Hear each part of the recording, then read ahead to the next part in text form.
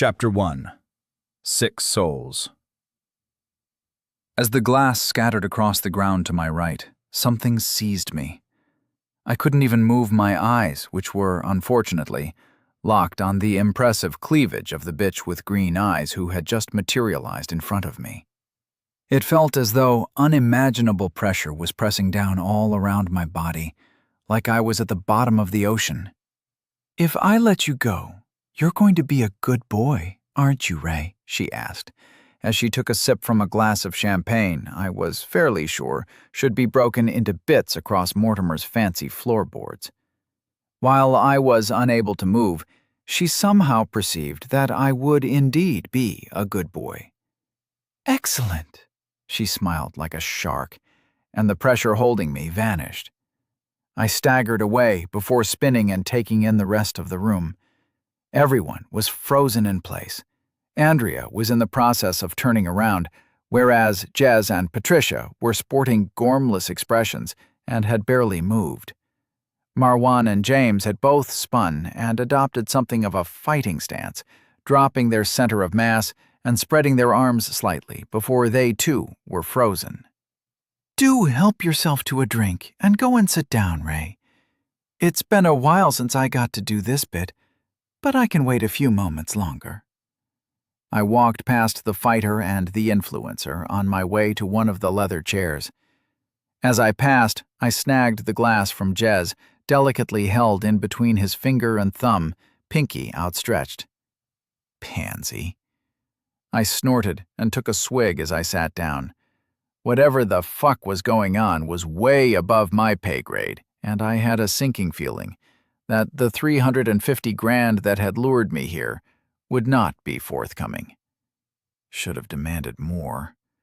Everything since the war had been bonus time as far as I was concerned, so I felt oddly sanguine about the bizarre turn of events. If I could kill Carol before I went out, I'd be happy. But I needed a distraction to get a chance against a woman who could freeze me in place with a look. I realized there was no way I'd get a shot at her. I would have to hope one of the people I was beginning to think of as my fellow victims would give me a chance to escape. "I'm afraid we have an interloper in our midst," said Carol. She waved a hand casually, and Andrea dissolved into green mist, her clothing and tray falling to the floor. "The others in the house have been disposed of as well." Mortimer's face turned puce at this announcement. On the plus side, Jerome was now scratched off my list. That wasn't right. Andrea had been committed to her role. The pile of clothes revealed Andrea had been wearing very pink and very lacy undergarments. I narrowed my eyes as I glared at Carol, who smiled beautifully in my direction. "I trust we won't have a problem," she asked pointedly, as the door to the reception hall slammed shut. I raised my glass in a shaky hand and drained it. I shook my head, but whoever or whatever Carol was, she was now comfortably at the top of my "dickheads I'll kill for free" list. She'd knocked my ex-wife into second place with one dissolution of a hard-working woman. "Excellent," she repeated, like she could read my thoughts. I have been known by many names over the years. Perhaps the most common was Poseidon. She glanced at Patricia, whose face had turned an interesting shade of pink. "Just try to remain calm, Patricia. What do you want to say?" Patricia sagged and bounced off Marwan as she righted herself. The man didn't move an inch. She took a deep breath and opened her mousy mouth. "Poseidon was male, according to all the texts." The last was added hastily, as Carol narrowed her weird green eyes at the woman. I didn't envy Patricia at this moment. If Carol looked at me like that, I'd be throwing myself out of the window and disappearing into the distance like Wile E. Coyote. What kind of weirdo decided that was the most important thing to ask in this kind of situation? Zeus turned himself into a swan in order to rape a mortal. He was always getting up to hijinks like that. Do you really think mortal sexual dimorphism applies to gods? Carol raised a perfect, arching eyebrow. Ah, when you put it like that, I suppose not. I take it you claim to be a god, then? Patricia asked carefully. I do not appreciate your skepticism, but I can understand it. A historian faced with the reality of powers beyond their understanding. I'd be more worried if you took it all at face value. Carol flashed a perfect smile that quickly dropped into a deathly serious expression. That was what had disturbed me at our first meeting, I suddenly realized. That pitiless gaze lurked under the charm and beauty. Humans, I would appreciate it if you would please operate on the assumption that I'm not full of shit. While we've largely stepped back from meddling in the lives of you people, eternity can be so tedious without the odd spot of entertainment. So we've let you all get on with it and started organizing the occasional games to amuse ourselves instead. Games? I asked. Games, Ray. You like the fights, yes? UFC, boxing, martial arts? I nodded. No point lying about shit like that. Well, this is our equivalent of that kind of thing. How many of you are there? Gasped Patricia. I blinked slowly. The crazy woman was forgetting that Carol had just locked her in place with a thought and was now operating on an, oh, this is an interesting turn of events, let's look deeper mentality. I shook my head and waited for Carol to dissolve the academic as well. Oh, lots. People like you, sea green eyes narrowed into a glare, are part of the problem. I told Thoth it was a fucking stupid idea to let you all start down the science road, but he and Osiris swayed the vote. Pricks. A tinkling laugh echoed out from Carol that sent chills down my spine. Like me? Patricia asked in a stunned voice. Yes, like you. For our sake. Your sort is so boring. Let's hear from Mr. Thornton, shall we? Jezza, any thoughts? Asked Carol. Patricia scurried over to the armchair next to mine and sat down with a thump, leaning forward with her hands clasped together under her chin, as she visibly struggled to remain calm. She wasn't doing a very good job. Can I go get my camera pack? I can record this on my phone, but I really want a high-quality feed. As soon as he could move, he pulled out his phone and tried to unlock it. Shit. What have you done to my phone? He demanded, which I felt was an extremely foolish choice. Whatever she wants to, you giant fucking wazik, I snarled from my comfy leather chair. He turned and glared at me. The help stole my drink. Robert, I want it noted that this servant failed to treat me with the respect I deserve. 1 star, this motherfucker. Find out his name and I'll run it through the mud. I've canceled bigger men for less.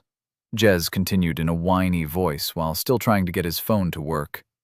He looked up briefly and stopped when he realized Mortimer was still frozen. Bob? It seems you haven't grasped where the power currently lies, Jeremy, said Carol sadly. The young man's eyes flicked between Mortimer and the sea-green witch. I'm not going to be allowed to stream this, am I? He asked in a sad voice. God damn it, it's so unfair. I'd get fucking billions of views, he complained in a whiny tone. I moved him up my kill list on general principle. Hopefully he had some skeletons in his closet that would allow my code to accept him as a viable target. Assuming we both survived whatever the hell this was, of course. No, you won't. Perhaps Mr. Gallagher might have something useful to offer to the conversation, Carol asked in a sweet voice. The man moved fast for about 1/3 of a second. As soon as Carol unfroze him, he blurred towards her for a moment, then locked back into place. Perhaps not. Colonel, she asked, glancing over at the soldier. Patricia's right hand moved and grabbed my left forearm in a tight grip. I glanced down, then up into her cross-eyed gaze. She offered me an uncertain smile. Whether it was the simple familiarity of human contact or some kind of snapping back to reality. I couldn't tell. I suddenly felt like I had an objective. This woman might be some genius, but she was shit out of luck when it came to a situation like this. As far as I could see, she was innocent, and protecting her would fit comfortably into my, admittedly flexible, moral universe. "My government will protest this treatment," snapped Colonel Amir. I rolled my eyes. Another one who was slow on the uptake. "No, they won't. Honestly, it seems like this was a bad batch. We'll see how you all react to the other side. Mortimer, anything to add?" She didn't bother to unfreeze him. I thought not. As charming as getting to know you all has been, I have a few disclaimers to cover before we get on with the show. Firstly, you all came here of your own free will. Some of you were harder to convince than others. Poseidon's eyes locked on me briefly, and Patricia snatched her hand off my arm. Nonetheless, you all volunteered to be present. We gods have made something of a sport out of these things. There are rules we all agreed to thousands of years before your births. We like to mix cowards and killers together in the game. Sometimes, the hardest people in this world go all soft and cuddly on the other side, and vice versa. It helps make each new game a unique experience. What the fuck was the other side? I had a sinking feeling about where this was going. Carol seemed entirely at ease as she pontificated, waving her hand about gracefully as she spoke. "I'm going to kill you all in a minute," she said casually. I tensed and suddenly found myself unable to move again. The pressure of the deep surrounded me. "Then we're going to ship off your souls to the other side. Things are a bit different there, but you'll all get the hang of it fairly quickly, I'm sure." Another glowing smile graced the room. "The main thing you need to wrap your puny brains around is this. Only one of you can come back, and there's a reason for that. The last man or woman standing among the 6 of you will be eligible to return to this world. I feel it's important for you to understand the stakes before you get going." Some kind of death match? Well, these poor fuckers were bang out of luck then.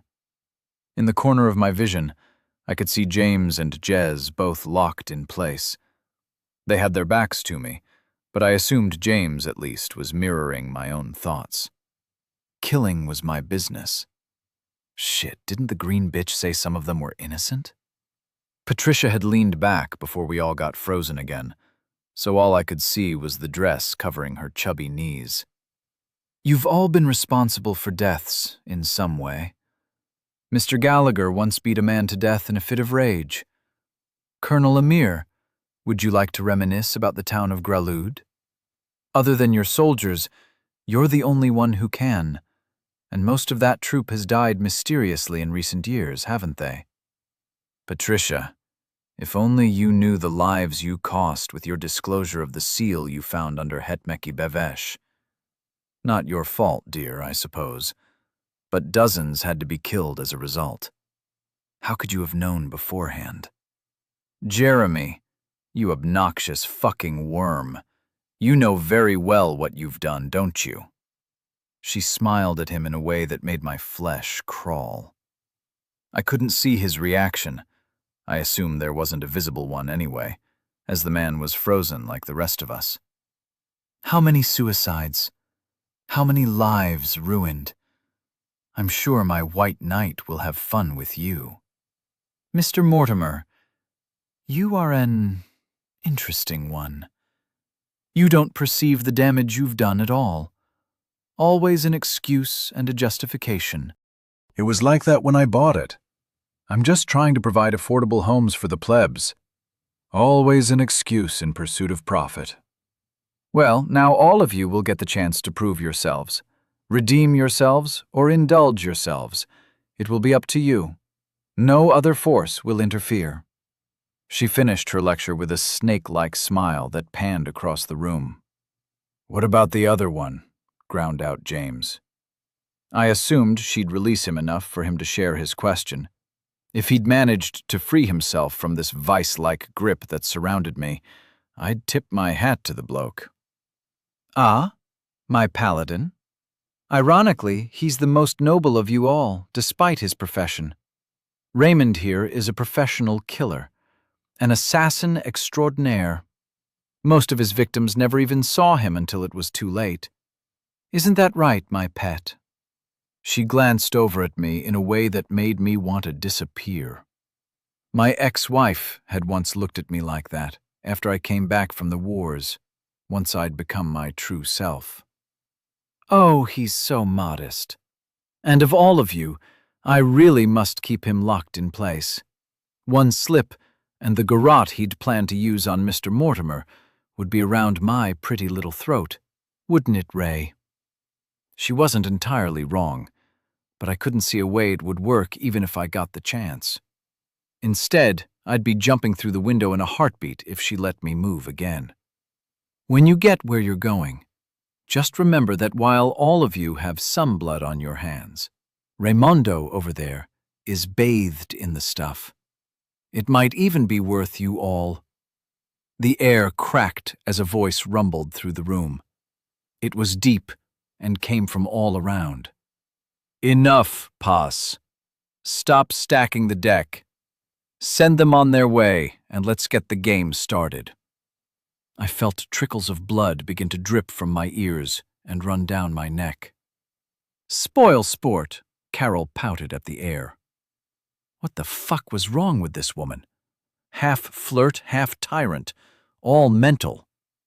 Fine. A blade of green glass appeared floating over her left palm, and she snatched it from the air. Morty, you're going first.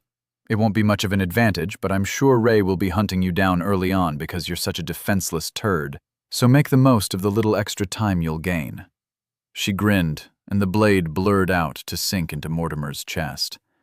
His eyes bulged, but there was no blossom of crimson from the wound. You didn't get stabbed in the heart without making a mess. Was this all theater? Was I drugged? Mortimer's body collapsed to the ground and lay there unmoving. Another sign this was fake. Dead men twitch for a while, and, I'm sorry to say, they often piss and shit themselves. The utter stillness of the body seemed unreal to me. Carol strode from person to person with a smile on her ruby lips and slipped the emerald knife between their ribs in turn. Finally, she strode towards me and smiled down, a long tongue stretching out to catch a bead of sweat falling from her nose. Weird. Did gods sweat? Was this melodrama tiring her? Maybe I was just tripping. I'm sure you'll have fun on the other side, Ray. This one should be easy for you to put down. The blade flicked out again, and Patricia slumped in her chair as whatever was binding us all released her in death. Any last words? I found my jaw and face were freed of whatever was controlling them. Probably not drugs, then. Whatever madness was happening here might not be fake after all. If I win, can I come back? I asked harshly. Only if the others all die first. Then yes, you can come home. Would you like us to get to know one another when you do? She smiled flirtatiously. Oh yeah, I snarled. I'd get to know her, find her weaknesses, ferret out her vulnerabilities and hunt this woman down. High explosives were great against tough targets. I'd blow her into pieces, or kill her slowly after making her regret a flash of green, and I glanced down at a knife handle wrapped in Carol's pale fist. If her hand ends there, and the knife was 6 inches long, that means the rest of it is buried in my... Ah, shit. Good luck, my white knight. Chapter 2. Naked as the day I was born. I wasn't sure if it was my suddenly heavy eyelids simply falling down, or if blood loss was sending me into unconsciousness. But there hadn't been any blood on the others. Either way, as the world faded to black, Those fucking letters stayed floating in my vision. You have been sacrificed for the entertainment of the gods. Transmigration initiated. Welcome to the War of 6 Souls. I could no longer feel my body. I tried to blink, but nothing changed, and the goddamn writing still hung before my eyes? I tried to reach out to swat it away, but I couldn't feel my arms. Well, this sucked. Raymond Cobbler. Assessing. I hadn't used that surname in 15 years.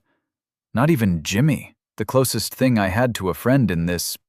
that. The world knows it. Known aliases: Raymond Potts, Raymond Cobbler, Bob Philpert, David Culpepper, Chris Santiago, Philip Johnson, Reg Smith, Dakota, Idaho, Norman Jones, Peter Bulmer, Ray Shine. The list scrolled on and on. I'd used a lot of names at various points across my life, mostly one-offs for particular jobs, but whatever this thing rummaging through my past was, its thoroughness was no longer in doubt. It didn't miss any of them I could remember, and included a bunch that I'd completely forgotten about. Generating stats based on mental and physical capabilities. Stats? What the actual fuck? The War of 6 Souls is an altered reality. In order to make things more interesting, you will have access to certain abilities you would consider abnormal in the mortal realm. While on other side, you will have access to affinities and a soul shop. While my adult years had mostly revolved around killing and getting away with it, I'd played my fair share of RPGs and D&D when I was a kid. It will be something like that. I'm sure you'll pick it up quickly. If you're listening to my thoughts, got any fucking hints? Don't die. Character sheet complete. Secondary statistics are modeled based on a standard mortal modified by your life experiences and training. A 10 represents almost peak human capability. Secondary stats. Physical strength, 9. Reflexes, 9. Health, 90. Magic strength, 6. Focus, 7. Mana, 70. Huh. So I'm pretty good physically and above average magically. Magic? Yes, magic. We'll get there shortly. Primary stats are a shorthand way of gauging the strength of the competitors.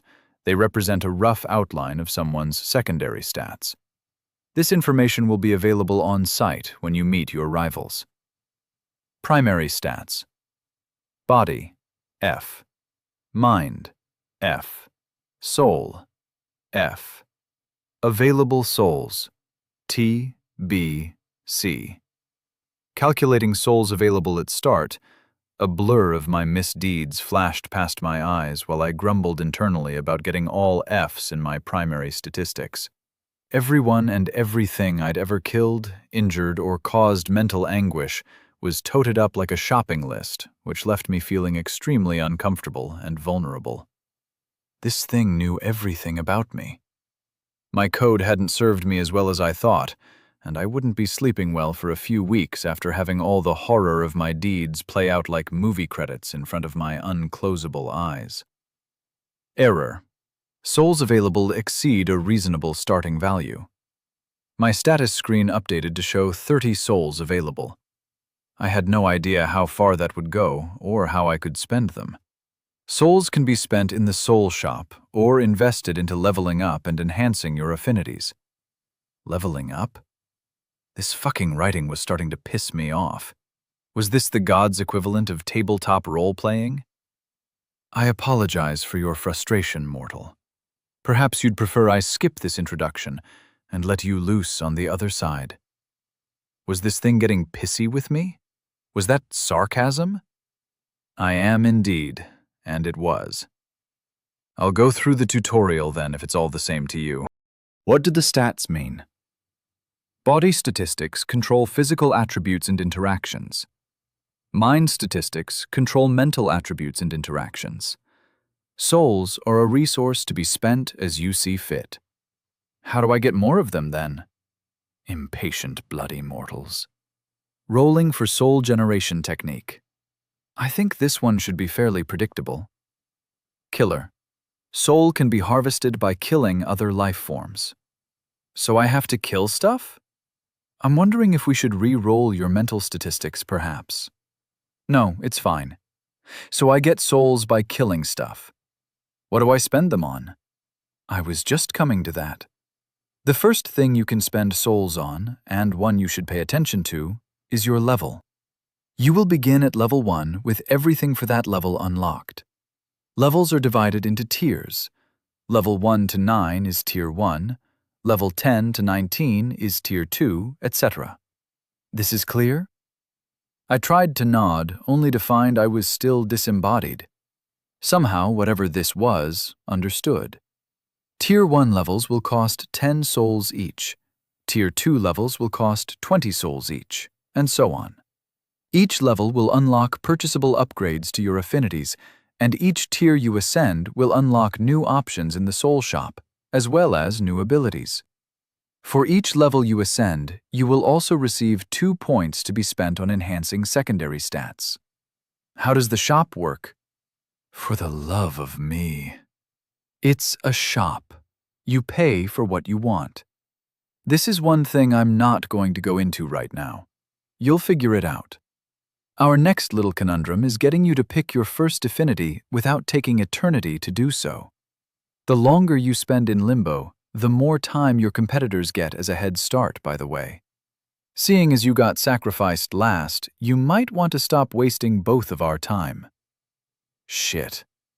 I wasn't sure how I felt about having to hunt down the others, but it wouldn't be my first rodeo, at least. I'd have that advantage over most of the others. That's the spirit. Now, on to affinities. You'll receive 1 affinity per tier up to Tier 3. After that, you'll have to discover what happens for yourself. You can choose from the following affinities. Please make your selection. Fire, ice, lightning, light, darkness, life, death, time, space. What's the difference? Fire is hot and ice is cold? Would you like more information?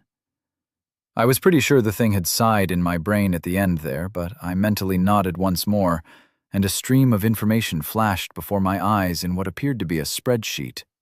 The realization that some prick had installed Excel in my brain proved to be the crowning turd in the water pipe of this day, and that included getting stabbed in the heart by a goddess. It could not get any worse. Each affinity had 1 or 2 abilities, like spells I assumed, per tier. The elemental ones were all pretty similar.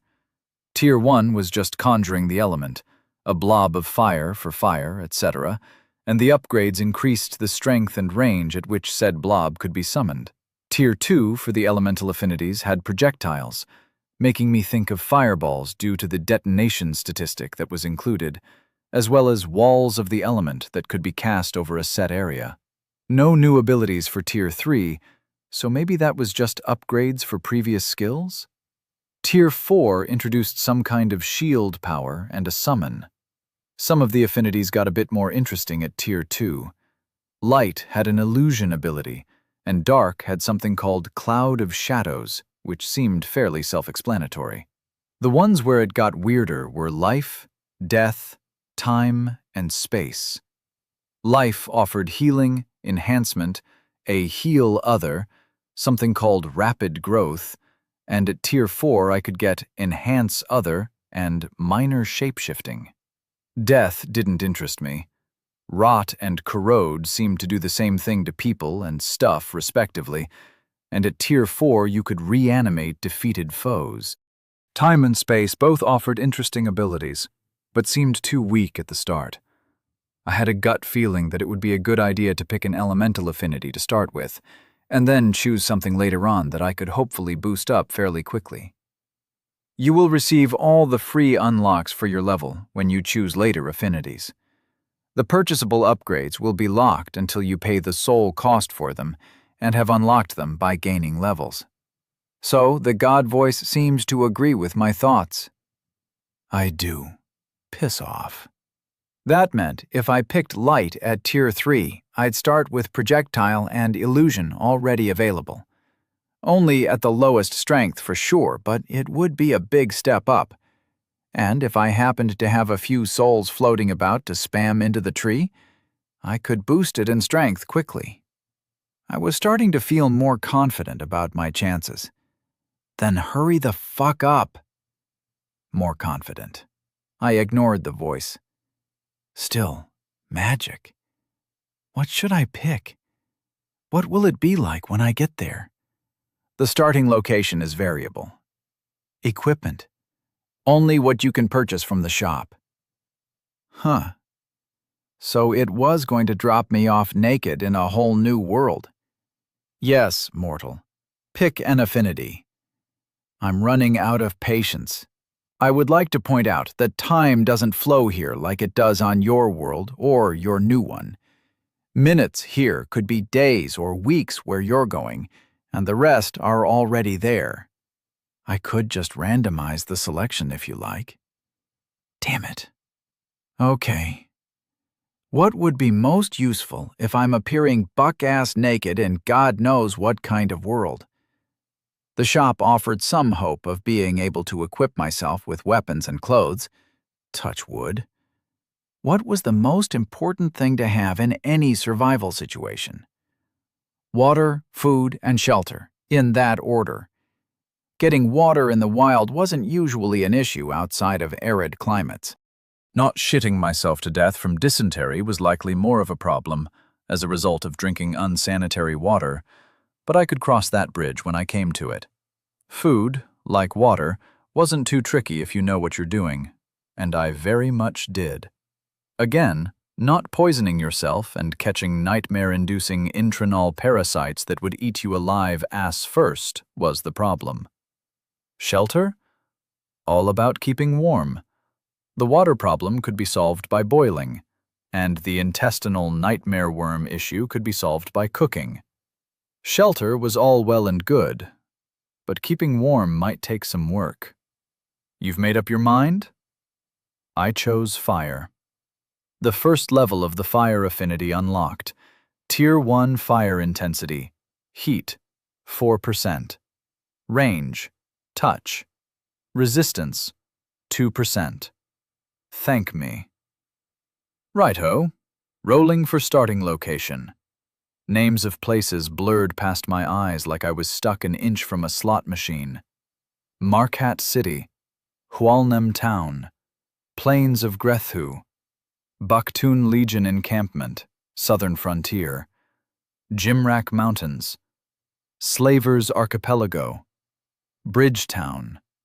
Endless villages and cities and place names scrolled past.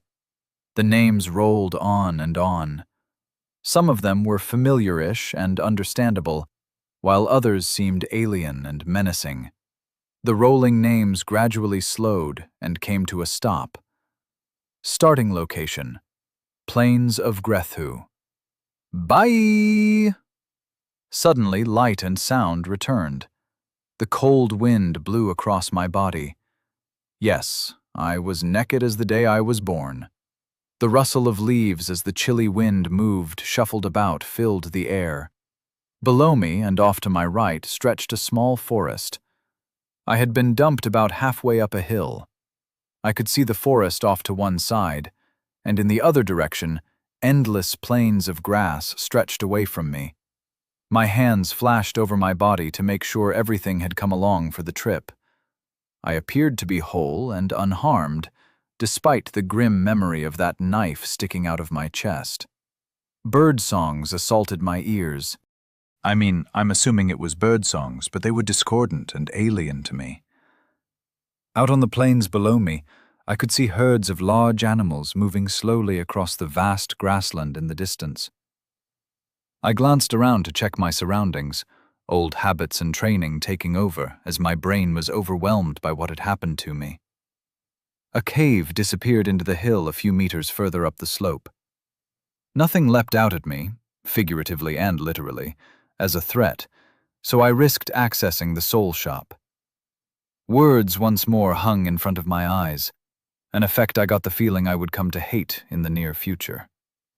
30 souls to spend. I began to suspect I wasn't as rich as I wanted to be. Sure enough, I wasn't. From what I could tell, I'd been thoroughly shafted. If the brief glimpse I had caught of the total number of souls I should have received in payment for my misdeeds was right, I should be able to jump dozens of levels and purchase all the good shit in the shop. As it is, I was functionally broke. The shop was divided into equipment, affinities, and crafting. The affinity section was blanked out, presumably until I hit level 10, so my first stop was equipment. This was the point where my blood began to boil. It was all Stone Age stuff. Sure, I could get a knife, but the most expensive one, at 50 souls, was made from fucking obsidian. Axes, spears, atlatls, cordage. I was back in the fucking Paleolithic. The shop did have a clothing section, thank Christ, featuring shit that would look great on extras in Conan, but was way below the kind of thing I was used to having available in a survival situation. I selected a rough wool cloak for 4 souls and a crude flint dagger that cost 6. I checked the crafting section to find I could buy almost anything I might want relating to pottery, up to and including various sizes of kilns. The largest kiln would set me back the princely sum of 300 souls. Some other time, then. There were also arrays of pots and clay bowls in various sizes and designs, as well as rudimentary tents. Salt and an array of resins were also available, which would come in handy later on for curing meat and making glue.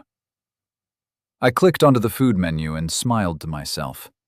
Fresh meats and vegetables were all available, with little pictures next to them, which was helpful, as some of them were definitely not native to Earth. Having to split my souls between equipment and levels would slow my growth. I was pretty handy in a survival situation, and although it had been a while since my training, I was confident it would all come back to me fairly quickly. So, make do, or do without, in order to push my levels and magic up faster, seemed like a good idea. I'd need a few more purchases from the shop, but for now I was happy with the cloak and dagger. I mentally approved the transaction, and a long, dirty green cloak appeared at my feet. On top of it lay a flint dagger in a crude leather sheath. Cordage next, definitely. I picked up the dagger and swung the cloak over my shoulders. I was still tackle out, but fortunately some of the vulnerability of feeling that way disappeared as the heavy wool settled across my back and wrapped over my shoulders. I turned to walk uphill, flipping the sheathed dagger in my hands, and set off to investigate the cave I'd seen earlier. If it was dry, it would make for some decent, zero-effort shelter to get me started. The floor of the cave sloped upwards from the entrance, which was a good sign.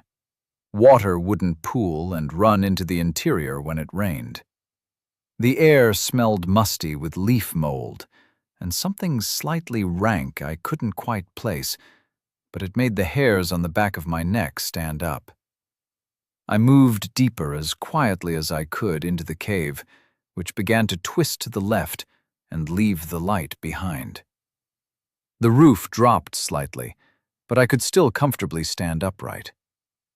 As I turned a corner, I figured I'd try out my spell and held out a hand. I thought better of it and stopped to grope around on the floor and find a stick. If the ability was limited to touch range, I had no desire to inadvertently set my hand on fire the first time I tried out my magic.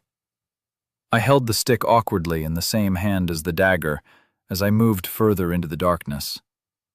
I focused on the stick and touched it with my free hand. Orange flames wrapped up the length of the stick, throwing dancing shadows all around me. I heard a deep rumble as I blinked away the after effects of the sudden brightness. At head height, I could see 2 rows of fangs gleaming in the flickering light, above which 2 glowing eyes narrowed menacingly. Chapter 3. Burning Hair. Stupid, stupid, stupid.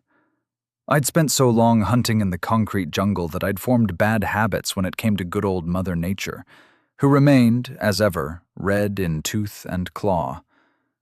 I silently cursed my lack of professionalism. Fortunately, old instincts and hard-earned training kicked in faster than I could think. The flaming stick stabbed forward towards the left eye of whatever the hell this thing was. A blunt stick isn't as good as a pointy stick in this kind of situation, but when it's on fire, the difference is negligible. As the burning brand hopefully punched into the delicate tissue of the beast's left eye, I had already released the dagger from the 2-fingered grip I'd kept on it at the base of my fiery stick. As it fell, my left hand swept out to catch it. By this time, the brand was giving the monster a really hard time, and I let go as the smell of burning fur reached my nose. I spun to the left, pulling my right side away from a shadowy shape sweeping towards me out of the dark, and snatched the sheath off the stone dagger with my now free right hand. I wasn't going to get this all my own way, as I could now see long ivory claws moving towards me from the gloom to the right of the nightmare visage my fire had illuminated.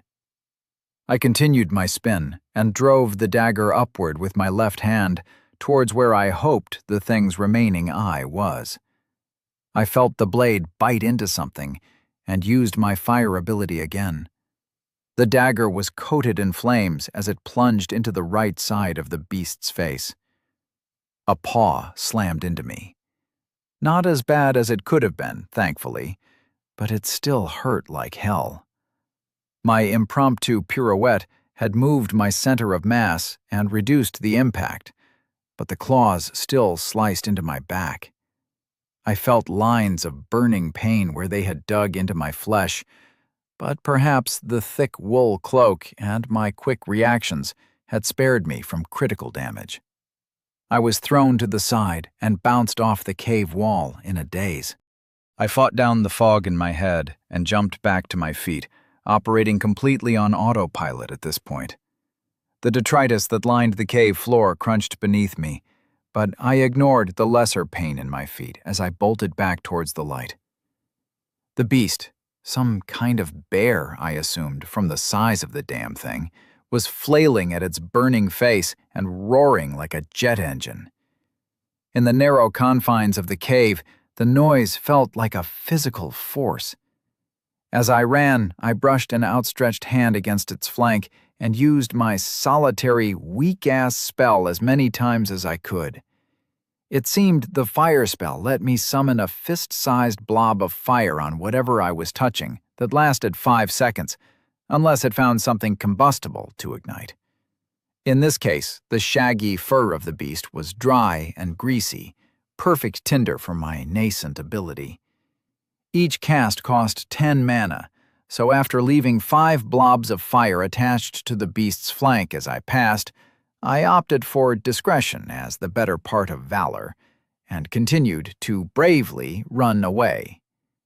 I hoped the blind bastard wouldn't be able to chase me down before I could get outside and put some distance between us. As I emerged into the bright afternoon sunlight, I spun and gasped for breath. The smell of burning fur clung to my skin and my nose. No, it didn't. The fucking thing was stumbling along behind me, throwing strange shadows on the walls from its fiery flank as it charged like a burning bull out of its subterranean home. It was a bear, which, on some level, I found reassuring. This was a new world, and I had almost been expecting some Cthulhu-esque chimera to be chasing behind me. It was far larger and heavier than anything I was aware of on Earth, dwarfing even the mighty Kodiak bears, and it seemed to possess the belligerence of the most dangerous ursine species I might have bumped into back home. I was out of mana, and while I was fairly confident the monster was at least partially blind, My only weapon was sticking out of the thing's right cheek. I backed away quickly and quietly while accessing the shop. I had 20 souls left. What would make a difference here? Axe? Handy for survival later on, but less than ideal for fighting a giant fucking bear. Mace? Trying to batter something with a skull that was probably an inch thick seemed like a losing proposition. A sling or a bow? No thanks. Spear it was, then. I ran through the options quickly and cursed under my breath, just as the monster exploded out into the fresh air of the hillside. The wind caused the fires burning on its face and sides to spread briefly, and then began to put them out. Fuck you, wind. The giant rose up on its back legs and let out a deafening roar. I swallowed my pride and paid 12 souls for a 2-meter spear of hardwood, tipped with a finely crafted shard of razor-sharp flint. The weapon appeared in my hands just as the bear batted the last of the flames from its face with one paw and took a long sniff. I really hoped all it could smell was the acrid odor of burning hair. If I had to suffer through it, the least that could happen was the disgusting smell would cover my scent as well. Another long sniff, and I began to sidle carefully to the side. Sharp stones dug into the soles of my feet as I moved as quietly as possible, trying to get into position to aim for the giant's heart. The big bastard kept cocking its head from side to side. I could see that one eye was completely destroyed. The left eye I'd struck with the brand was milky and clouded, but hadn't been completely ruined like the right. Although the dagger was somehow lodged in the bear's right cheek, the eye just above it was burst and weeping white pus. I made my way round it to the right, trying to exploit the certain blindness on that side. Another sniff, and it shifted its head again. Fluffy button ears twitched just as I decided to stand on a brittle twig, and then it lunged, both forepaws swiping at where I had been. As soon as I heard the quiet snap, I'd dived forward and to the side, ignoring the sharp stones and branches that stabbed me in the back as I rolled to my feet. My spear flashed forwards, aiming to slide between the third and fourth ribs.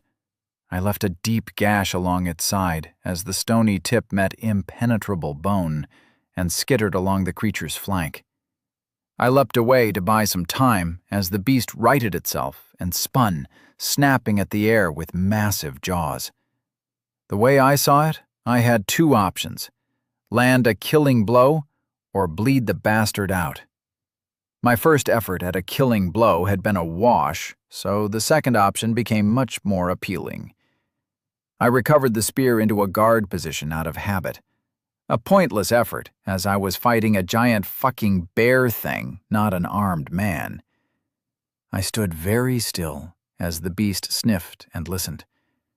I could hear my heartbeat thundering in my ears, and I would be surprised if the monster couldn't as well. I crouched patiently, spear held poised at my right side, as I waited for the monster to move. After a few incredibly tense seconds, the head swung away from me, and it shifted its weight.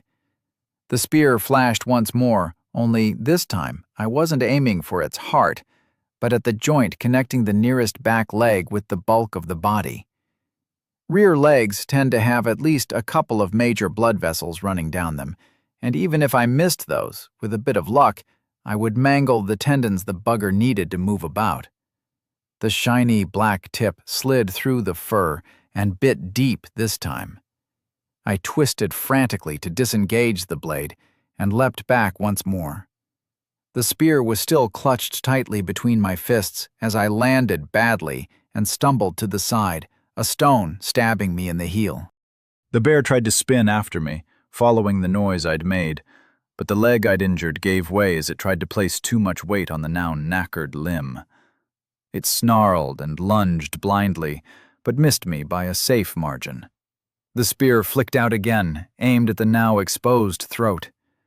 As soon as the refractive stone began to bite into the bear's throat, it reared back and roared. I was forced back, and the slice was merely superficial. I crept backwards as quietly as I could. I was leaving bloody footprints in front of me. The stones must have cut deeper into my feet than I'd thought. I began to slide to my left, circling the thing on its blind side. The head snuffled and turned as I moved, but it wasn't tracking me. It twitched and turned at every sound, most of which were coming from the nearby forest, which served as an excellent distraction for me to begin to slip into a position to strike. I made it round the rear of the beast. Its massive, furry ass wobbled from side to side as the wounded leg kept failing to take the weight the monster tried to put on it. I drew in a slow breath and cleared my mind. The spear flicked forward and bit into the still functional rear leg. I missed anything vital this time, but the blade left a deep gash in the muscle that bled profusely. A stream of crimson dripped down the matted and began pooling around its clawed foot. Another spasm of blind thrashing resulted, but I was comfortably away from the danger zone this time. My next strike was aimed at the left foreleg, and the spear tip bit deep into the beast's armpit.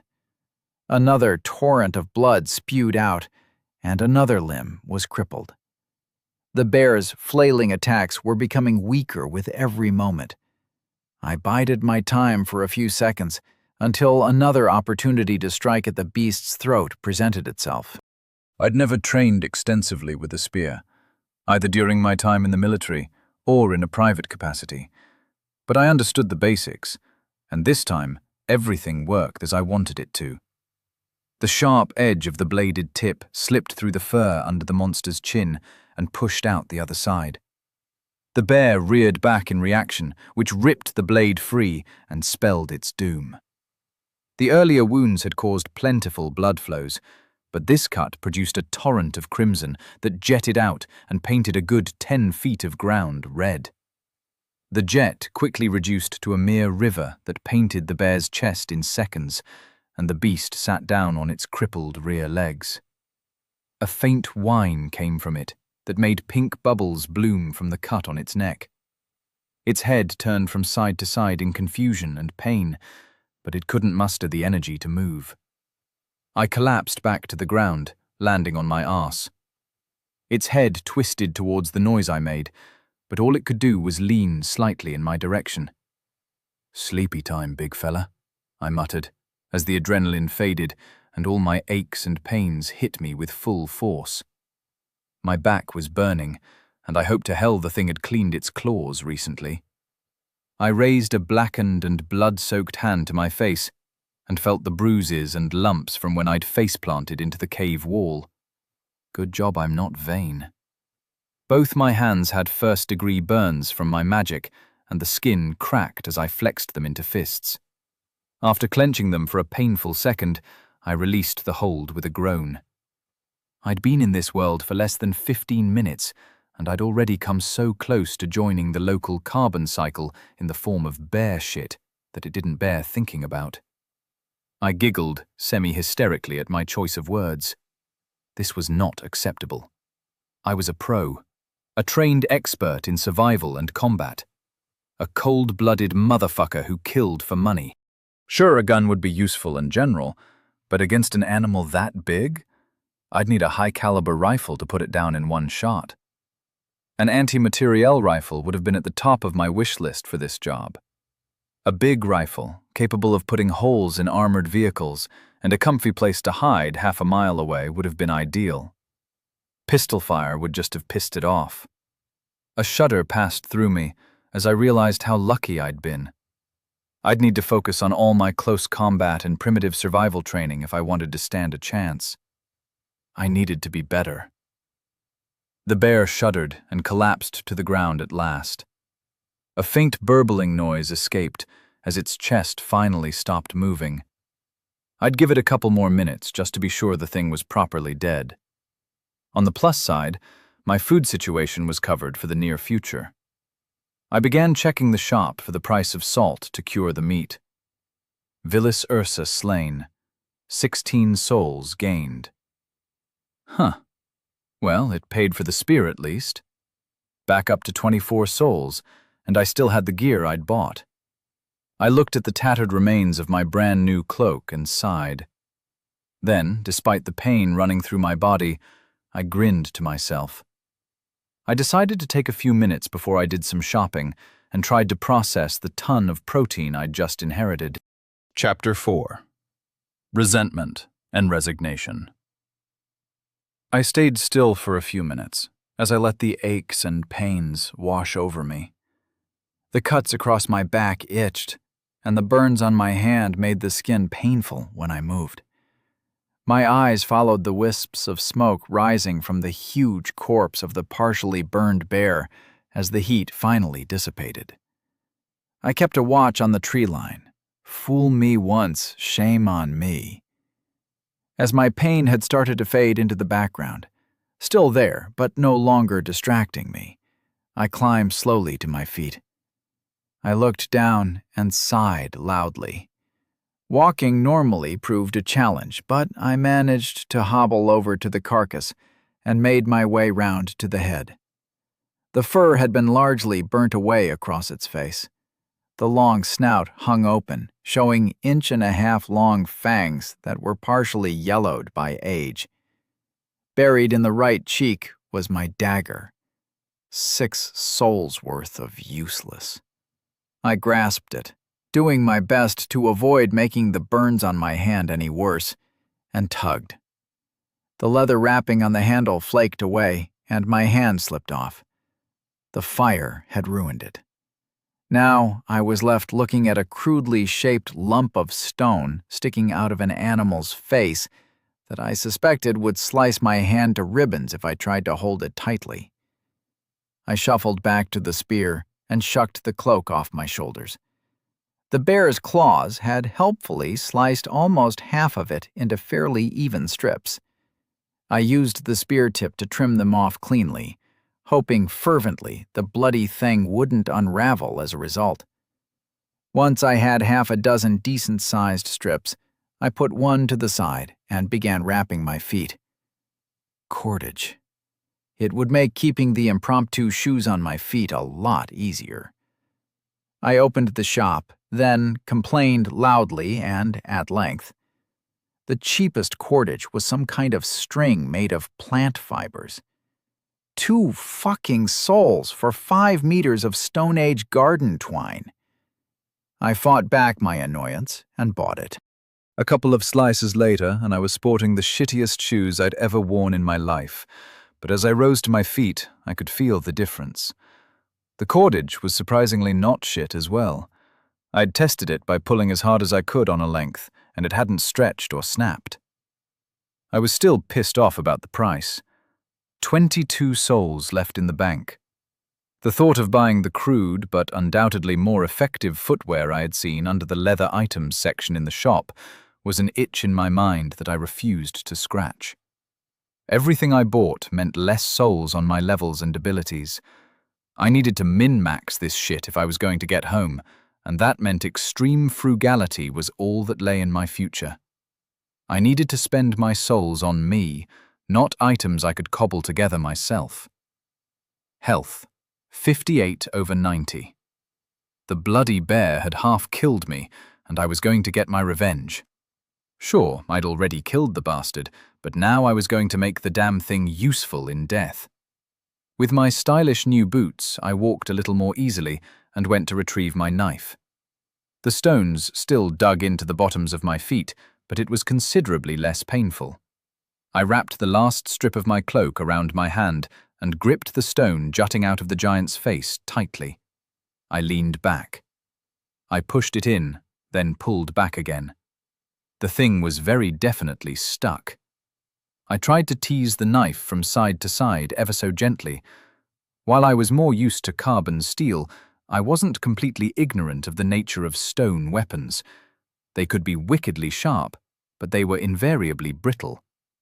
With a gentle twist and lift, I managed to free the short dagger, leaving several chips from the sharpened edge behind, judging from the now ragged shape of one half of the blade. It would still do its job, though, so I clutched my prize tightly. I looked around to keep an eye on the tree line as I carefully moved the wrapping from my fist to the handle of the knife, winding it around before tying it off roughly. The sun was still high in the sky. I probably had a few hours of sunlight left, so the question became what to do with my time. I weighed the still functional dagger in my palm and sighed. I needed the sheath. That meant going back into the darkness, but I was out of mana. It had ticked up slightly, but it seemed the rate of recovery was slow enough that I'd never be running about throwing fireballs willy-nilly. I went and picked up what remained of my cloak and pulled it back on. I was now flashing my left butt cheek at the world whenever I moved, but I had a plan to solve that issue. Bearskin undies were in my future. First things first, though. I moved off to the nearby tree line to look for firewood. I was assuming I'd been dumped into this world in the middle of summer for this latitude.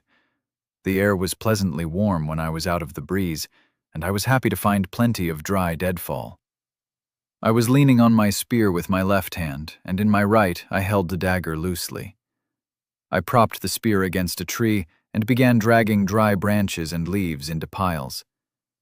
Despite the throbbing pain, I was paying attention to my surroundings. I'd been an idiot when I'd wandered into the cave, mistaking the musk of the resident monster for the musty smell of rotting vegetation. Very much a virgin error, and I couldn't afford anything like that again. I probably wouldn't be so lucky again. Birds chirped and chittered and whooped around me, but they all fled almost as soon as I saw them. The weird bird noise was already starting to fall into the background of my attention, but the noise was a sign that no threats were close by. I had just dropped another bundle of sticks onto my growing pile when I spotted a ball of fluff on a nearby tree.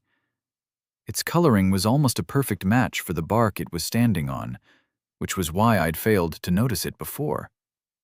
One end was a fluffy tail, and at the other a beady black eye was carefully not staring at me. I paused for a moment as I nudged the sticks into a slightly neater pile with my foot. I gauged the distance carefully and moved my right hand, the one still holding my dagger, back behind my body slightly. I felt the balance of the knife in my hand. An underhand throw would be less than ideal, but a half spin at this distance should be doable. As I continued to turn away, it looked like the little guy relaxed slightly. His location and state became the focus of my attention in my peripheral vision. I pivoted smoothly back towards him, and the little shit moved to run up the tree. Always the same with squirrels. Altitude might equal safety most of the time, but not when it makes your movements predictable. The knife flipped half a spin and slammed into the creature's back, pinning it to the tree a foot above where I'd first noticed it. I limped over. Dark eyes looked at me, full of resentment and resignation. Sorry, little bloke. Better luck next time. With one hand, I pinned its neck to the tree, hard enough to hear the delicate bones snap, and tugged the dagger free of the bark with the other. Normalis scurus slain. One soul gained. I grunted as the dagger came free from the body and turned back to my pile of sticks with a sigh. It seemed I could get souls from anything I killed. I began eyeing the ferns growing nearby speculatively, but my gut told me only animals would be included in the list of useful victims. This opened up some opportunities that almost made my heart race, despite my exhaustion. I could think of a few ways to abuse that loophole.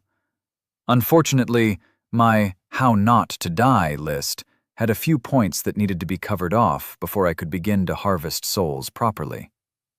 Clutching my fluffy prize and dagger in one hand, I stooped and gathered an armful of sticks under my right arm before grabbing the spear with my spare fist and limping my way back to the cave entrance. The bear carcass was going to be a problem. Currently, it partially blocked the approach to the cave mouth, which was fine. But soon it would start to smell and attract predators and scavengers. I was already pretty beaten up and wasn't feeling like fighting off wolves and hyenas or whatever this place's equivalent of those animals might turn out to be. I started building my stock of firewood a few feet into the cave. I moved the cordage I had left to the opposite wall and put the dead squirrel down next to it. It took me 5 more trips to fetch the rest of the wood I'd gathered, and I sat down to rest, leaning my back against the uncharred side of the bear corpse. It was surprisingly comfortable. The next bear bit would be messy, though. After a few minutes just breathing and gathering my strength, I checked my status. Health, 59/90. Mana, 11/70. Well, that was a good start. I'd been worried I'd have to buy potions or something to recover. 1 health and 10 mana every hour or so if my guess was right. I rose and eyed the massive body of the bear. Before the light faded, I needed to be in a position to skin this big bastard and harvest what I could from it. The larger bones would make passable maces or handles for improvised tools. The tendons would be cut free and set aside to be used as better cordage than the crap I'd bought in the shop. Much of the viscera would go to waste, but the liver, kidneys, heart, and balls would all go in the pot when I got round to making or buying a pot. I quietly prayed that meat would be edible. I knew from experience that some predators' flesh tastes utterly vile. I looked over my hairy, smelly, and unprocessed potential larder, then sighed. Even if the meat was tasty, there was too much here to eat before it began to rot. I'd need to drag it far enough away that I wouldn't be constantly pestered by scavengers. So much to do, and so little time to do it. Before anything else, I needed water. My endurance was good, and the pain was little more than an annoyance now. But I was building a mighty thirst. I could get a water skin in the shop if I had to, and with a lot of reluctance, I accepted that was most likely inevitable. But for now, I'd hang on to my souls. I retrieved the spear and dagger, wrapped my cloak around me as best I could, and hobbled deeper into the woods that surrounded my little cave. With a bit of luck, there'd be a stream nearby, or a pond at the bottom of the hill. I was starting to feel a little more like my old self. The absence of consumer electronics, in particular things like freezers, was weighing on my mind, but the clean air and what I was gradually coming to think of as melodious bird noises helped perk my mood back up. I kept a careful watch as I picked my way down the forested slope, making note of a few things that caught my eye. Animal runs for what I guessed would be Normalus rabiticus wove their way through the undergrowth, and I followed the largest one I found as it led downhill. I spotted a variety of berries and plants that interested me. The berries were deep red, and I carefully tested them on the skin of my forearm, then the inside of my lower lip, before waiting half an hour. As I waited, I used a stick to scratch at the base of a plant whose leaves reminded me of the potatoes my grandfather had grown in his allotment when I was a kid. Sure enough, a few inches below the surface, I found large white nodules of tuber. I sliced one open and sniffed at it. Seemed like a potato to me. I dug up half a dozen more and bundled them into my cloak that I held closed with one hand. Having experienced no obvious ill effects from the berry, I picked a few handfuls of them and popped one into my mouth, chewing carefully. They were sweet and juicy. My thirst ordered me to gobble the rest, but I fought down the urge. I needed to wait and see if I felt sick before eating any more. I optimistically added a few more handfuls to the pouch I'd formed in my cloak, trusting I would survive the first one and have a source of vitamins for the future. An hour later, I was starting to worry, but then I found what I was looking for. I'd been expecting a tinkling laughter of a babbling brook to announce my much-longed-for water source. Instead, I stepped out from a dense thicket of brush to find a stony slope leading down to a wide river. It flowed between my hill and the next, then curled to what I assumed was the west as the sun was falling in that direction. It wound round the base of my neighboring hill before eventually cutting south into the grassy plains in the distance. I moved out onto the stones and checked my surroundings. Water sources were always popular with predators and prey, and I fully intended not to become the latter. Nothing larger than a bird was moving around me, so I stepped forward, and the spear butt slipped off the smooth stone and plunged an inch into the mud. I pulled it up and spun the shaft around. I poked the brown coating, then grinned. I tossed the spear behind me and carefully laid down the cloak to keep my victuals within it clean. Once I was free of my burdens, I carefully heaved aside one of the large, shiny stones and scraped at the muck beneath. It was firm and tacky. Clay. Fuck you, shop. I'd still have to get some basics, but I could now make my own bowls and simple storage items, a useful saving on my outgoing soul balance sheet. I moved further onto the stones and approached the edge of the river. It was a good 10 meters across, running deep and fast. Not suitable for swimming, then.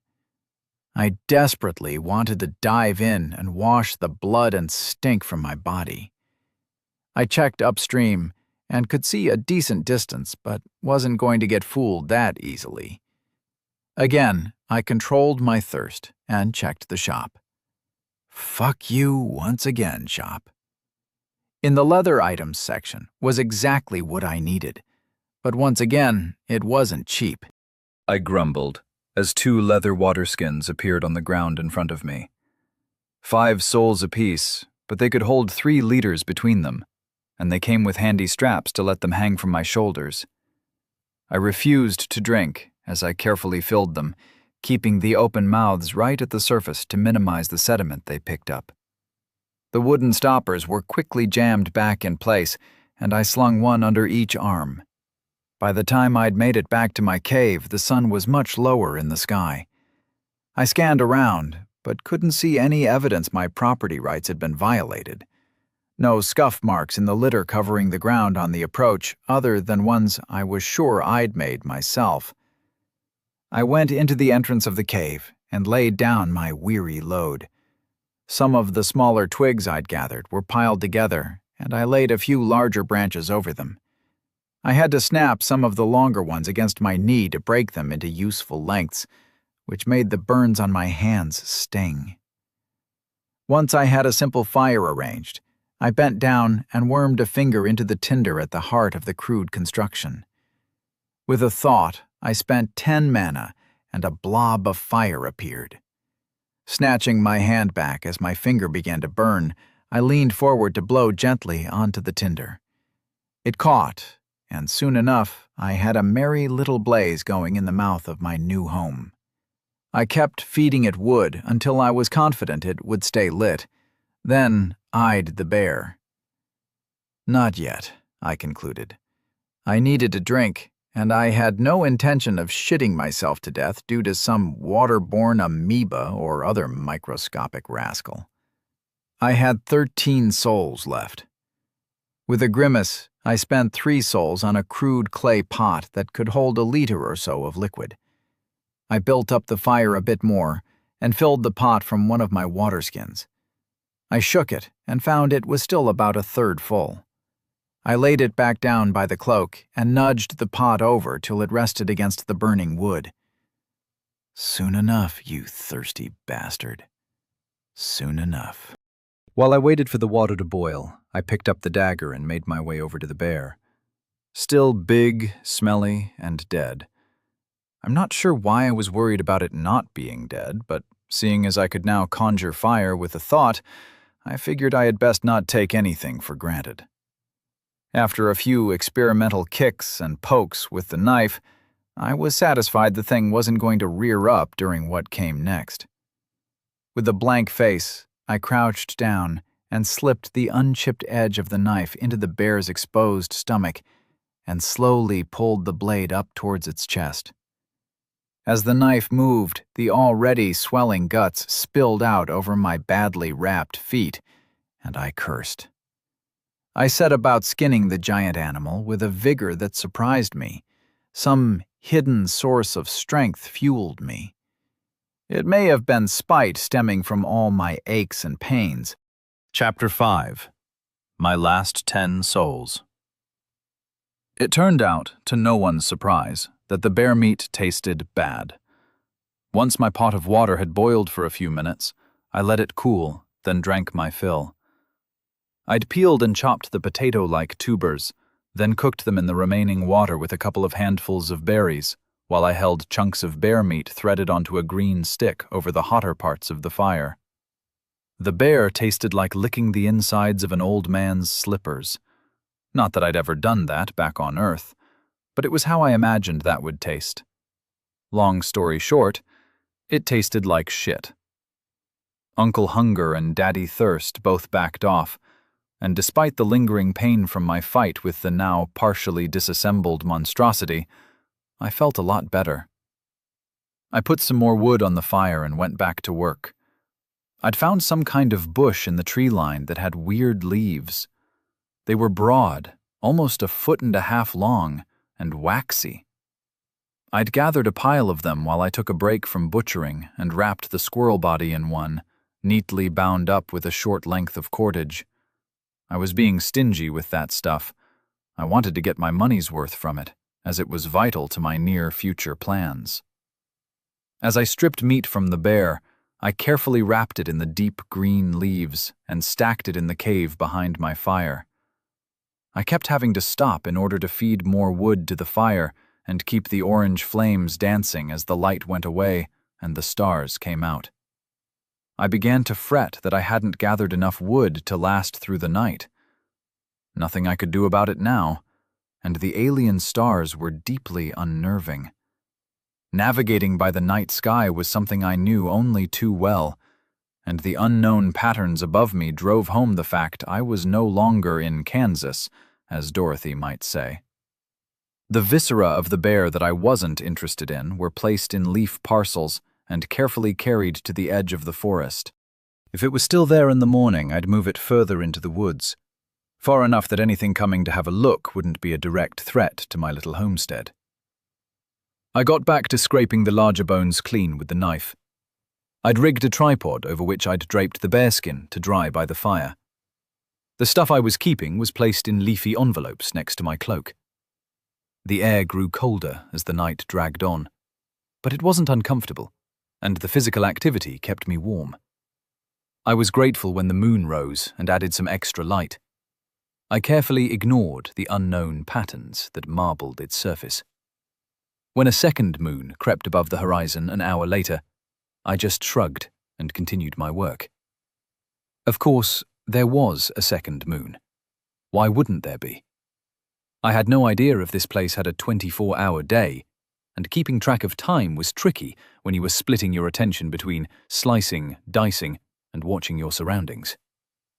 At around what I guessed to be midnight-ish, I moved the last of the unwanted bear parts to the tree line and returned to feed my fire. Health, 65/90. Mana, 70/70. Another day or so and I'd be healthy as a brick again, which was distinctly unnatural. I should be recovering for days or weeks from these kinds of injuries. I put some strips of meat on sticks that I propped up on tripods and positioned them to sit well above the flames, but in the smoke.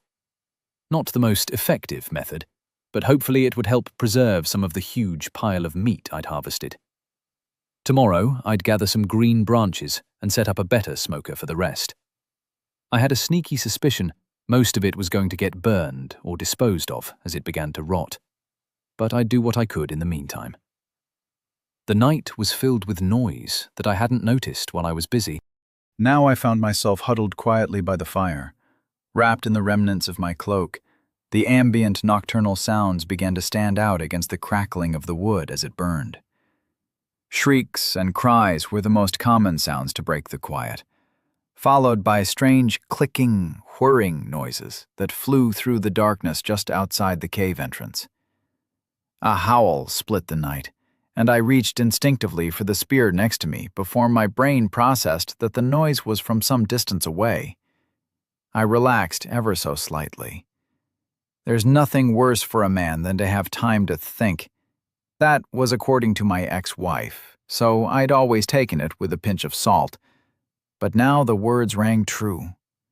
I was stuck in this wilderness. No money, no connections, and, most importantly of all, no bloody weapons other than sticks and pointy stones. Were my 5 competitors trying to survive in the wild as well? I remembered one of the place names for a starting location had been some kind of Legion camp. That suggested an army and all the infrastructure that went along with it. Therefore, there must be organizations that approximated civilization of some sort kicking around in this world. If Patricia had been dumped in the outback, she'd be dead already, which would make my job easier. 6 out of 6. Fucking system. Okay, so everyone was still alive, and if the pissy god that briefed me was being honest, they'd been here longer than me. Why should I kill those pricks anyway? Sure, they'd all been responsible for some deaths, according to Poseidon, but she was a lying bitch. I could honestly see the fighter and soldier having blood on their hands, and I knew damn well Morty did. But the TikToker and Patricia would be hard-pressed to kill a spider. Health, 73/90. Mana, 70/70. I wanted to get home. The feeling rushed over me suddenly, and I took a moment to stoke the fire to try to calm myself down. It wasn't that I had much going on back home. I killed a few people a year so I could live an easy life. No friends, no living family. None of the things normal people use to justify their pointless existences. I'd lived to do my job as well as I was capable of doing it. The fact that my job was killing people for money didn't matter. I was the same as any professional who strove to be the best in their field. Hardly my fault that life and genetics had led me to being a hitman. That green-eyed bitch. Aside from the obvious motivation of not becoming collateral damage as one of my rivals sought to get home, I wanted revenge on the woman who had claimed to be a god. As I considered the long-term situation, I could see a couple of the other competitors becoming a real problem if they managed to get their feet under them. They'd go out of their way to hunt the rest of us down, so I'd probably have to deal with them sooner rather than later. The longer I could make them wait, the stronger I'd be. But the soldier and I were going to have it out, I was sure. And he would be dangerous when I finally found him. The others were a different issue. If I wanted to find a way to stick a knife between that wavy-haired whore's ribs, assuming that was even possible, I'd have to be the last man standing. Then I could take my time and figure out how to kill a god when I got home. My thoughts rumbled round and round in circles as I dozed in my cloak and fed wood to the fire until my pile ran out. I'd smoked a few kebabs worth of bear meat, but the vast majority of it was still neatly wrapped in waxy leaves in a pile slightly further into the cave. As the moons began to set in the sky, the cold became sharper, and I huddled closer to the embers of my fire. I didn't fancy stumbling about in the dark looking for more fuel. That was an easy way to break an ankle or get eaten by whatever the fuck was making that whirring noise. "Piss off already!" I yelled, and the sound of something flying nearby moved away. I don't think I got any real sleep that night. At best, I dozed fitfully, constantly jerked awake by some unexpected sound or that weird feeling of falling you get on the edge of true sleep sometimes. As the sun began to lighten the sky, I lurched upright and glared around. Nothing out of the ordinary, except for the whole New World thing. I staggered into the tree line and relieved myself downslope of my new home. As the steam from my piss rose into the air, I began planning the day's activities. It would be another busy day, but hopefully I'd be able to sleep properly tonight if things went well. My feet felt much better, but when I sat by the remains of my fire and peeled the wool strips away, they were painted red. Oh, right. The bear's guts. Hope I don't get an infection. I poured a little water into my pot and used another scrap from my cloak to rinse the worst of it off. Beneath the mixture of my own and the bear's blood lay clear skin. I stood up tentatively and shifted my weight from foot to foot. Much better. The bear skin had toughened somewhat overnight as it dried, but the flint knife was sharp, and I soon had a pair of crude foot coverings, furry side in, that I bound up with the cordage I recycled from the rank woolen strips I'd used yesterday. The fat on the skin side of the boots would begin to go rancid soon, just like the rest of the hide I'd harvested, but I'd deal with that later in the day. For now, I wouldn't split my feet open on every rock and thorn, which was good enough for me. I went out and scoured the nearby woods for more firewood. I spent an hour building a decent pile, nearly the same size as I'd started the night with, then laid a new fire and ignited it with a finger poked into the center of the wigwam of wood. I poured some water into the pot to rinse it, then added the rest to boil once the fire got going. A handful of berries and some badly smoked, shit-tasting meat served as breakfast. The foodstuffs section of the shop called out to me, but I resisted. Maybe tomorrow I'd splurge, if today worked out how I hoped. No, you greedy bastard. Souls are for levels and abilities. If you can hunt and cook, you don't need to waste them on food. 4 relatively straight, year-old saplings at the edge of the woods were marked for harvest, and I carefully cut them down with the knife. They were a good 3 meters long, perhaps half an inch thick at the bottom. I laid them out just beyond the bear's final resting place and tied them together at one end with the shortest length of cordage I could spare. After that, I returned to the forest to find more green sticks, about a centimeter thick and at least a foot long. I returned and began weaving. With the 4 longer rods bound at one end, I moved down, clipping any leaves and smaller offshoots from them. Then I spread them out in a fan pattern and began threading cross pieces between the staves. Over one, under the next, I worked my way down the length of the 4 sticks. It was like making a wicker fence. The first cross piece was a bastard to get to hold in place, but once I had a few done, it got easier.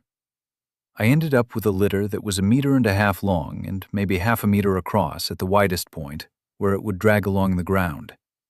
I'd have to be careful. I'd trimmed the cross pieces down as much as possible, but bumping into trees and bushes could undo the depressingly fragile transportation I'd thrown together. I stopped for another drink, finishing off the last of my water before I dragged the litter to the pile of neatly wrapped viscera I needed to dispose of. I loaded up most of it, but a few packs wouldn't stay on. I moved them back into the cave because I'd had an idea for using them later, piled up some more wood on the fire, and prepared to step out. The cordage and the spear gathered up, I'd be leaving the rest of the hide to continue drying on its tripod, as well as my wrapped food supplies hiding deeper in the cave. Hopefully, the smoke from the fire would keep any pests from investigating too closely. Even species that have never stumbled upon human beings know to fear the smell of smoke, and I'd just have to trust it would be the same here. I pulled what was left of my cloak around me and returned to my litter. It was awkward and unwieldy to drag the damn thing. I had to walk almost sideways with one hand behind my body to keep it steady, but it let me carry far more than I could by hand. On balance, it was a fair trade. The other hand held my spear, and the knife rested at the top of the pile of semi-wrapped body parts I wanted to dispose of. I stopped regularly as I made my way down to the river.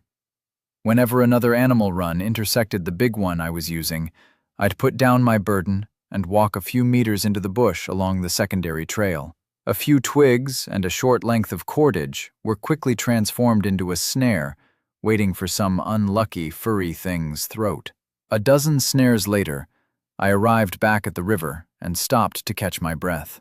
I wasn't going to dig a 6-foot hole with my bare hands to dispose of this shit safely, so it was all going into the water. I carried the parcels a good distance downstream before tossing them as far into the river as I could manage. I wasn't sure how my physical strength stat worked, but I was pretty sure I was able to lob the offal a lot further than I would have been able to back home. A handful of trips later, I had an empty litter and the bulk of the unusable chunks of bear had been disposed of. I refilled my water skins and sat down to watch the river rush by. I carefully removed my bearskin slippers and massaged my aching feet. The cold stone felt good against them as I lay them flat on the riverbank. I shrugged out of my tattered cloak and set it to one side before carefully slipping into the water.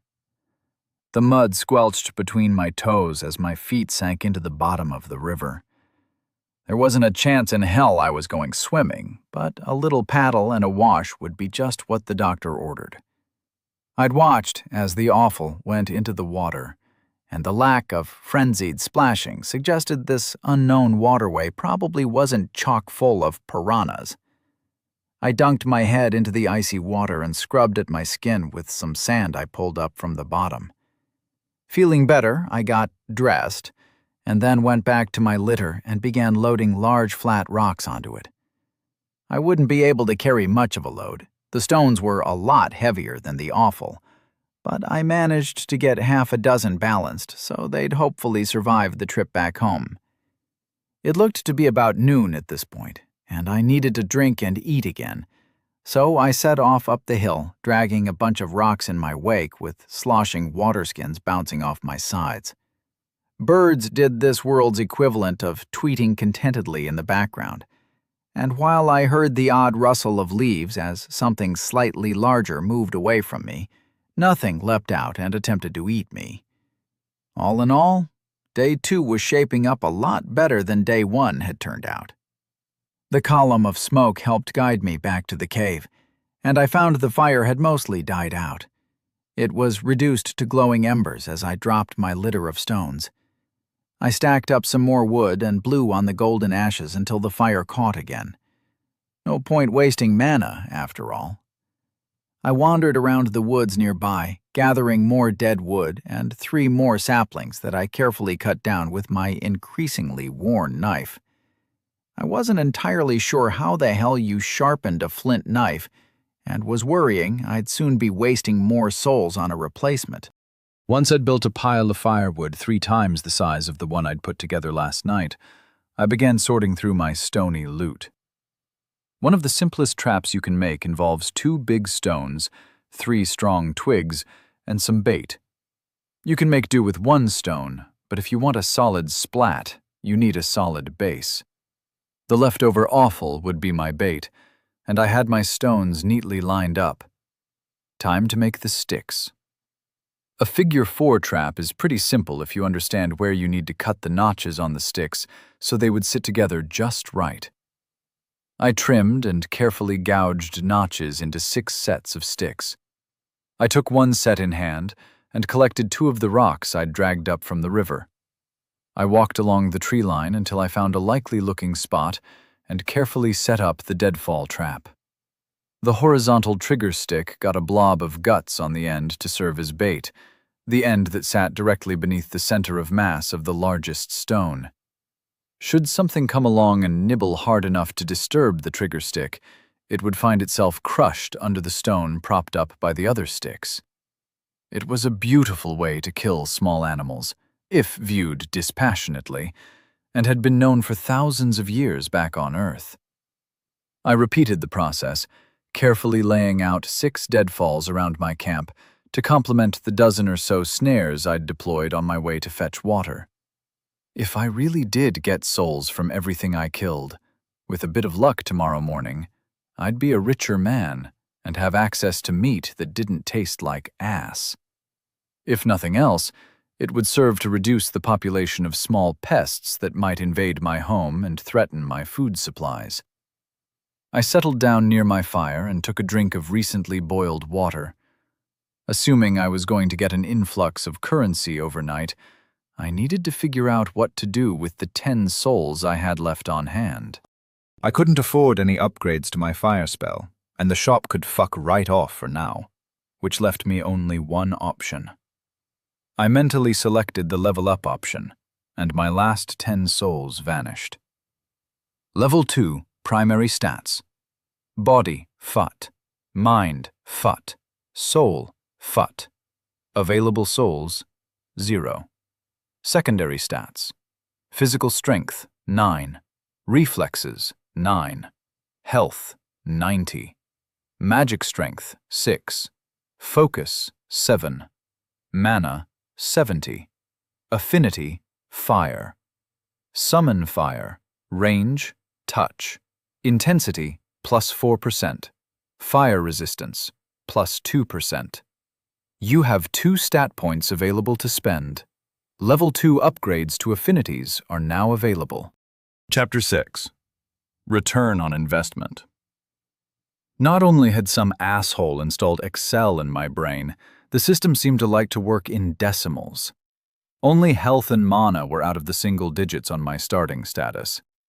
I mentally reached out and clicked on my health to spend a stat point. Health. 76 over 100. Okay, so I'd get 10 points to health and presumably mana per point. I wasn't terribly interested in improving my mental stats at the moment. Maybe it would bite me in the ass in the future, but right now I felt like I was living on the ragged edge. Magic was great and all, but making a slightly hotter flame or... being able to summon it a meter away from my body might actually be helpful. Ah, shit. The level 2 upgrades to my affinity all cost 10 souls. Right, so stat points were limited to stats. Kind of obvious, really, but it had been worth a try. That meant I was looking at improving my physical strength or my reflexes. What difference would each stat make? Who knows? I sure as hell didn't. With a sigh, I put 1 point into my reflexes and checked my new status. Level 2 primary stats. Body, E. Mind, Fef. Soul, Fef. Available souls, 0. Secondary stats. Physical strength, 9. Reflexes, 10. Health, 100. Magic strength, 6. Focus, 7. Mana, 70. Okay, now my body stat was an E-. What the fuck did that mean? I didn't feel any different.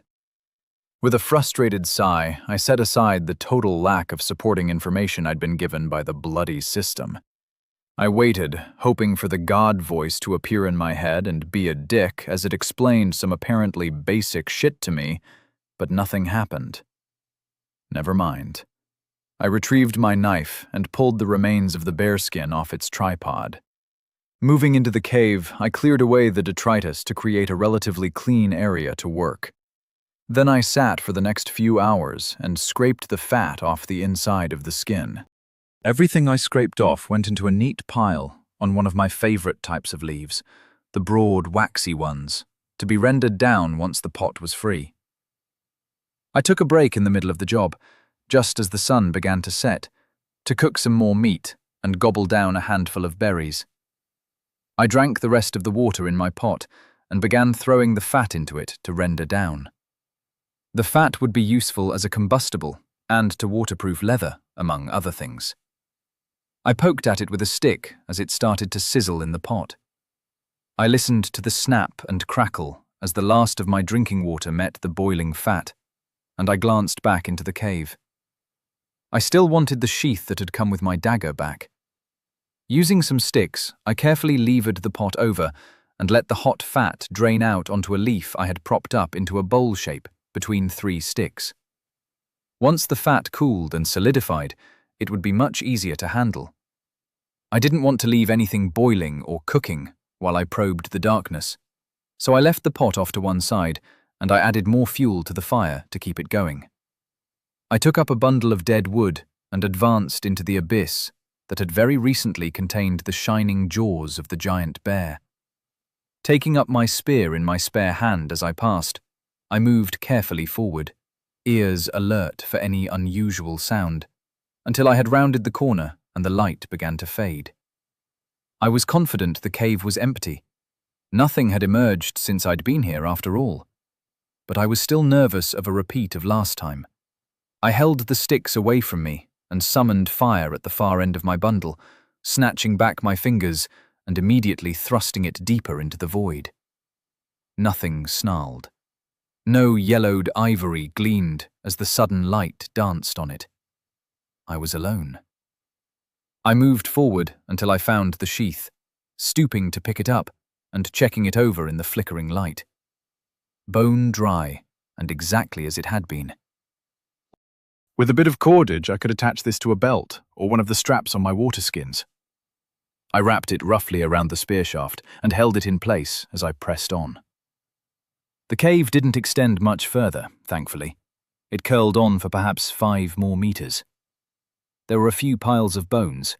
The half-eaten carcass of what I assumed was a deer of some sort accounted for an increasingly unpleasant smell. But otherwise, the rest of the cave was clean, dry, and safe. I returned to the entrance and took long, deep breaths of fresh air. I'd need to clean the place out if I were going to stay here long term, and I honestly felt like I should. Maybe it was just the human affection for the familiar, but despite only having arrived here yesterday, it was beginning to feel a bit like a home, minus the mod cons and easy access to supermarkets, of course. The air was pure, and I hadn't had to dissemble once since I arrived here. My life on Earth had been one of concealment.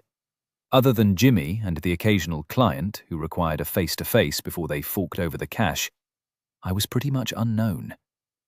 It wasn't that no one knew me. Shop assistants, people I bumped into on my street occasionally, and other assorted random encounters all had some idea of Raymond, but none of them knew the truth. Keeping my professional life separate from my day-to-day existence was simply a necessity.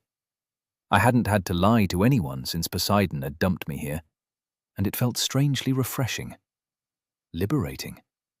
The masks were falling away and leaving me feeling more relaxed than I had in a long time.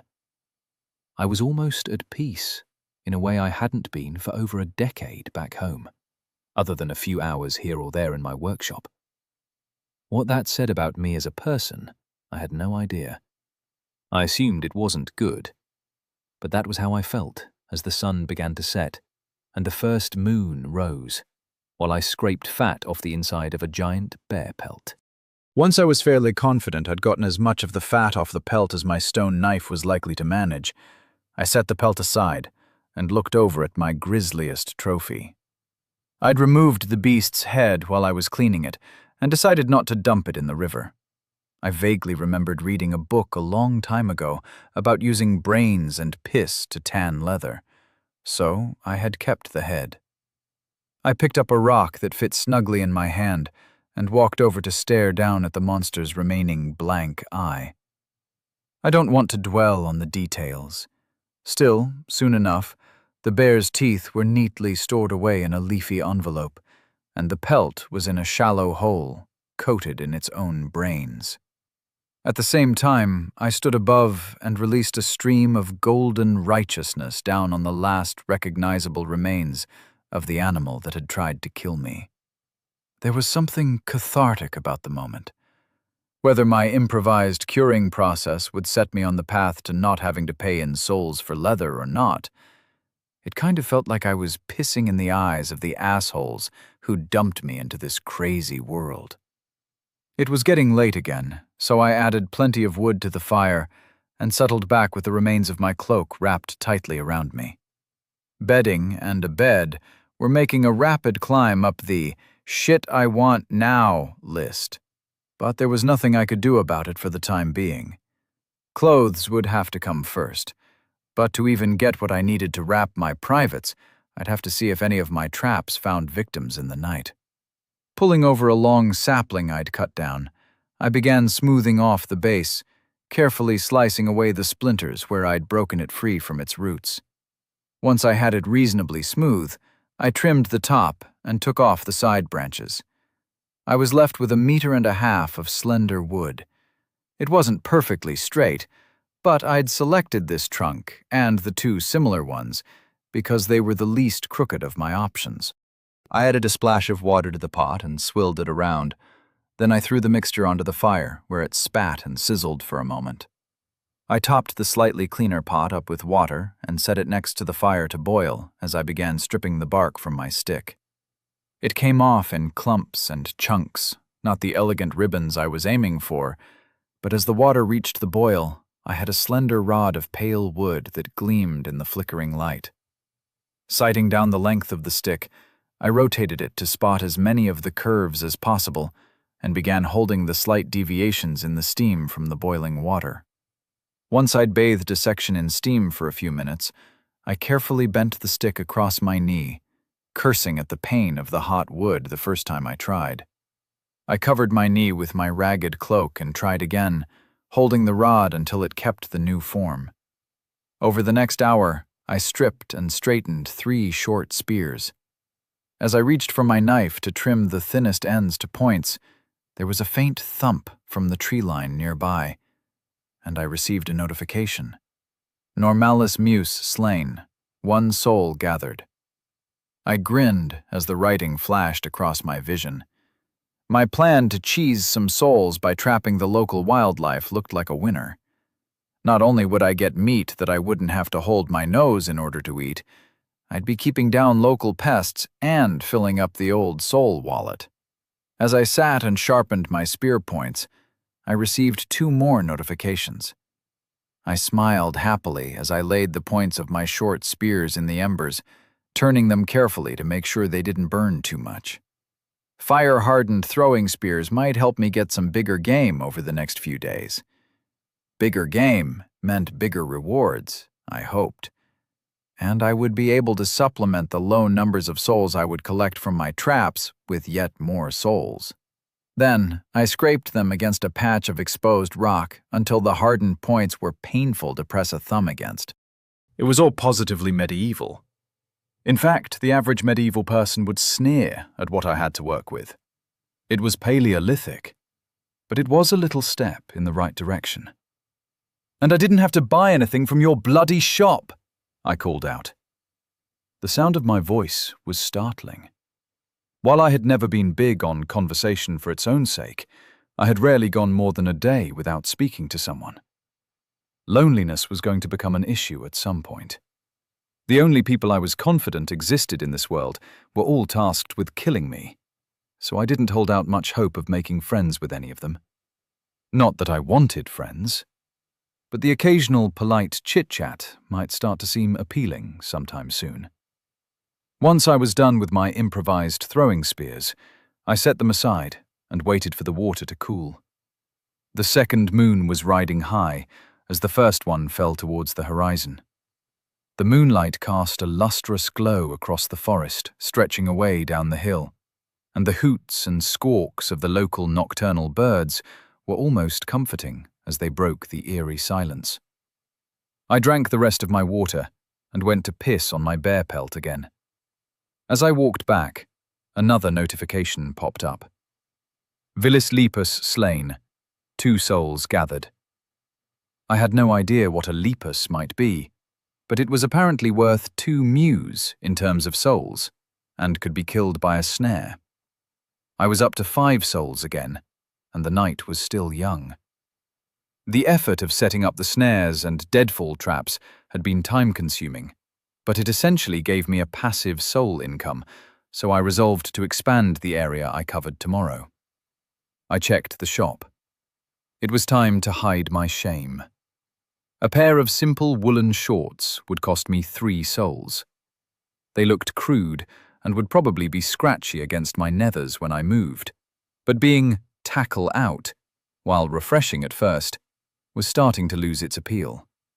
With a grimace, I purchased the shorts and pulled them on. They were dark green and surprisingly comfortable, with no scratchiness thus far. They reached down just above my knees, were tied in place with a cord that had come as part of the price, and matched the cloak I'd wrapped around my shoulders. I fed more wood to the fire and tried to doze. It was yet another restless night. I woke up regularly as the heat from the fire died down and it needed more fuel. I received a slew of kill notifications as the night wore on as well, which added a significant boost to my mood but failed to temper the creeping feeling of exhaustion. I wouldn't be able to manage many more nights like this. As the light began to sneak back into the world, I had 18 souls ready to spend. I put the last of my water on to boil and stretched.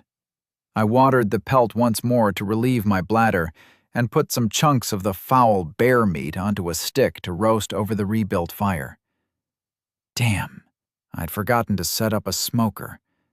That was amateurish, and it filled me with irritation.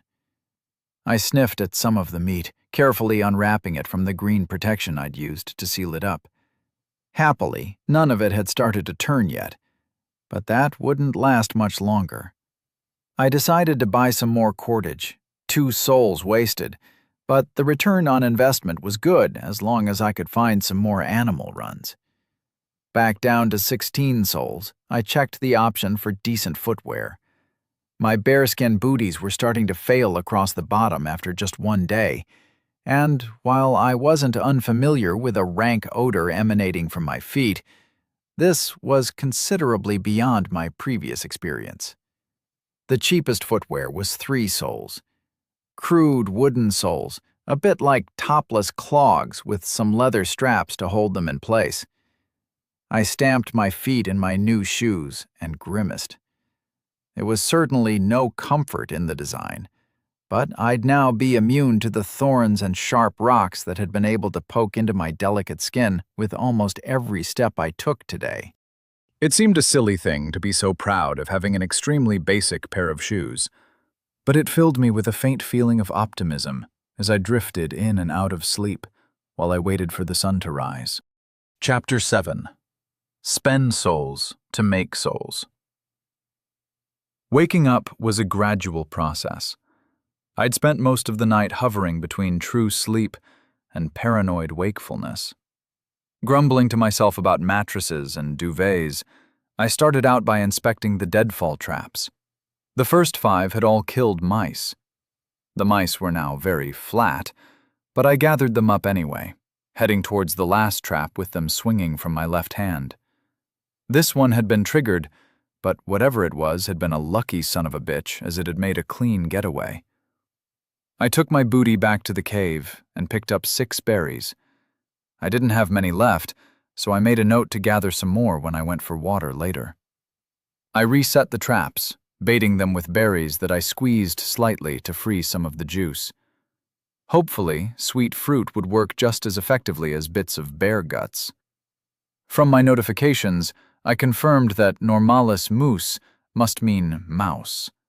5 dead mice and 5 souls from normalis mus. I'd also killed a single Villus lepus and 11 normalis lepus while I dozed. Fervently hoping that a lepus had nothing to do with leprosy, I grabbed my gear and set off down to the river with my litter in tow. I took the new cordage and stopped regularly to set new snares. When I got to the first of the traps I'd set yesterday, I found it was undisturbed, so I continued on with a shrug. Next, I found a strangled rabbit that I slipped free from the noose and chucked on my litter. I reset the snare and continued towards the river.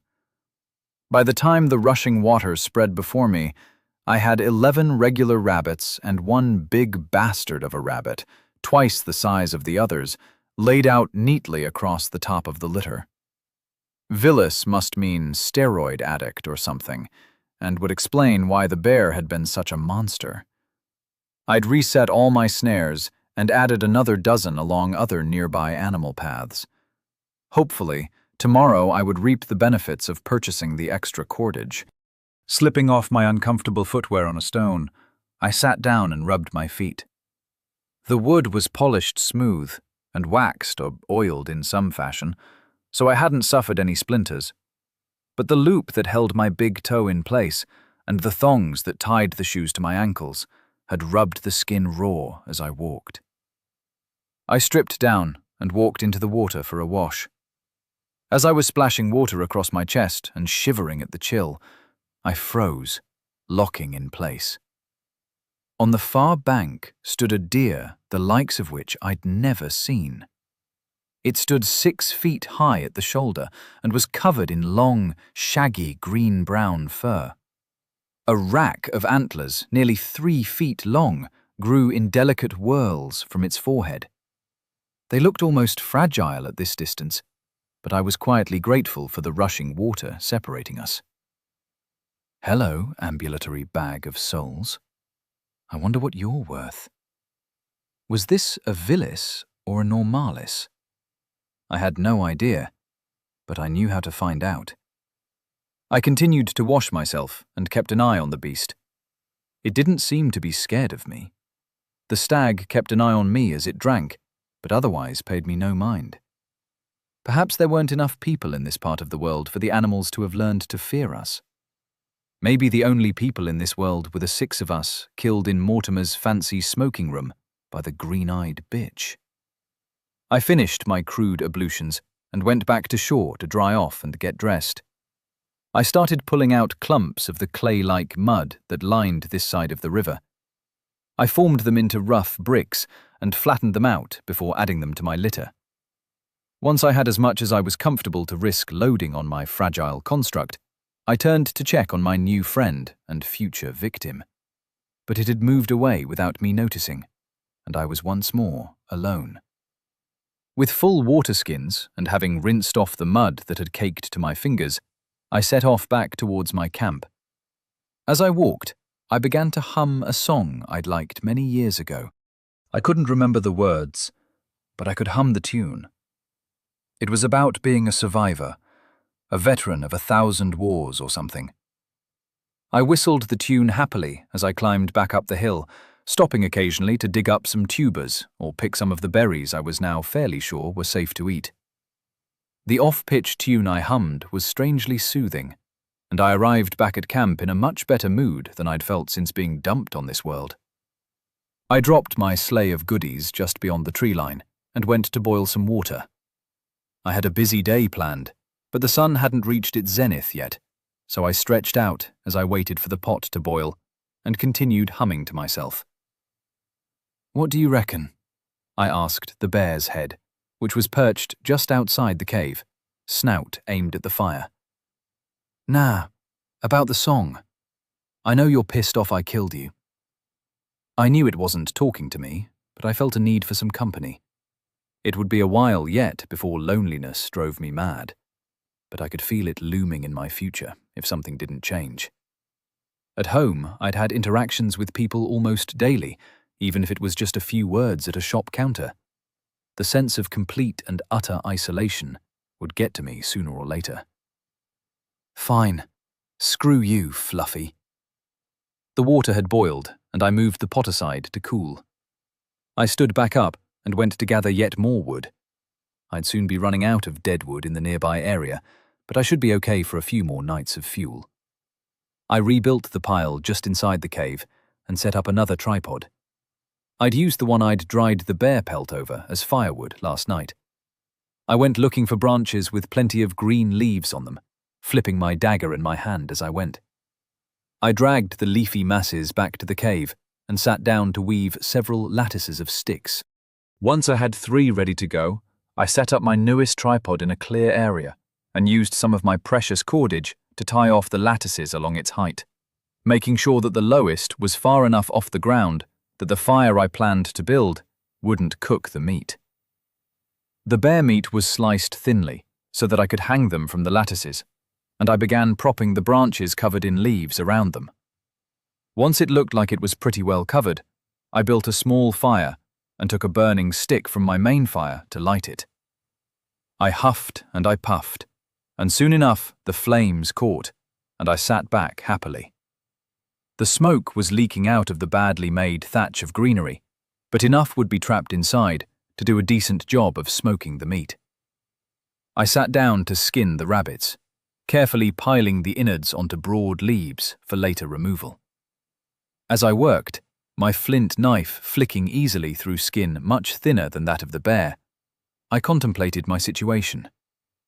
Fishing was an option. It would be expensive in terms of cordage, but there were other options as well. I could make a lattice-work fish trap easily enough, or I could dig a small depression out to the side of the river and bait it to lure the fish in, leaving them trapped with a narrow channel they couldn't get back up. 12 souls left in my account.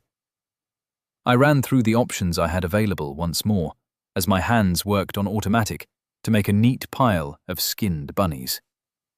A kilo of salt was 1 soul. That would last me a long time if I just used it for seasoning.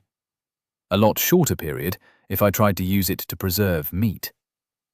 I finished up the bunnies, ending up with a small stack of bodies to go in the pot and a small stack of furry skins. I wasn't too confident about my piss and brains tanning method, so I chose to put them around the fire to dry them out, rather than adding them to the muddy and stinking hole that I had consigned the bearskin to. Time to experiment in pottery. The main crafting equipment available in Tier 1 was kilns. The simplest was way too expensive, and the largest and most complex example was even more bloody expensive. I'd need to improvise, but if I could start producing small pots, they could be used for storage, especially if I made lids for them. I pulled over a flat stone and sat in front of the fire. I brought over a couple of slabs of clay I'd dragged up the hill and began sorting through them. I pulled out all the stones and twigs, creating a smaller mound of hopefully clean clay. With a little water and some careful sculpting, I produced 3 bowls that I set to the side of the rabbit fur to dry in the ambient heat of the fire.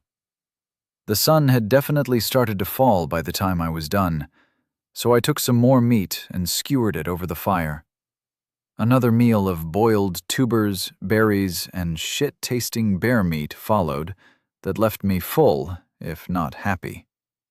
An army marches on its stomach, and I might be an army of 1 at the moment, but the food situation was already starting to affect my morale. I resolved I'd have rabbit stew for dinner to break up the monotony in my diet, and I felt my mood perk up a little. 12 souls left. I was hopeful for an even bigger haul tonight, but for now, I had to assume this was all I'd get. I weighed my options again and came back to the same issue as before. Range on my spell would be helpful, but I could live without it for now. Intensity on my spell didn't make any sense to me. It made the fire talk about politics when everyone else was just trying to have a good time. As an unknown, I ruled it out for now. After some pondering and popping over to check on my smoker, I sat down and made up my mind. A kilo of salt appeared in front of me in a flaxen bag. Bonus. If my pots worked, I'd transfer the salt into them and have a free bag. Then I spent 10 souls to go up to level 3. I picked physical strength, bringing it up to 10, and put a point into mana. I was pleased to find it went up by 10, just like health had. My new stat sheet now floated before my eyes. Level 3 primary stats. Body, E. Mind, F. Soul, F. Available souls, 0. Secondary stats. Physical strength, 10. Reflexes, 10. Health, 100. Magic strength, 6. Focus, 7. Mana, 80. I was now completely into the E grade for my body stats, which was interesting. If what the arrogant God voice had told me was true, my physical characteristics were now all at the peak of human capability. I checked my smoker and added some more green wood to the fire under it before moving off towards the trees to put myself through my paces. I sprinted back and forth. I was faster than I was used to being, but not by a significant amount. I played reflex games, letting a stick fall and trying to catch it in a specific place with my other hand. That did seem considerably better than I thought I was capable of before, but I was releasing the test stick, so I was probably cheating. However, my hand would snap shut with unerring accuracy on the bit I was aiming for. My health had recovered back to full during the night, and I wasn't willing to start injuring myself to test it, so I shelved any experiments that ran the risk of strains or wounds. I eyed one of the thicker trees and took off towards it at a sprint. I leapt up, my feet landing a good 1.5 meters up the foot-wide trunk, and I monkey-climbed rapidly to the first main branches. That was definitely an improvement of some sort. Not that I had spent much time doing similar tasks back home, but I felt the fluidity and strength in my muscles more clearly than I ever had before. The thought of what the future might hold if I could continue to increase my stats made me smile savagely. Those poor bastards wouldn't know what hit them when I finally hunted them down. Dropping back to the ground with a thump, I went back to my fires. I was going to run out of firewood quickly at this rate. The fire on the smoker burned more slowly and needed wet wood rather than deadfall to generate the smoke, but it was still an extra drain on my resources. As the sun began to set, I ran around the hill, building up a huge pile of firewood in the cave. It wasn't like I wouldn't be able to use it sooner or later. Before the light failed, I took the smoked meat out and wrapped it in leaves with a light dusting of salt. I replaced the meat on the racks and fed the fire once more. The rabbit stew was bland, but a delicious change from the last couple of days. I salted it, and the flavor, while gamey, at least tasted like proper food. I slurped down the dregs of the water I'd cooked it in and lay back to try and sleep. Despite waking to refuel the fire regularly, I felt more refreshed the next morning than I had managed thus far. I was also 25 souls richer. The next week passed in a pleasantly dull and similar fashion. I gathered water and wood every day, smoked meat, set traps, and collected the bounties in meat and souls. My first clay pots failed, cracking apart as they were fired, but I ground them up between some stones and used the grog to mix in with the next batch. I soon had an array of relatively waterproof pots with lids. The salt was stored in them, deep in the cave, which I had by now cleared out. Salt was valuable, and while I hadn't seen any rain yet, I suspected it was only a matter of time. I refrained from spending any of my souls, and as the sun rose on my 8th day in this world, I had 183 souls sitting in my wallet. For some reason, my soul stat had risen to E when I passed 100. It must operate differently from the rest for some reason, but the answer eluded me. I munched on grilled rabbit and poured water from one of my new clay vessels into the cooking pot, while I contemplated how to increase my rate of soul gain. I wasn't entirely happy at being forced to kill some of the others. Patricia, at least, had seemed like a fairly decent person, but it was the only way to get home and take my revenge. It was time to spend souls, to make souls. Once I was strong enough, I'd go hunting my fellow contestants. Chapter 8. New Affinity Unlocked. Having disposed of the bear's head a few days ago due to the increasingly unpleasant smell, I had been lacking in conversation, but had made do. I peed on the bear pelt in its hole and poked it with the end of my digging stick. I had no idea if it was working or not. The skin was soggy and pliant, but I wasn't sure how long it needed to be treated for, assuming this treatment would even be effective. I was beginning to suspect I'd simply ruined the pelt and made an inefficient toilet. I'd carved a short, thick digging stick into a wedge at one end and hardened it in embers. I dug myself a more sensible latrine and completed my business. A small pile of the broad, waxy leaves weighed down by a rock substituted for shit tickets.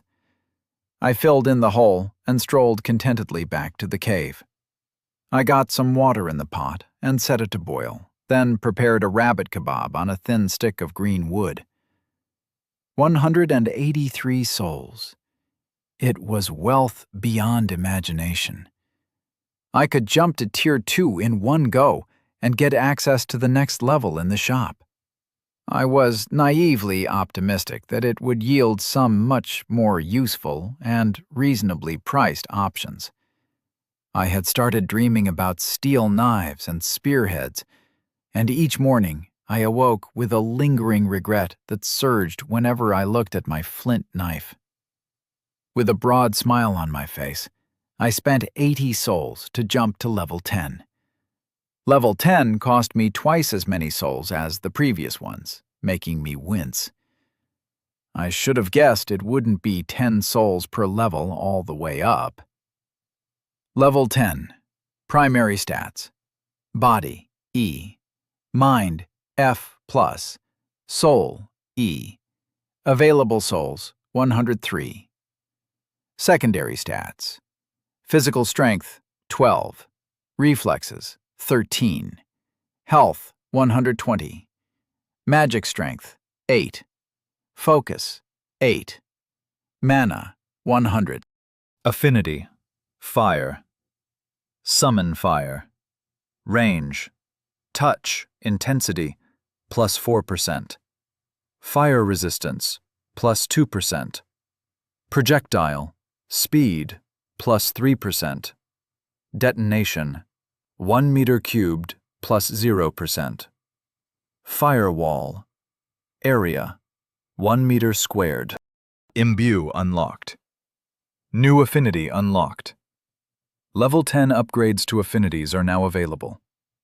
Tier 2 upgrades to affinities are unlocked. Tier 2 is available in the Soul Shop. I had put 2 of my points into mana, 2 into health, 1 into focus, 2 into magical strength, 3 into reflexes, and 2 into physical strength. My mind stat had bumped up to F+ for some reason, possibly because mana had reached the peak human level. Body was now in E grade as well, and all 3 stats were beyond peak human, so I was starting to suspect that the more secondary stats crossed a decimal threshold, the higher the primary stat rating. My new spells looked interesting, but I was only really excited about the projectile. I moved away from the cave and pointed a finger at a nearby tree. A blast of fire scorched the tip of my finger and flew away at the speed of a thrown stone. It was the size of my fist, but when it struck the trunk, it exploded with a boom, and a ball of fire engulfed the nearby area. The flames didn't stick and quickly died down, leaving a scorched section of trunk, but not achieving anything particularly spectacular. I had hoped for more. Having to summon the damn thing on my fingers was a painful irritant, and I checked my options on summon range. Each level would cost 10 souls, but the first would allow me to summon the flame an additional meter from my body. Then each level gave an extra 2 meters of range. I bought 3 levels in range and 3 in intensity, just to see what it did. Affinity, fire. Summon fire. Range, 5 meters. Intensity, plus 16%. Fire resistance, plus 2%. Projectile, speed plus 3%. Detonation, 1 meter cubed. Firewall, area 1 meter squared. I cast another fireball, summoning it at a comfortable meter in front of my outstretched hand, and it flew gracefully into the next tree along from my first victim. It erupted like last time, but on this occasion it burned noticeably brighter and hotter, leaving a darker char on the bark. Neat. It was incremental, but the improvement was apparent. I got giddy and began lobbing fireballs at the nearby trees until I ran out of mana. Wasteful, but it was satisfying to vent my frustration and loneliness on something. Down to 63 souls, and each cast of fireball cost me 20 mana. This halved my number of shots versus simply summoning a blob of fire. More mana would be needed in the near future. I finally gave in to the temptation and pulled up the shop in my mind. "Fuck you, shop!" My voice echoed back at me from the cave. Sure, the stuff was all bronze and copper now, a marked improvement over stone, but the price had skyrocketed. The most basic copper knife would cost 30 souls. I knew damn well copper was shit for fighting. It could be honed razor sharp, much more easily than tougher metals, but it would lose the edge after just a few cuts. The forge equipment was also far too expensive. The option to buy a primitive smelter and blacksmith setup was tempting, but it would cost at least 700 souls to get the basic equipment I would need. I thought longingly of the workshop in my garage, with its tiny gas-fueled forge and all the wonderful machines that made shaping wood and metal so simple. I had options for bronze armor and weapons as well, but again, they were prohibitively expensive. I wished I still had the bear head so I could kick it into the forest in a fit of rage. There were new options for everything, but it was all too... Something in the crafting section that was new caught my eye. Health potions, mana potions, all sorts of potions and poisons. I had no idea how much health or mana I would recover, but at 100 souls, I hoped it would be fairly significant. Couldn't afford them at the moment, but the prospect of a quick and easy way to recover health and mana lifted me out of my funk at the extortionate prices for everything else. I decided to hang on to my souls for now. I'd aim to keep 100 souls in reserve from now on, just so I could buy a potion in a moment of desperation if I needed one. Imbue was interesting. I could impart my fire summoning ability to an object for double the usual mana cost. I couldn't put the item down, or the charge would dissipate in a couple of minutes. I frowned suspiciously at how helpful this particular entry had been. Maybe the god voice was warming up to me and throwing me some extra info. I'd put a lot of thought into what my second affinity should be. Ever since I'd passed 60 souls and realized I had enough to jump to level 10 and unlock it, the dilemma had weighed on my mind whenever I had a quiet moment. I'd reduced it to 3 options, and now that I was faced with finally making the decision, I was frozen. I had days' worth of probably preserved food, but smoking and salting weren't perfect, and it would still rot eventually. I'd had to dispose of the last of the bear meat, so I wasn't particularly upset to see that foul meat leave my diet. However, the wastage had bothered me on some level. It was inefficient and amateurish to waste food simply because I couldn't keep it fresh for long enough to eat. The ice affinity would make some kind of primitive freezer viable. I had envisioned a low container with thick mud walls filled with ice that could freeze my food and make it last weeks or months. Occasionally, when I daydreamed about this idea, a bottle of chilled beer would somehow appear in my imaginary freezer. Light was tempting as well. I could move about in the night without the constant risk of breaking my ankle, and the illusion of power seemed tempting. I wasn't sure how it would work, and I didn't expect to get any kind of hints from the bloody system. So, while it was tempting, I was uncertain about making it part of my repertoire. Finally, I had considered life. Healing would be a huge boost. Mana regenerated 10 times faster than health, and a mechanism to convert it into health was very tempting. The aches and pains the bear had left me as mementos of our brief relationship had faded surprisingly quickly. I suspected the system gave me some kind of regenerative boost based on my stats, but it had still taken days before I felt like myself again. On Earth, without medical assistance, it would have taken weeks, I was quite sure. Speeding up recovery in the future could be decisive. Ideally, one should take an opponent by surprise and hit them first, thus reducing the risk of taking any injury yourself. But I wasn't hunting in the concrete jungle anymore, and it seemed likely I would take damage on occasion. Rapid growth didn't really interest me. I assumed it would let me grow plants faster, which could be great if I wanted to plant a farm, but I had no plans to set down roots.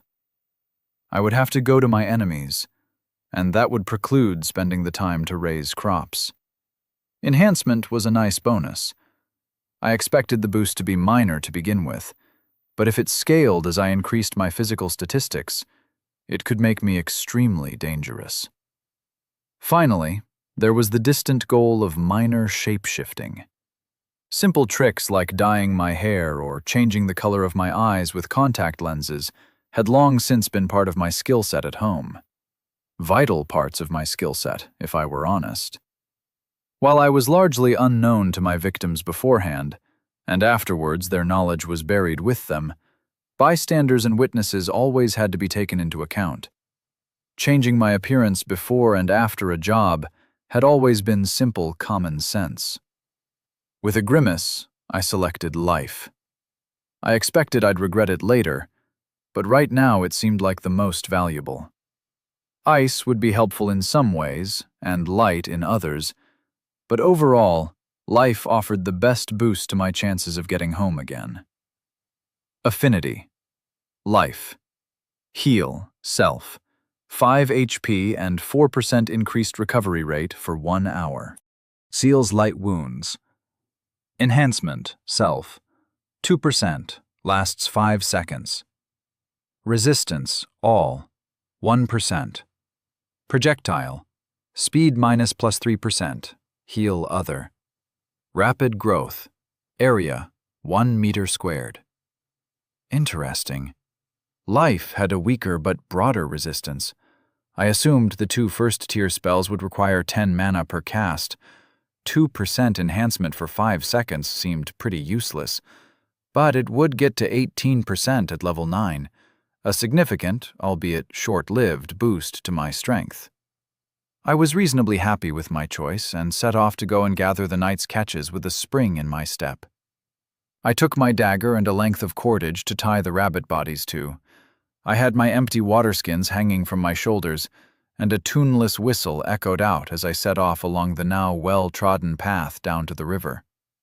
I picked up the bodies and reset my traps as I passed them, a process that had become thoughtless and routine over the last few days.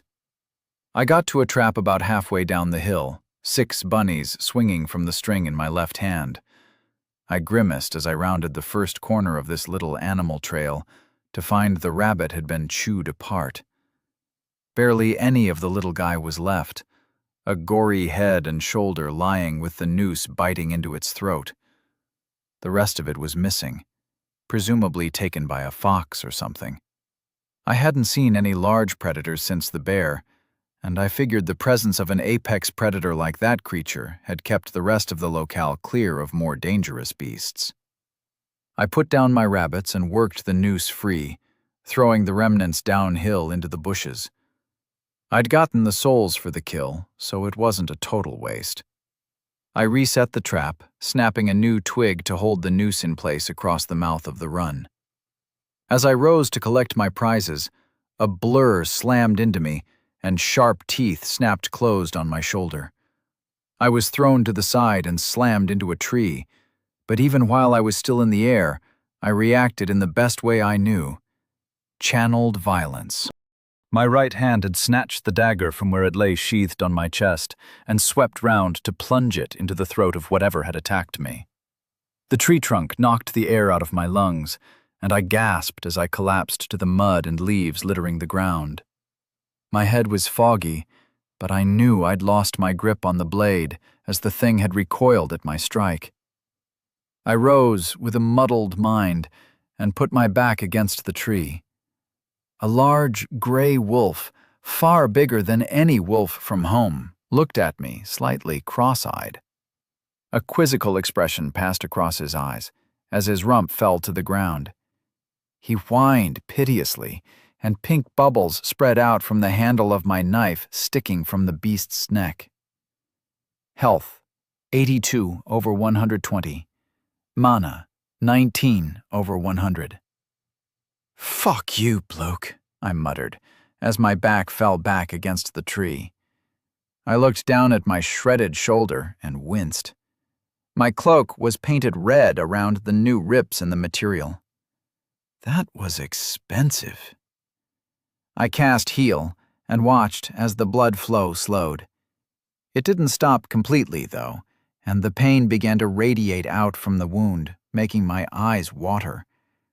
I blinked them clear and looked back up at the mortally injured wolf. "Good job it was only one-on-one," a growl cut off my asinine comment. A growl came from the bushes to the right of my first victim.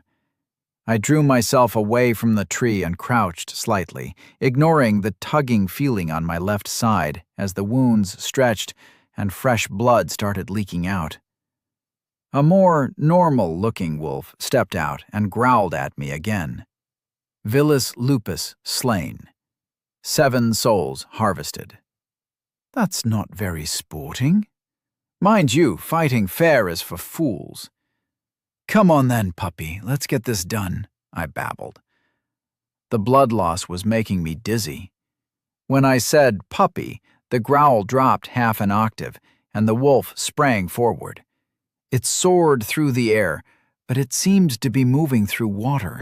Whether it was desperation, fear, adrenaline, or the impact of my boosted reflex statistic, I watched it fly towards me almost as though in slow motion. My right fist arced round like lightning and slammed into the beast's ribs at the same time I slipped aside and dodged the jaws. There was a satisfying crack as the wolf changed direction and went tumbling through the scrub and out of sight with a pained yelp. I snorted and groaned, rubbing at my face with my right hand to try and clear my head. Wolves were pack animals. 2 meant there were probably more. Leaving the rabbits behind, I limped as quickly as I could back towards my cave, and the spear I knew was waiting there for me. I'd never leave home without it again. Every twig that snapped, and every rustle of the leaves in the wind had me spinning nervously to check for more of the beasts. I could burn souls for a weapon if I had to, but they were precious, and I refused to compound foolishness with wastefulness unless I had no other choice. Chapter 9. Wilson. The ferns, bushes, and grass were a green blur as I shuffled along. I wasn't moving quickly due to a pronounced limp, but still, my surroundings seemed indistinct and melted together. Why the hell was I limping? I glanced down and saw a short length of broken branch protruding from the side of my calf. Must have got stabbed with it when I bounced off the tree. Fuck you, tree. I'd buy an axe and cut that bastard down. I paused, setting aside my new vendetta against a bloody tree of all things, and leant down to rip the wood from my leg. I suppressed a scream as the jagged piece came free from my limb, and blood began to trickle down over my sandals. I cast heal again, and once more, the flow slowed but didn't stop. My injuries were too severe to be immediately sealed by the shitty low-level spell. Health, 83 over 120. Mana, 0 over 100. The blood loss must be draining my health. My thoughts were feverish as I resumed my ragged flight to what I hoped would be the safety of my cave. The pain was like hot irons held to my leg and shoulder, making my eyes blink away tears and my muscles shudder. The now familiar stench of rotten brains and rancid piss greeted me as I emerged from the forest. I really should have sighted the tanning hole somewhere further away from my regular path. Despite the agony, new energy filled me as I saw my home, and I sped up to reach the edge of the cave. I snatched up my shop-bought spear and the 3 short throwing spears I had made, but not yet had reason to use. Dumping more wood on the fire, I hoped it would catch quickly and scare away the rest of the pack. My mind was convinced more wolves were even now slinking through the undergrowth towards my refuge. My imagination populated every shadow with gleaming eyes and powerful jaws. I backed behind the fire and leant against the wall, the throwing spears falling from my numb left hand, but the stone-tipped spear was clutched tightly in my right. I put my back against the wall and propped the spear horizontally in front of me, point leveled towards the woods, as I searched desperately for the enemies I was sure were eyeing me hungrily. Long minutes passed, and nothing happened. Eventually, my back began to relax, sending fresh bursts of pain through my ruined shoulder. I lowered myself down and examined the damage carefully. Strands of wool seemed to be embedded in the wounds, jagged tears in the muscle that had dragged short gouges of flesh away as the beast had recoiled after my knife found its neck. I gently peeled away the now completely ruined cloak. It clung wetly to my skin, leaving large splotches of crimson behind. I used the spear tip to awkwardly slice what was left of it into strips. One was dipped in previously boiled water stored in a nearby clay urn and carefully wiped across the injuries. As the gore was washed away, the true damage was revealed. It wasn't as bad as I'd feared. It didn't appear any tendons had been severed, no muscles had rolled up and bulged out, but the layers of yellow-white fat showed clearly beneath my tanned skin, the teeth having cut through to the subcutaneous tissues. I began to bind my shoulder with a few more strips of wool, pulling them tight enough to make me hiss in pain. Hopefully, the pressure would stop the bleeding soon. My leg was easier to treat. The wound was deep, but I was optimistic it wouldn't leave me crippled, should I survive long enough for it to heal. And avoid an infection. I washed it clean as well, wincing at the rough cloth scraping into the gouge, and bound it tightly. With a final grunt, I leant back and took deep breaths. My health had stabilized after my primitive field first aid. I watched my mana ticking slowly up, 1 point every 6 minutes, and prayed nothing would bother me until I'd had a chance to get a few more casts done. Then I'd be in a much better position to deal with any stragglers from the pack. I looked up as a shadow moved at the edge of the tree line. I tensed and snatched my spear back up. I tried to heave myself upright, using my right leg to slide my back upwards against the rough stone of the cave wall, but it slipped before I was halfway there, and I slid back down with a grunt. I pulled the spear across my lap and gripped it tightly, the stony tip wavering slightly, but held firmly in the direction of this new threat. A wolf dragged itself forward, emerging from the greenery like a gray ghoul. One of its legs, the front left, wasn't working correctly. It tried to put weight on it, but kept falling to the side. Its ribs or spine must have been damaged as well, as it flew away from me after I punched it, as its back legs weren't stable either. It crept towards me slowly. Its teeth were bared in a silent snarl. "You sure about this, little guy? I'm pretty sure I've got the drop on you," I grunted. The wolf's ears flicked back and lay flat against its skull. The fur was matted with twigs and leaves stuck along the right side of its body. I hefted the spear slightly as it drew closer. It slunk around the far side of the fire, and I prepared to fight. Then the damn thing lay down and whined, like a puppy being loaded into a bag with stones.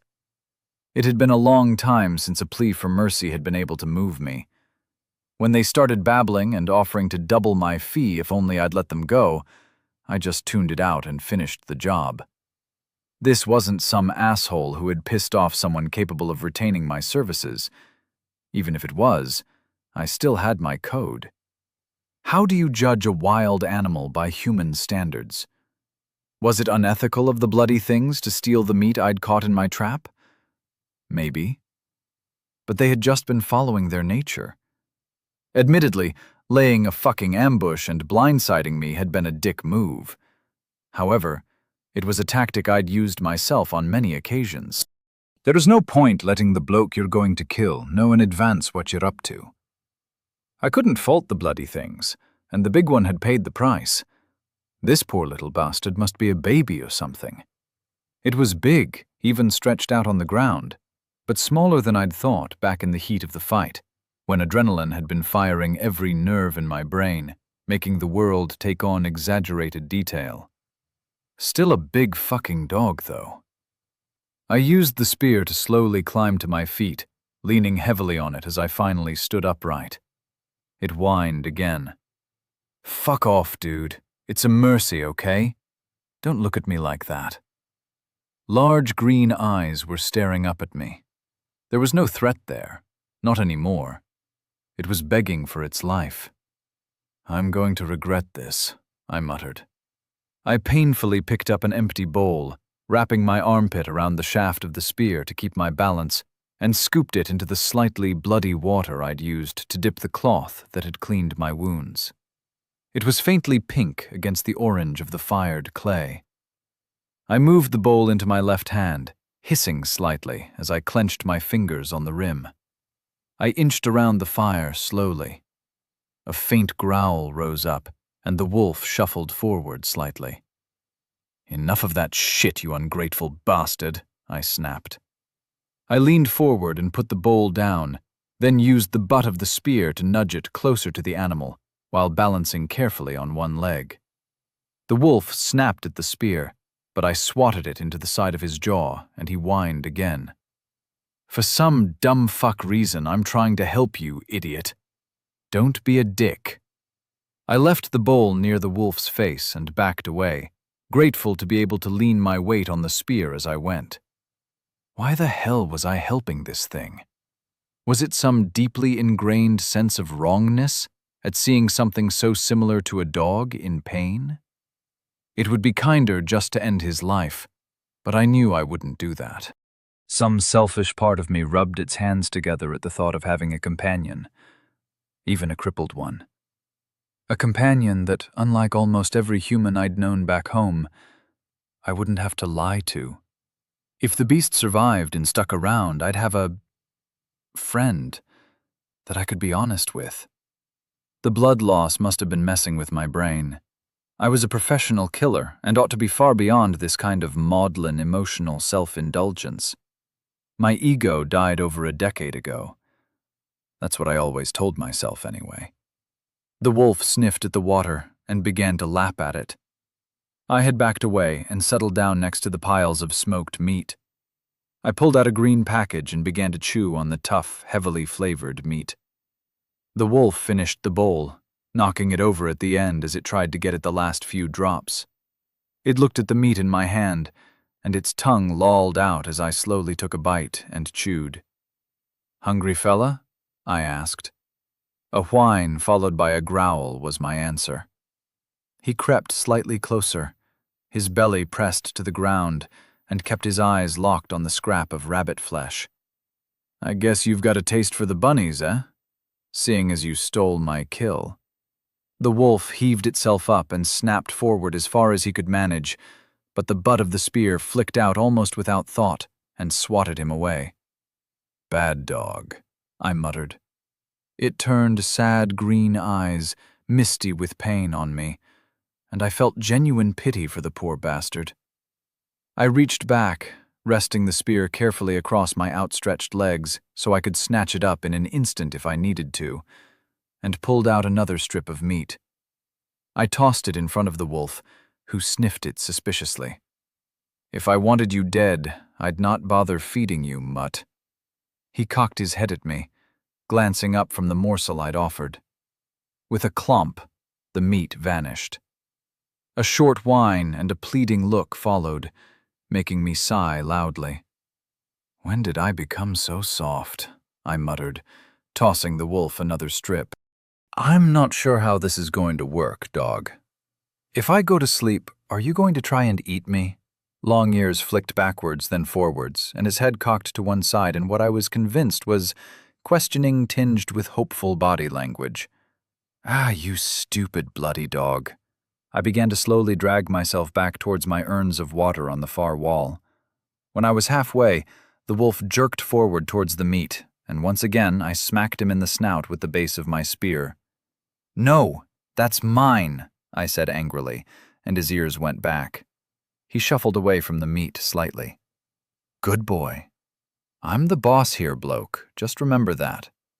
I dipped a bowl into the pink water and took a long drink before falling into companionable silence with the wolf for a few minutes. I used heal again and felt considerably better. I checked my wounds, carefully peeling the bandage on my leg to the side, and while the wound was still fresh, new skin had formed around the edges of the injury, and the bleeding had stopped. "It's gonna be a long fucking day. You know you nearly got me? If the pair of you had attacked at once, I'd have been fucked. The big fella might have died, but if you'd struck at the same time, I'd have been toast." The wolf cocked his head again and started to inch towards the meat. He stopped as I slapped the butt of the spear against the stone of the cave floor. As I was saying, hanging back was your mistake. Want to know the thing about fighting? You've got to strike hard with everything you've got when it's time to make your move, before the other guy makes his. I don't know if the whole living as a wild animal experience equates to military action, or killing pricks for money. It was a lot of money, you know. Way more than I got in the army. I could get medals in the army, I guess, but money is better than medals. Still, being a hitman was less risky and more lucrative. I picked my jobs. Like, I'd tell clients to piss off if they were being stingy, and I didn't have to charge into the guns when some idiot LT got a bee in his bonnet. The wolf made a chuffing noise I took to be laughter. It was safer, better paid, and I got to keep to my code. I'm pretty sure all the Hajis were pieces of shit. The ones I knocked overseas, I mean, but maybe some of them were like us? Just following our nature. Who fucking knows? I muttered, taking another bowl of water and drinking deeply. We need to come to an arrangement. The wolf had lain down, resting its head on its functional forelimb, the other stretched out crookedly to the side. For some reason, it perked up and turned to look at me. You're a good listener, mate. I bet you'd be handy in a scrap as well, as long as you learn to strike when the iron's hot and not lurk at the back like a pussy. How about you and me team up? I'm kind of woozy from the blood loss, but if we're both still alive in the morning, how's about it? Can we give it a go? My words were slurring slightly at this point. The adrenaline, pain, and blood loss, all adding up, leave me rambling insanely to a wild animal that couldn't understand me. A faint whine answered me, and I smiled. It would be nice to have a friend. A real one who didn't need to be kept at arm's length. Someone I could be honest with. No pretense and no lies. You're gonna need a name. How about Wilson? I chuckled. Chapter 10. A whole new dynamic. It was supposed to be another story of a boy who dies on Earth under unfortunate circumstances. Summoned by the goddess of another world, granted exceptional powers, tasked with defeating the demon king. A story of magic and fantasy, dwarves and elves, swords and blood, lovely allies and terrible foes. Monsters and men, heroes and villains, a tale told countless times. But there is a blip, an anomaly, a boy who is neither hero nor villain, neither sidekick nor mentor, but someone with no role at all. He wasn't reincarnated, he wasn't summoned, he just let himself in, a mannerless man in a world of magic.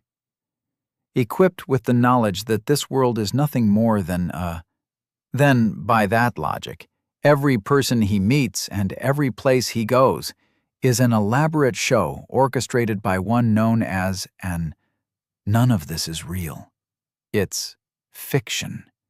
One big lie.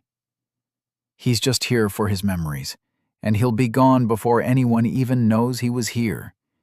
He doesn't want the story to be about him. He doesn't want to meet they're just puppets on strings, dancing to the tune of another. But then something changes. He meets someone who is just as equally as lost as he is. Abandoned, abused, and all alone. She should just be another puppet, another doll. But here she is, clinging on to life.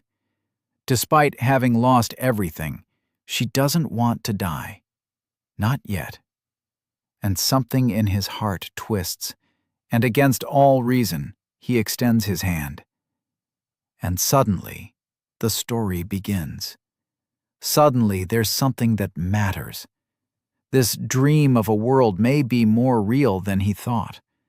Maybe these puppets of people are more valuable than the strings that control them. But that remains to be seen. Chapters release Monday, Wednesday, and Friday. Advertisement. Report. The thing was, Wilson, if someone was willing to hire me, they automatically ended up being fair game at the same time. Hiring me made them de facto murderers. I got a job to knock some Korean businessman, Young Sum Kim or something like that. I forget his name. Anyway, it was 5 or 6 years ago, and he'd gotten into bed with the wrong bunch of Tokyo triads, helping them move into Seoul. Their competitors wanted me to end the association permanently. So I did. I took a drink of water. I'd been casting heal every time I had enough mana, and though my health was back to full, the deep ache in my shoulder and leg told me very firmly that just because I was healed didn't mean I was fully functional again. So I'd spent the day recovering and talking to the wolf. My bandages had been peeled away some time ago, and thin, pale skin now stretched across the teeth marks in my shoulder and the hole in my calf. My left arm remained sluggish and painful. I was still limping whenever I moved to get another urn of water. Wilson was an excellent listener, though. I'd never been able to tell my stories to anyone back home, not even Jimmy. The moral dubiousness and obvious criminality of my adventures meant finding someone I could trust with my tales was a non-starter. So later on, the triads who had been working with Young paid me to knock the blokes who'd sent me on the job to kill him. Funny how things work out in the end sometimes. I bet you've never had that happen. Take down a deer or whatever, and then have its mates hire you to go after their competition? Wilson chuffed quietly, but didn't look up. Every client was another potential mark. I finished happily. I picked up another leafy envelope of smoked meat, unwrapped the good stuff, and chewed thoughtfully. Every day I had gathered more firewood than I would need, and I had a decent pile built further back in the cave. Enough that I wouldn't have to worry about getting more for a few days at least. The meat would last me a week or so, but without the berries and tubers, I'd eventually end up malnourished. I tossed a lump of meat to Wilson, who heaved himself over painfully and scarfed it down without even chewing. So the question is, mate, do I heal you? Sure, you're pleasant enough conversation right now, but you're crippled, and I'm throwing lumps of meat at you. Once you're up and about, our relationship will take on a whole new dynamic. Thoughts? Wilson ignored me as he lay his head back down on his undamaged paw. I was torn. I felt confident that the worst that would happen would be that the wolf took off as soon as he could move again. With the spear and a full tank of mana, he wasn't going to be much of a threat to me now that I was largely recovered. I'd lose my friend, either by defending myself if he attacked, or if he legged it for the woods, and I found I didn't want to lose the company. It was nice to be able to talk freely, no masks and no deception. I felt my moral compass twitching at the back of my mind. I couldn't keep the poor bastard crippled and in pain just so I had someone to talk to. An anticipatory sense of loss passed over me as I accepted I would have to lose this newly forged bond and be alone once again. As I rose shakily to my feet, the sky cracked, thunder rumbling as the flash of lightning illuminated deep into the cave. Bugger.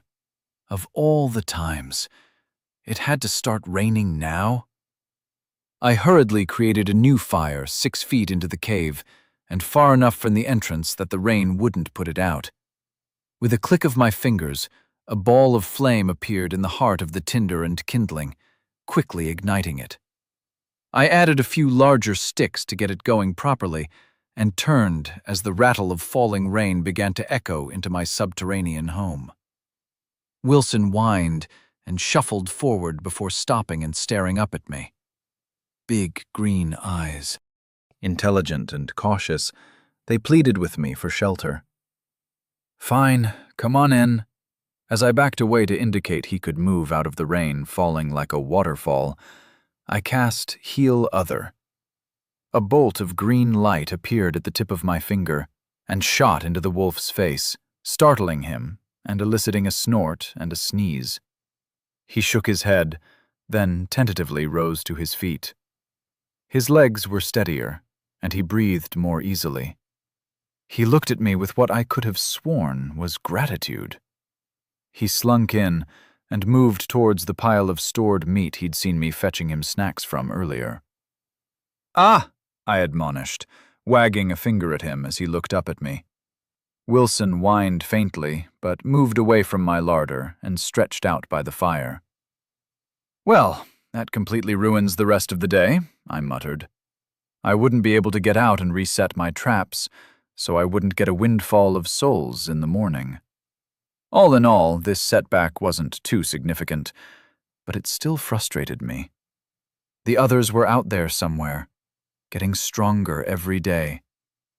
The rain passed in what I estimated to be under an hour by tracking my mana regeneration, but by that time the sun was fading to the west, and night would be on us soon. "If I get some shut-eye, can I trust you to leave the meat alone?" Wilson glanced up, then put his head back down without a sound. That was as much as I could expect. A great listener, but not much of a conversationalist. I had enough mana to throw another heel at the wolf, who chuffed in a way that suggested he was far more comfortable as the green bolt vanished into his flank. I had water for a couple of days, meat for a week, and firewood for 3 or 4 nights. Tomorrow, I'd have to retrieve my knife and reset all my traps. Some more water wouldn't hurt either. Wilson started twitching and whining in his sleep, probably dreaming about stealing someone else's rabbits. The wolf was closest to the mouth of my cave, with the fire between us. If anything came at us, he would be first on the menu. His senses were likely sharper than mine, so he should act as a good sentry and alarm if anything came by in the night. Leaning back on the pile of crinkly furs I'd collected from the rabbits and crudely stitched together into bedding, pulling a stretch of it across my legs, I contemplated sleep. I kept the spear handy and leaned back against the wall. It was comfortable enough to doze off, but too awkward to let me sleep deeply. An unhappy compromise, but one that I felt was wise in light of Wilson's still unknown loyalty. I awoke to a quiet crack and lurched upright, pulling the spear I'd hugged all night into something resembling a fighting stance. Wilson looked up guiltily, then bent down to drink from the urn he had knocked the lid off to get at the water within. I hadn't woken up when he started moving around, so I did a quick inventory of my limbs and fingers. Yep, I had not been nibbled on. "Good boy," I offered. I was pleasantly surprised he had left the meat alone while I was asleep, so I pulled open a couple of leaf-wrapped packages and put the contents of one in a bowl that I popped down at his side. I made a note not to drink from the urn he had used myself, and pulled over another to slake my thirst. As he turned to his breakfast, I decided to leave the lid off Wilson's one to mark it out as dog water. He shied away slightly as I reached across him to pick the lid up, but he kept his snout in his food bowl and didn't bolt. I needed a piss, so I walked out towards my experimental tannery. The warm sunlight hitting my face and chest robbed the morning air of some of its chill. I no longer limped, but I felt a sharp pain in my left calf whenever I bent my left ankle or knee too much. My shoulder still ached constantly. The rain hadn't helped my experiment. The mixture of rancid brains and old piss had largely been washed away, but I watered it anyway. Wilson came out of the cave and sniffed around. He shook himself vigorously and trotted over to join me, cocking his leg and adding his own precious urea to the mixture. I went back and picked up my belongings.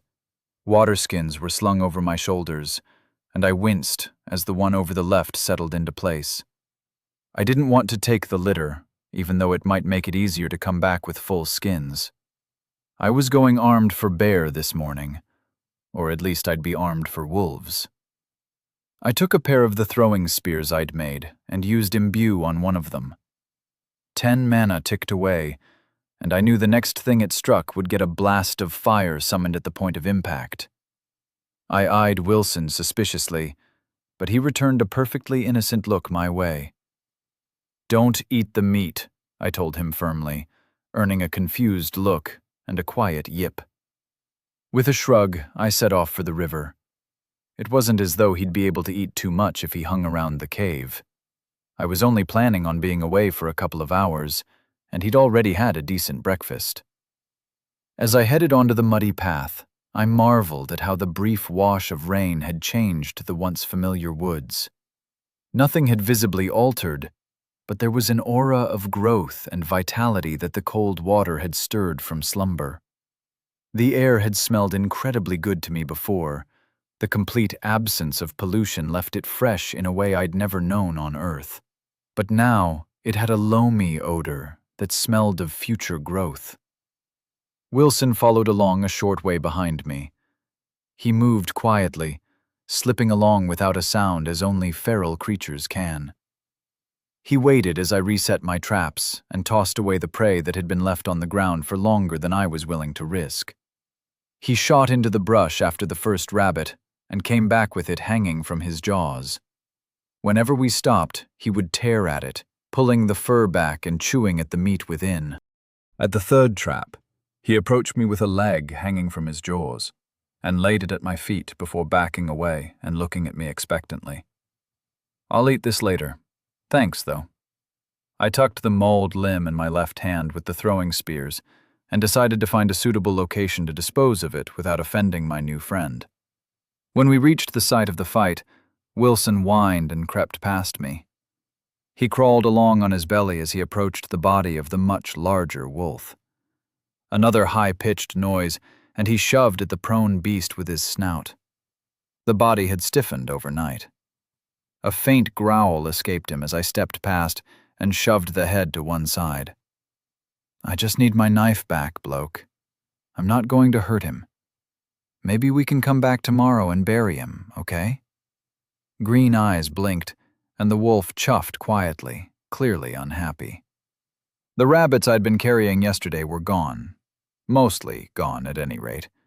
Whether it was foxes, birds, or some creature I'd yet to meet, they weren't tidy eaters. Bits were scattered here and there, creating a macabre scene with the giant wolf body as its centerpiece. I left the trap on this animal run alone. I'd fix it when I came back to bury Wilson's buddy. The rest of the traps had all been robbed in some capacity, and any bits of bunny went into the bushes as I reset them. I was making sure to split my attention while I worked. Even with Wilson as a pseudo-sentry orbiting my position, I wouldn't let myself be caught off guard like I had yesterday. We made it down to the river, and the wolf ran up and down the bank, occasionally splashing his way into the water before leaping back out. Was he playing? I couldn't help but smile at his antics as I stripped down and had a wash, finally removing the last of the bloodstains from my skin. Refreshed, but with a chill seeping into my bones, I came out and picked up my water skins. I filled them carefully and set them on a stone beside me, then sat down to drip dry in the warm sunlight. Hopefully, tonight, the sole income would be back in business, and I could begin building myself up before venturing out to find my counterparts. Wilson approached me as I lay back and nudged my arm.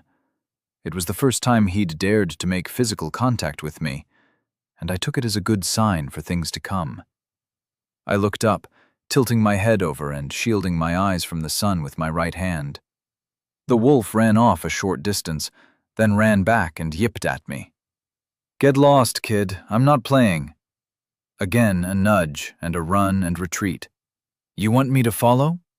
I sat up, then stood and slipped my shorts back on. I picked up my gear and headed off after the wolf, who fled further away this time before stopping to wait for me. Wilson led me down the bank of the river in this fashion. "What's got you so excited, buddy?" I asked aloud. We came to an animal path I hadn't found before. The wolf had dragged me farther downriver than I'd wandered on my own. Wilson crouched low and began to slink into the bushes upslope. I moved quietly behind him, focusing on placing my feet carefully to avoid making any noise. The steady wind was blowing down the hill and pushing our scent to our rear. Was he trying to teach me how to hunt?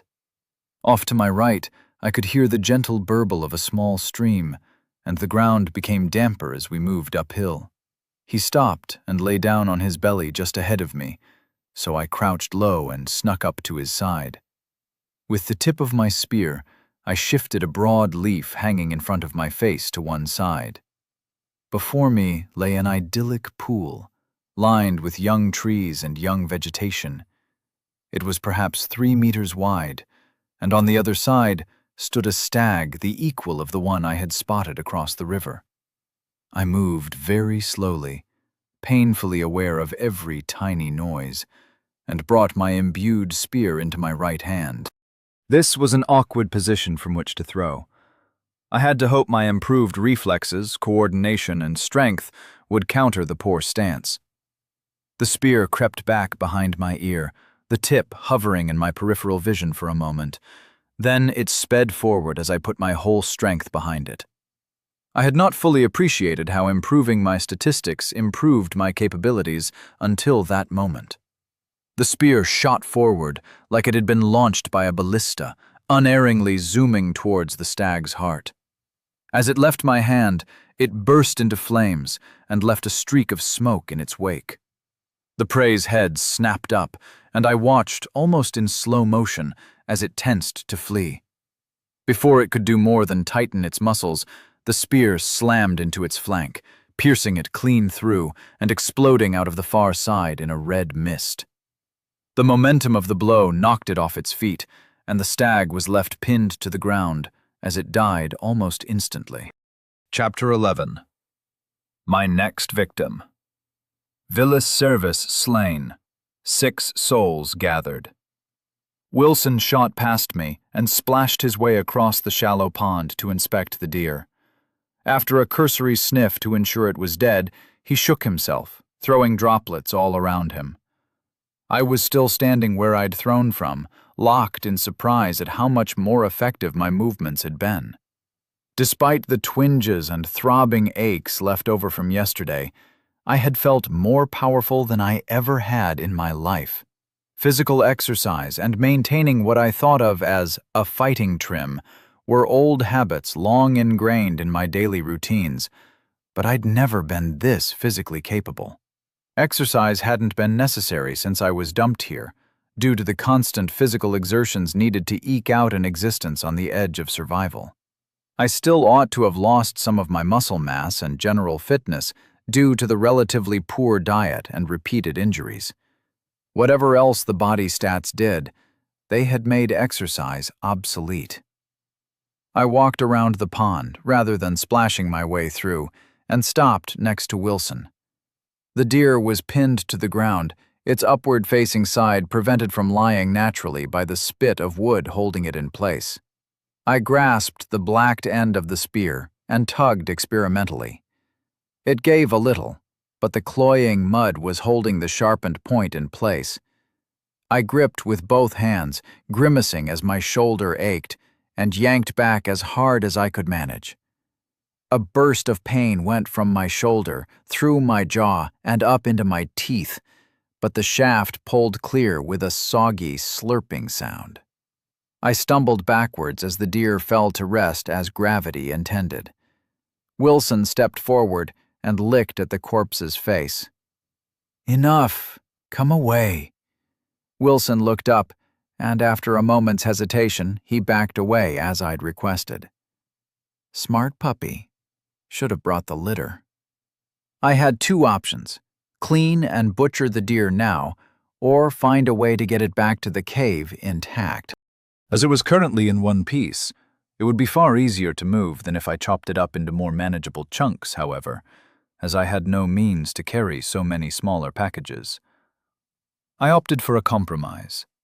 I pulled out the dagger and flipped the carcass over with a grunt. With its legs in the air, I slit it from groin to throat. I flicked the dagger into a nearby tree trunk, where it landed with a satisfying thunk. Then I got messy. I leaned in, thrusting my arms up to the elbow in the animal's guts, and pulling great, gory gobs out onto the grass and mud. I tossed the kidneys over to Wilson, who snatched them out of the air and barely chewed before swallowing them down. The diaphragm presented a challenge to my fingernails, so I retrieved my knife. I cut through the tough membrane and dragged out the heart and lungs. After rinsing my hands in the pond, I moved over to its head. The deer was a big animal, probably half a ton before it was eviscerated. It was considerably lighter now, but I still expected it to be too heavy to move easily. To my surprise, I found the body wasn't entirely unmanageable.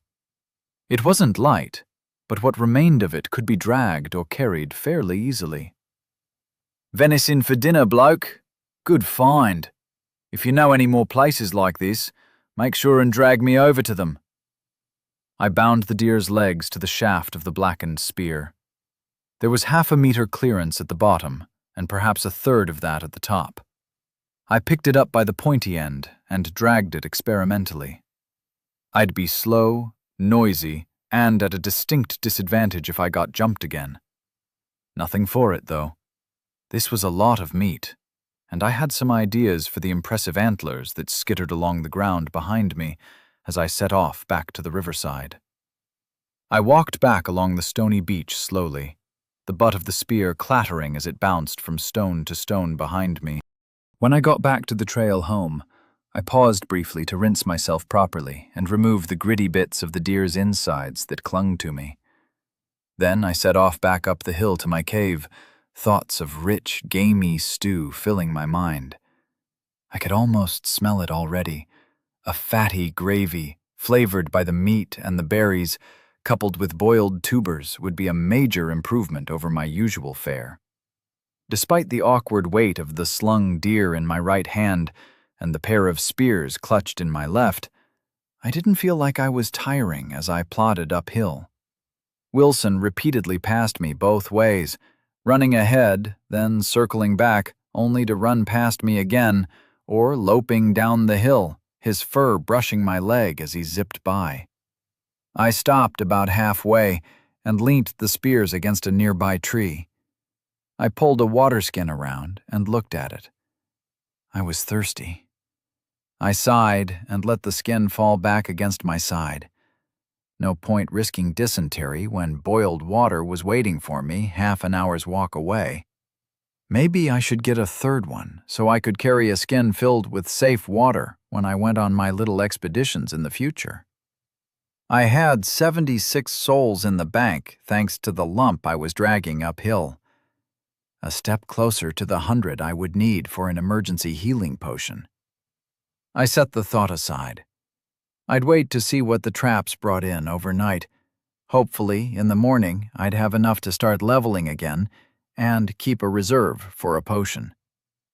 The walk was pleasant and peaceful. I kept a watchful eye on my surroundings, and my ears were pricked for any sign of a threat. But all I heard was the now mundane noises of birds and insects. As I rounded the corner that marked that the walk would only last a few more minutes, perhaps 15 with my baggage, Wilson charged up next to me and stood rigidly in my way. "Come on, Wilson, out of the way, bloke. This shit's kind of heavy."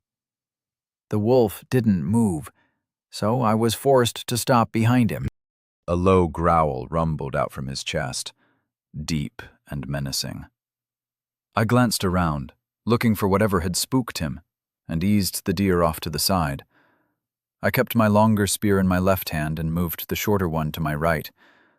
I used Imbue again, losing 10 mana, and felt the charge of fire settle into my homemade weapon. Wilson's growl escalated to a bark, a loud, sharp sound that killed the birdsong around us. He took off up the hill at a sprint, moving far too quickly for me to keep up. I charged along, careless of the noise I was making, my crude sandals clattering as they slammed down into rocks on the path as my legs drove me forward faster than I had any right to move. I still couldn't keep up with Wilson. By the time I reached the visible corner on the winding trail, he had already rounded the next one. I put my head down and pumped my legs, ignoring the pain the sprint was causing in my left leg and shoulder. A short howl echoed down the slope from above me, and I found new energy, picking up my pace. The noise had cut off sharply, and my common sense finally caught up with me. I slowed down, still moving at a fast jog, but no longer recklessly running across the uneven ground. I slowed again as I neared the clearing outside my cave. Then I skidded to a stop and ducked into the undergrowth to the side of the path. Human voices. It hadn't been that long, but being a castaway on an alien world for weeks had made it seem like forever. The words were guttural and incomprehensible. Sicarescan plainsman language acquired. The babble suddenly made sense. "Waste of a good pelt! That would be worth a dozen ons. They've been pissing on it for weeks from the smell of it." A gruff baritone voice. "I still say it's a female Ervile. They have to leave their tribes to prepare to breed. Might be one of 'em in seclusion. Maybe she's ripe."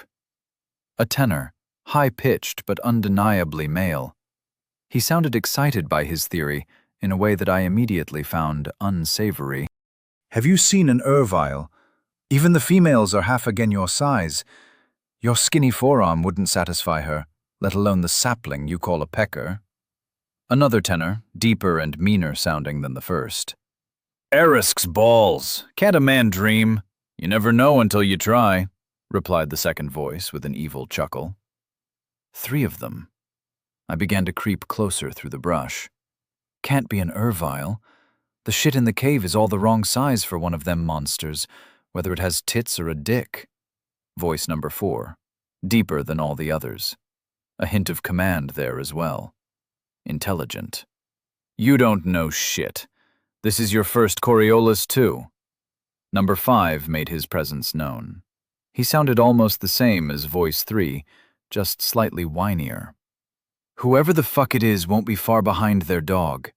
Get into position. We can sell them to the mines if they're no good as a slave," Number 4 said. "That wasn't a fucking dog, Keop, and you know it," said Number 5. I ground my teeth together in frustration. Even with my new strength and painfully limited magic, taking on 5 men at once was a losing proposition. Fights aren't like what you see in the movies. A dozen dogs can kill a lion easily. A few might die in the process, but the end result would always be a foregone conclusion. Slipping farther into the bush, I began to creep forward slowly. The spear in my right hand meant I could even the odds a little at the outset, and Wilson would be around somewhere as a potential backup. Maybe he'd come to my aid when the time came, maybe not. I wouldn't blame him for staying out of this. The necessity to attack was plain. They were going to wait in ambush, sitting on all my hard-won resources until I showed up. I could abandon everything I'd built up and a relatively safe campsite, or I could remove the threat. I paused to lay down my water skins, putting the sheathed knife between my teeth, and then I silently moved closer. I paused a few feet from the edge of the clearing, hidden by the ferns and bushes. A big man was sitting in the mouth of my cave, disinterestedly inspecting the smoked meat I'd hoarded over the last week. He pulled out a strip, bit into it, and chewed thoughtfully for a moment before spitting it out with a look of disgust. I scanned my gaze across the clearing, irritated by the greenery obscuring my view. I spotted 3 of the others, spread out around the edges of my home. The nearest was situated a few meters to the side of my usual trail, barely 10 meters from where I was crouched. If they decided I was a Lady Ervile, an unlikely conclusion for them to reach when they laid eyes on me, I was possibly going to be raped. Otherwise, I was to be killed or enslaved.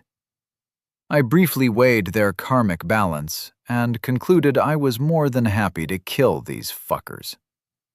I shifted my throwing spear to my left hand and pulled the dagger from the sheath I had clenched between my teeth. I let the scabbard fall to my knee, then tilted my leg so it fell silently to the ground. It would be a bitch to find again afterwards, but such is life. I moved so slowly. It took over a minute to advance a foot. I made no sound as I moved into my first victim's blind spot and crept steadily closer. When I was a meter from him, I paused. His breathing was quiet and controlled. His back was tense, partially covered by a wolf pelt, but with no armor on his upper body. The knife moved forward.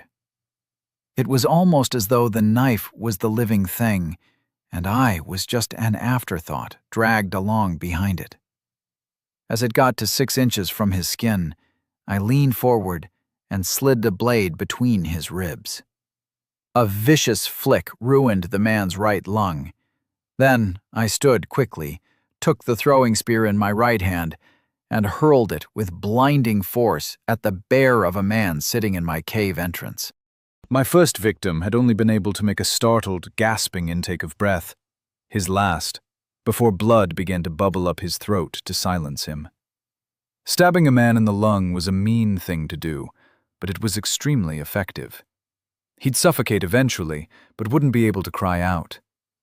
The spear ignited as it left my hand and shot across the clearing to bury itself in the bigger man's stomach. Another killing blow, but not a quick death. He was out of the fight, though. Now for his friends. I dove backwards into the bushes and scurried as quietly as I could towards the next closest victim. I caught a glimpse of the big guy pulling the burning spear from his stomach and struggling to his feet. His pained bellow rang out a moment later. "On me!" he snarled and coughed. His remaining, soon-to-be corpses helpfully rushed to his side. One helped him balance, while the others formed up, backs to the cave with weapons raised. One had a bow and a quiver of arrows hanging from his hip. The others pulled crude maces from their hips, perhaps as long as my arm, with a round, polished stone head mounted on the end. The stone had been drilled somehow, so the handle fit through it to create a primitive but effective club.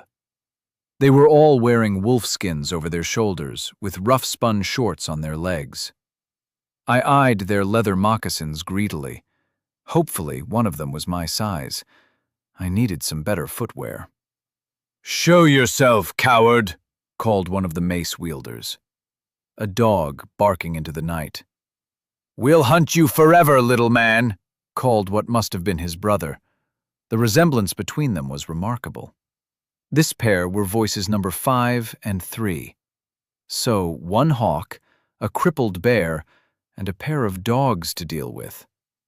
The archer would be an issue. I had my dagger and the soul shop spear.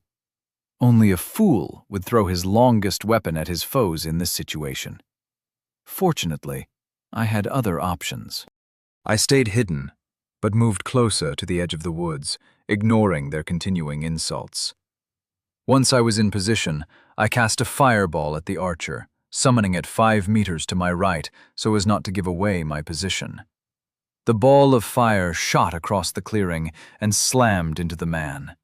His bow went flying as the detonation tossed him to the side and threw his friends to the ground at the same time.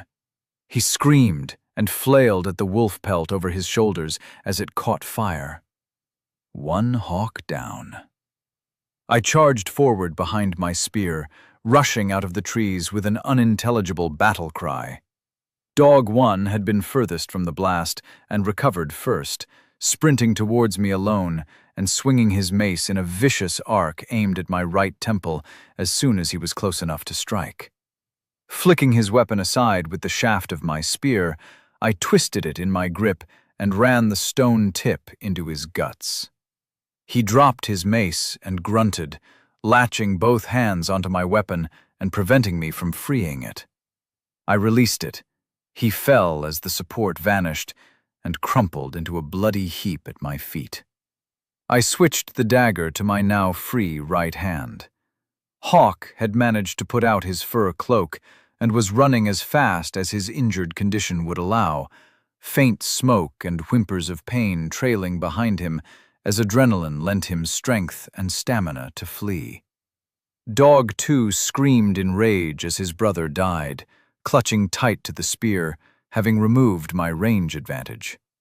He advanced and swung low, aiming to break my leg with his stone-headed mace. I pivoted around it, shifting my weight effortlessly to let the blow whiff past my knee, then shifted my weight so I could drive my other leg into his side as my body spun round to add force to the blow. My shin slammed into his kidney, and he was knocked sideways, clutching at himself. Before he could move again, I was on him, pulling back on his hair so I could drive my brittle knife through the thin bone at the base of his skull into his brain via his throat. I gasped for breath and checked my surroundings. Bear was looking at me with terrified eyes, shivering as a puddle of piss spread out to mix with the blood escaping his stomach wound. To one side of him, I saw Wilson's body, 2 arrows protruding from his chest. He wasn't moving, and I could tell at a glance that he would never move again. A stone mace had partially stoved in his head. Fury boiled up inside me. Normalis humano slain times 3. 30 souls gathered. With cold eyes, I pulled my dagger out of Dog 2's brain, letting his body fall to the ground limply, then flicked the gore off my blade before advancing on my next victim. Chapter 12. Shikriken. I walked past the dying man with cold disregard for his condition and picked up the bow from where Hawk had thrown it. I turned it over, examining it closely. It was well made and surprisingly sophisticated in its design. Horn and wood had been glued together to give the back and belly of the bow distinctly different colors. It had then been polished smooth and treated with wax or fat of some sort until it gleamed in the sun. The string was made from sinew? I couldn't tell for sure, but it looked a lot stronger than the cordage I'd acquired from the ever-damned shop. I tossed it on the pile of furs I used for bedding and retrieved a pair of arrows that had escaped the archer's quiver when he fell. "Well, fuck me. How were we to know?" grunted my guest. I turned and fixed him with a glare. "You're a Shikriken," said the last bar one of the raiding party. The word didn't translate directly into English. I didn't know why the system had given me access to the language, but it made the alien words make sense, and I wasn't about to look a gift horse in the mouth. The language sounded like a blend of Welsh and Turkish to me. I understood what the strange word meant, though. It meant harvester of souls. "What makes you think that?" I asked pleasantly, going back to my work. I built a pile of leaf-wrapped dried meat by the bow. "Hold that thought. You don't have anywhere to be, do you?" I asked. "You used magic. Only the great blue awaits me now, bastard. There's no need to toy with me." Jolly good. I went back outside and hunted down my sheath and water skins. A few minutes later, I came back to find him slumped unconscious. He'd dragged himself a few feet out of the cave. I emptied my skins of river water over his upturned face, making him cough and splutter as he was dragged back to painful consciousness. "What is a Shikriken?" I asked, as I began to fill my skins with boiled water. "A curse from the gods. You are all mad," he spat. "Where is your friend going to run to?" I questioned, pointing in the direction the man that I'd mentally tagged as Hawk had fled. "My brother is running to our forward camp. He'll return with a full war band," groaned the man. I squatted down opposite him and took a drink from my water skin. He eyed it greedily. The steady trickle of blood from his wound hadn't slowed. In a movement so fast I surprised myself, my hand lashed out and slapped him across the face. "Don't lie to me again," I growled. He spat and shuffled himself into a sitting position, his back propped against the cave wall. "Too fast. Too strong. You're not of this world for sure. Stranger, I would ask a favor of you for killing me." I looked at him blankly. Killing this man freed me of all obligation to him as far as I was concerned. I raised an eyebrow to invite him to continue. "When you hunt down my people, tell my father I died well," he grunted. "I don't give a shit about your people. I owe your cowardly brother for putting arrows into Wilson and planning to sell me as a slave, and possibly for being a rapist. After that, I don't give a shit about the rest." He took a wheezing breath and stared at me, seemingly trying to gauge if I was being sincere. I was. I had no intention of killing his tribe or clan or whatever it was. 10 souls per person was tempting, but I wasn't going to abandon my rules in a fit of pique. "Dilth hasn't had a woman," he groaned out, a laugh at the thought. "He isn't a man yet." "He looked like a man to me. Boys don't try to ambush and kill a stranger," I replied. 16 winters. He'd seen 16. I noted that the man was already using the past tense for his still-living friend.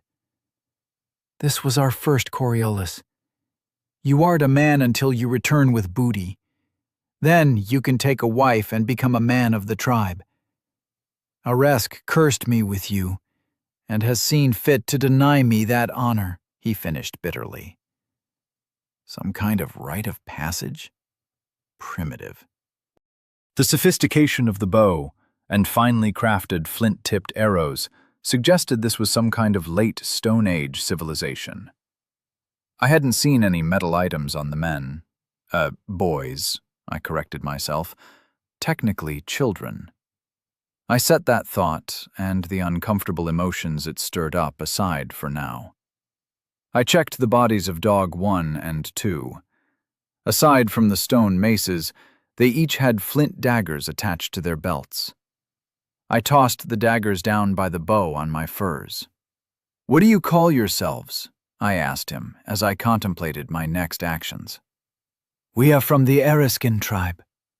My father receives homage from 4 other tribes and is king of much of the northern plains," the man bragged. "Eresk has always sent us hardships to make us strong." He grunted and pressed both hands down on his stomach wound. "I thought we were blessed, but now—" He narrowed his eyes at me as I stood over him. "If I'm not bothered by them, I'll pass them by." I'd made up my mind. I would head south, catch and kill the archer on the way, then move out across the plains.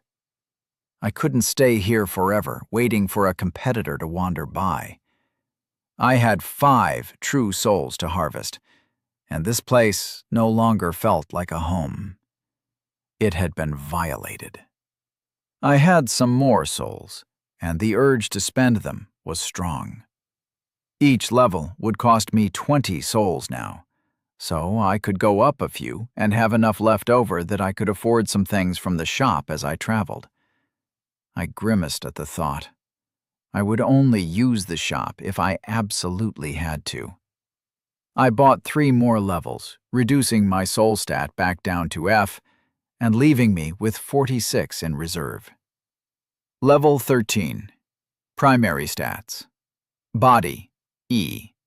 Mind, F+. Soul, F. Available souls, 46. Secondary stats. Physical strength, 16. Reflexes, 15. Health, 120. Magic strength, 8. Focus, 8. Mana, 100. I put 4 stat points into strength and 2 into reflexes. My limbs felt different again. Nothing changed visibly, but when I poked my bicep experimentally, it felt like bands of steel had replaced the muscle. "What did you do?" he gasped at me. "I spent some souls." "What do you know about Shikrakin?" I noted it was apparently obvious enough when I spent souls that a man whose vision must be hazed by pain could tell I had done something, even if he didn't understand what I'd done. "They grow stronger. Some by fighting with honor, some by trading, or leading warriors to war. The old tales even speak of Shikrakin, who could get stronger simply by speaking to other people. Your demigods. too strong, too fast. He repeated his complaint from when I'd slapped him. Do you know of any others like me? I asked. I moved over and stripped Dog 2 of his cloak and leather satchel. I checked his boots, but his feet were too small for me. I eyed the dying man's footwear speculatively. Not for many seasons, none for a generation or more. But there are old stories we still tell around the fires, he coughed. How many people are there in the tribes of the plains? The last time the tribes came together was for the Haleth festival in spring. All my clan has known since then is the plains, as it should be. Many hundreds. I began loading my dried meat into the satchel. I took the little package with the bear's teeth in it as well. Aside from that, I couldn't see any reason to take the rest of my meager possessions. I poured the salt from my urns back into the bag it had come in and attached it to the satchel with cordage. Salt was likely valuable in an economy as primitive as these plain dwellers seemed to have. I retrieved my spear from Dog 1's guts and wiped it down on his wolf cloak. I pulled the wolf cloak from Dog 2 over my shoulders, and the head, with fangs fitted along the upper jaw, was pulled up as a hood. I imagined I looked particularly savage.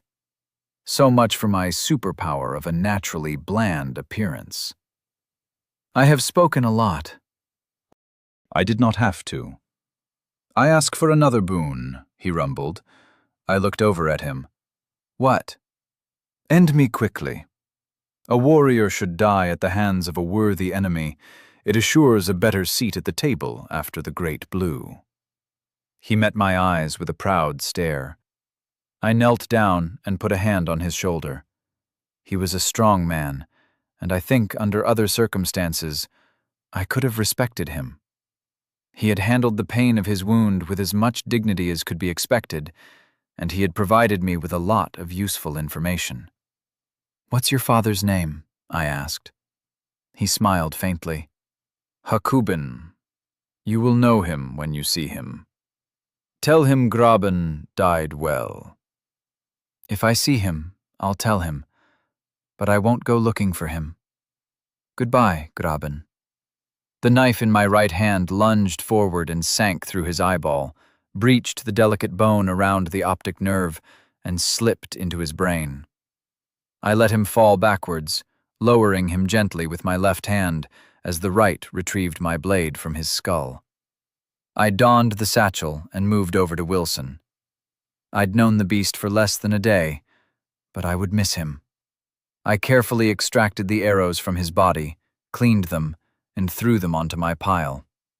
I stopped and picked the wolf up. He weighed almost nothing to me now. I would need to be careful outside of combat. I was too strong, too fast, as Graben had said.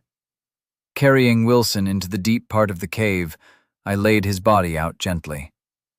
I stood for a minute and contemplated my fallen friend. I didn't say anything. I didn't know what words would be right. Leaving him behind in the darkness felt like cutting a cord holding me to this place. I took the time to move all the wood I'd gathered back into the cave and piled it around Wilson. With a flick of a finger, the pile started to burn, and I retreated to the entrance.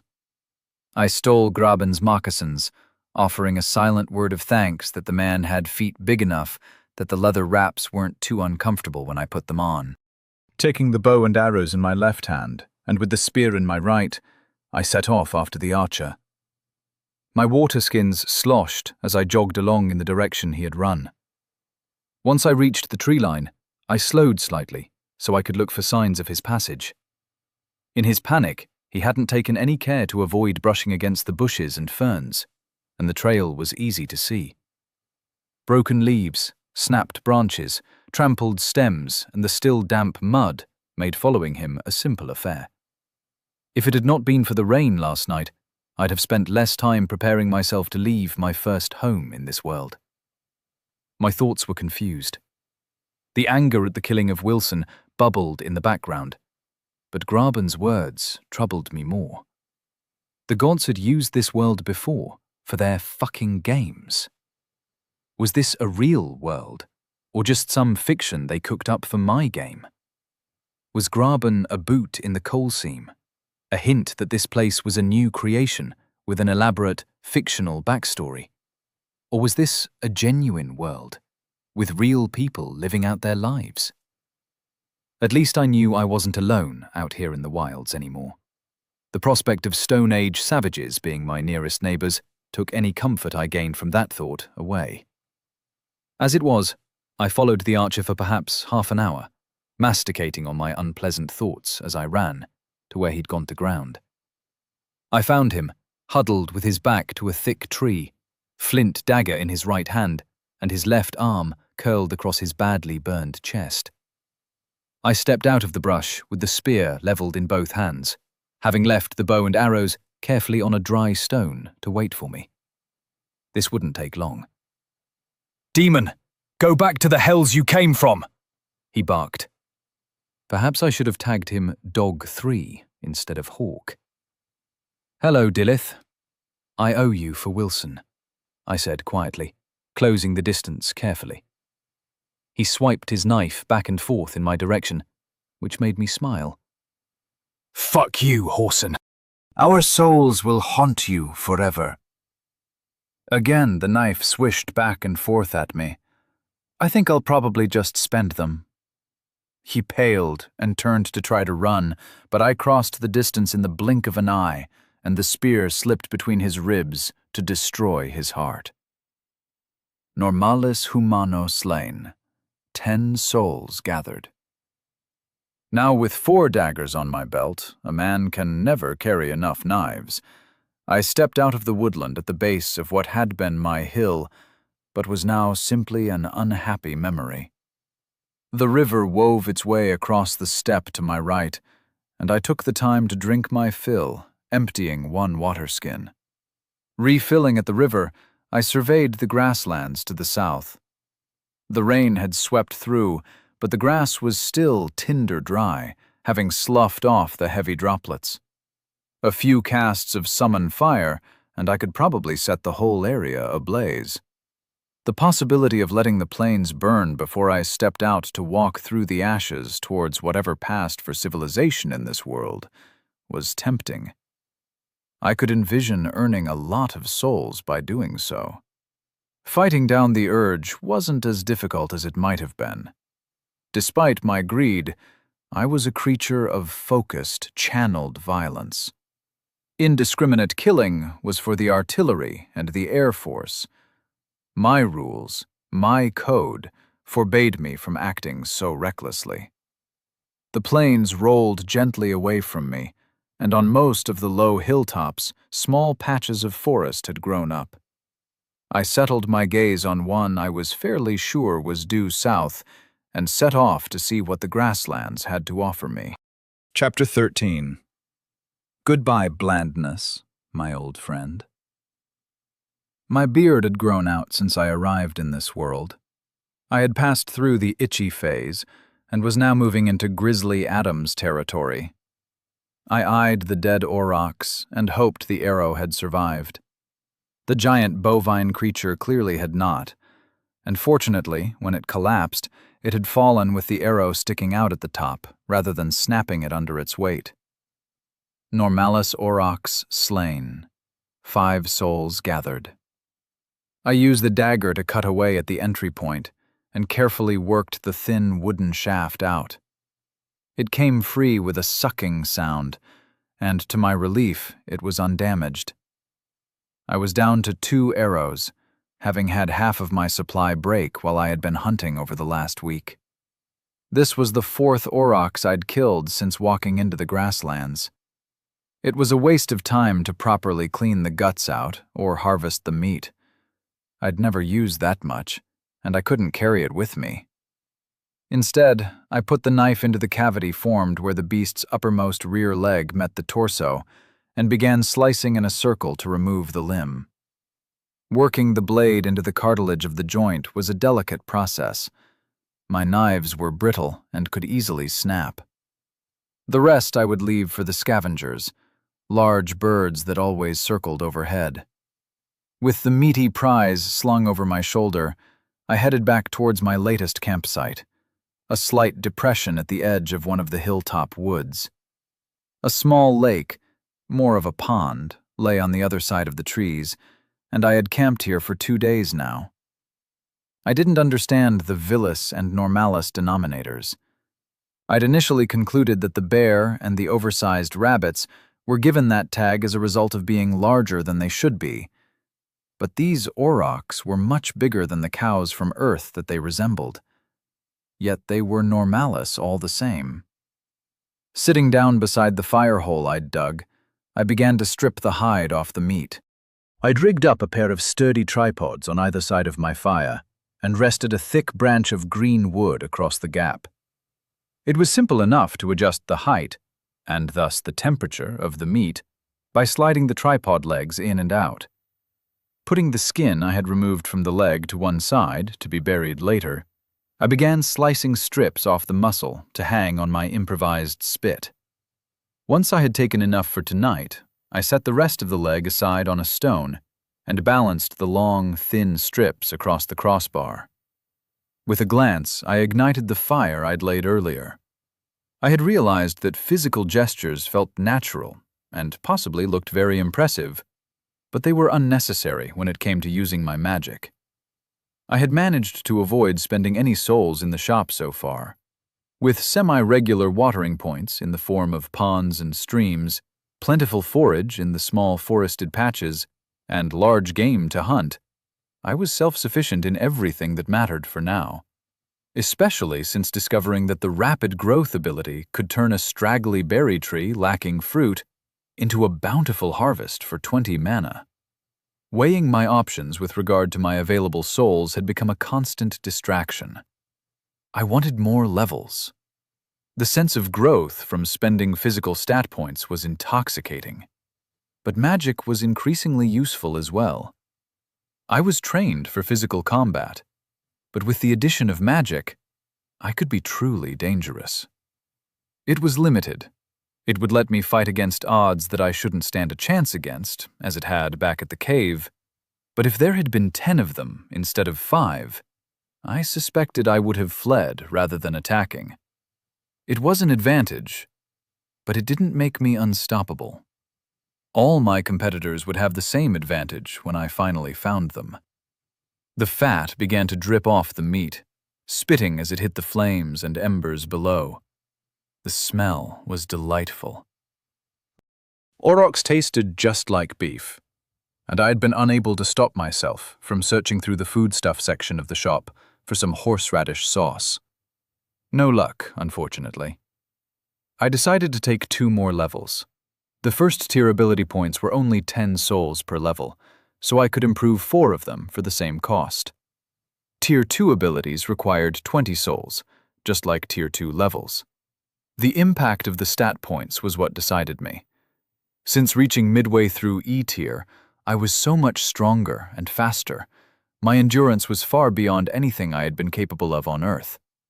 Perhaps one day I'd stop and save up to keep enough in reserve for a health potion, but access to the healing spell obviated that need for now.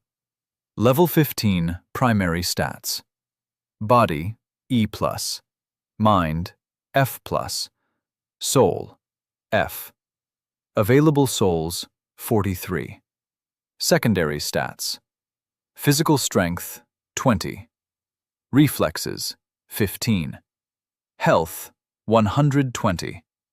Magic strength, 8. Focus, 8. Mana, 100. Putting all 4 points into physical strength in order to confirm my theory, I was pleased with the result. E+ meant I had 1 D-tier statistic. When health or reflexes joined my strength, I would advance to D-. Waving the auroch's leg next to me in the air seemed to prove my theories about my statistics. It was noticeably lighter for sure. It felt like it was made of balsa wood, but the limb must weigh nearly 30 kilos. As before, nothing had visibly changed, but I felt the new power in every movement. I turned the meat strips and waited for them to start to blacken. I had stopped boiling my water due to the necessity of being on the move, and had so far not suffered any ill effects.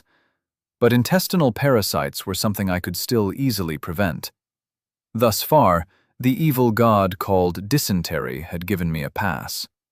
The sun was falling in the west when I first heard the rumble. It sounded like a train heading my way, or being near a busy road. I had finished my meal and was quietly contemplating the first stars to emerge in the darkening sky at the time. The alien patterns still baffle me, but I was confident I had located an equivalent to a pole star. I'd watched the tiny spark circle above me for the last week on the plains, and at the end 3 stars in a configuration that resembled an axe, laid on its side when compared to the horizon, seemed to point to the most static star I'd found. Standing up, I looked around, but nothing was moving for miles as far as I could see. The rumbling grew louder, and I began to consider other possibilities. Was this some kind of geological event? A hidden geyser in the lake on the other side of the small hill? I was considering moving my campsite as a group of riders swept round the west side of the hill and began to fan out across the grass in front of my fire. I wouldn't call them horsemen based on their mounts. They were stocky ponies at best, and the mounted men looked more like adults riding donkeys at the beach than a formidable cavalry force. One of them rode forward slowly, taking his time to check the shadows behind me for signs of any threat. I felt the masks dropping back into place in my mind. Dissembling was second nature for me, but the brief freedom I had found alone in my cave and had affirmed with Wilson was something I didn't want to give up. Graben had seemed like a straightforward man. In the end, he'd been unafraid of death, asking for mercy where most would have begged for more time. "I'm alone. Would you like some food?" I called. Hospitality was my best option in this situation. A quick count revealed 15 of them, and they all carried short, stabbing spears in their right hands and a small hide shield in their left. The uniformity of their weapons was mirrored in their dress. Short green tunics of woven cloth covered them down to their knees, and sturdy leather boots covered their feet. There were no stirrups, and the saddles consisted of a thick blanket tied to the animals' backs with leather straps. The only control they seemed to have was reins that they held in their left hands behind the shields, but the animals reacted well, forming neat ranks as they spread out and stopped at a slight tug. "You offer me the meat of my own herd, from aurochs that you've hunted without my permission." The man raised his eyebrows at me in feigned shock. His voice was expressionless. "I don't recognize your accent, stranger. Where is your war band?" called the one I assumed was the leader in a flat voice. There was no inflection at all, and it was hard to gauge whether he was threatening or just being polite. This one's tunic was a bright red color, marking him as some sort of commander, no doubt. "I have no warband." "You're dressed for Coriolis. Are your brothers gone to the Great Blue?" He inched his pony closer and stepped down, dropping the reins in the grass. The horse stayed still and bent to crop the grass at its feet. "I am not with a warband, nor am I on Coriolis. I was attacked by a group of men wearing these skins, but I ran away after killing one of them and taking it for warmth." "An unlikely tale. What is your tribe?" He kept moving closer, and I was very aware that he kept his body in a fighting stance. The spear was casually pointed just away from me, but it would take no time at all to align the stone tip with my chest. "Eriskin," I lied. Old habits. He chuckled. "How interesting.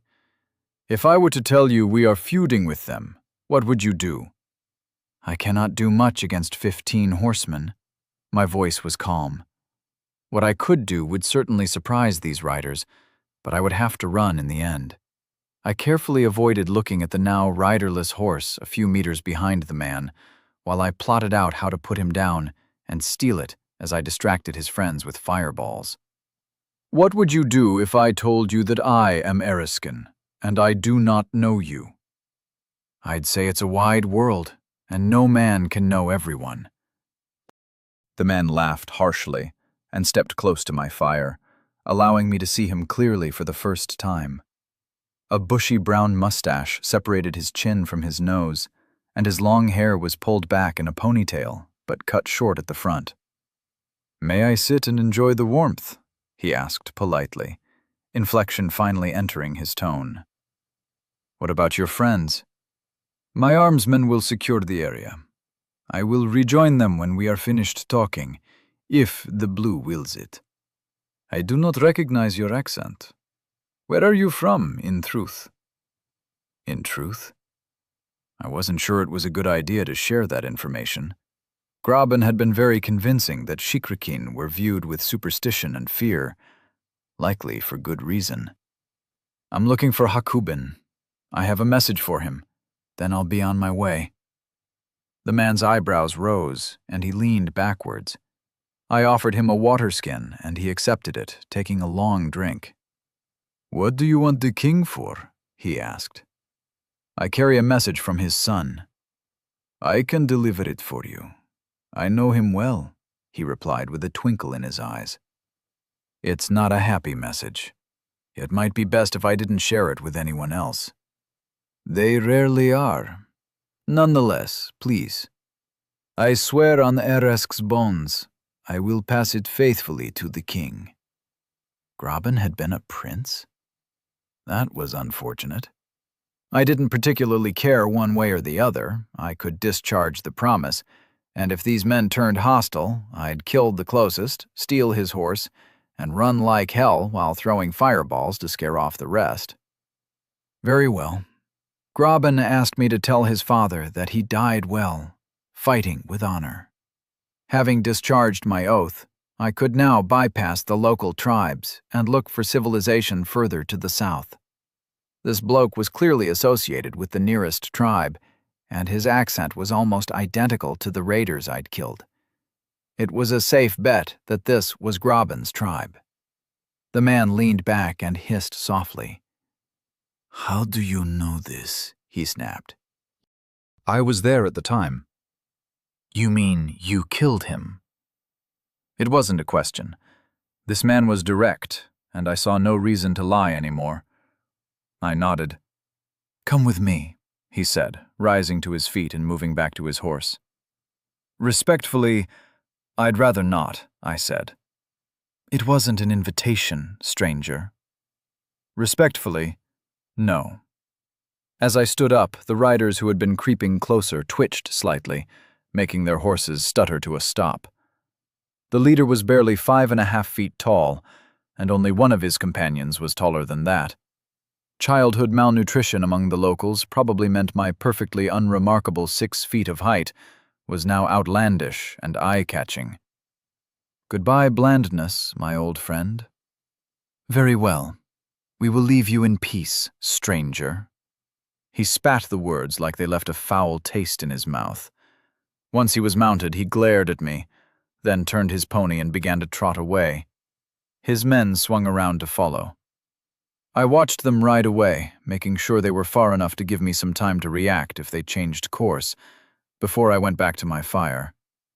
I turned away from the empty grasslands and started towards my camp. As soon as my back was to the plains, I heard a crack, followed less than a second later by a whirring noise buzzing past my right ear. I pivoted and saw a man 30 meters out in the grasslands, recovering a sling to reload it. I threw myself to the side as another rose up and released his stone at me. The whip crack as the tail of the sling broke the sound barrier echoed out again, but he had missed. I was sure of it. I heard yet another crack, and a moment later, my head exploded in pain. Chapter 14. The Dreamer. As I came back to consciousness, I vowed to resume all of my old habits. The brief time I had spent free of the lifelong masquerade of being open and unfettered had clearly been a colossal mistake. The throbbing pain in my skull was all the reminder I would need. My arms ached as well, a burning fire in my shoulders that almost matched that in my head. Whoever that rider had been, he was now only behind whichever slinger had got me on my shit list. I could see why the bloke with the bulletproof suits threw away his code, but I wasn't quite there yet. I will take him as my slave. An old voice, high-pitched and vaguely androgynous. No, he goes to the women. They can take his balls, and when they're done, the young men will use his head for sport. My campfire visitor's voice was rich with command and confidence now. At least I hadn't been killed outright. So far. Unfortunately, it didn't sound like that would remain the case. He survived 2 days tied to a horse, after taking a bullet to the head. Jaitik swears it was fired clay and should have been a lethal hit at that range. Something is amiss here, Hakubin. He might be the one from the dreams. An ally? At least someone who wanted me alive rather than gelded and my head turned into a football. I'd take what I could get in this situation. He killed Graben. Fuck your dreams. Hakubin's voice ground out.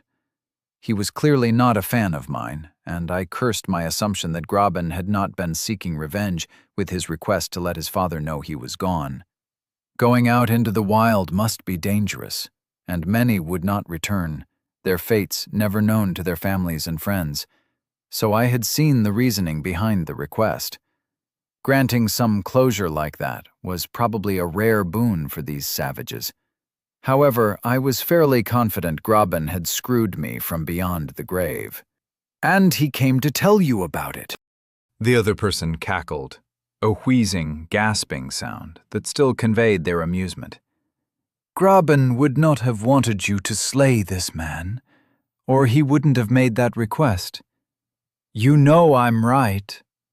Another cackle. You are sonless. Don't speak to me about family, uncle, Hakubin snarled. I'm the tribe's dreamer.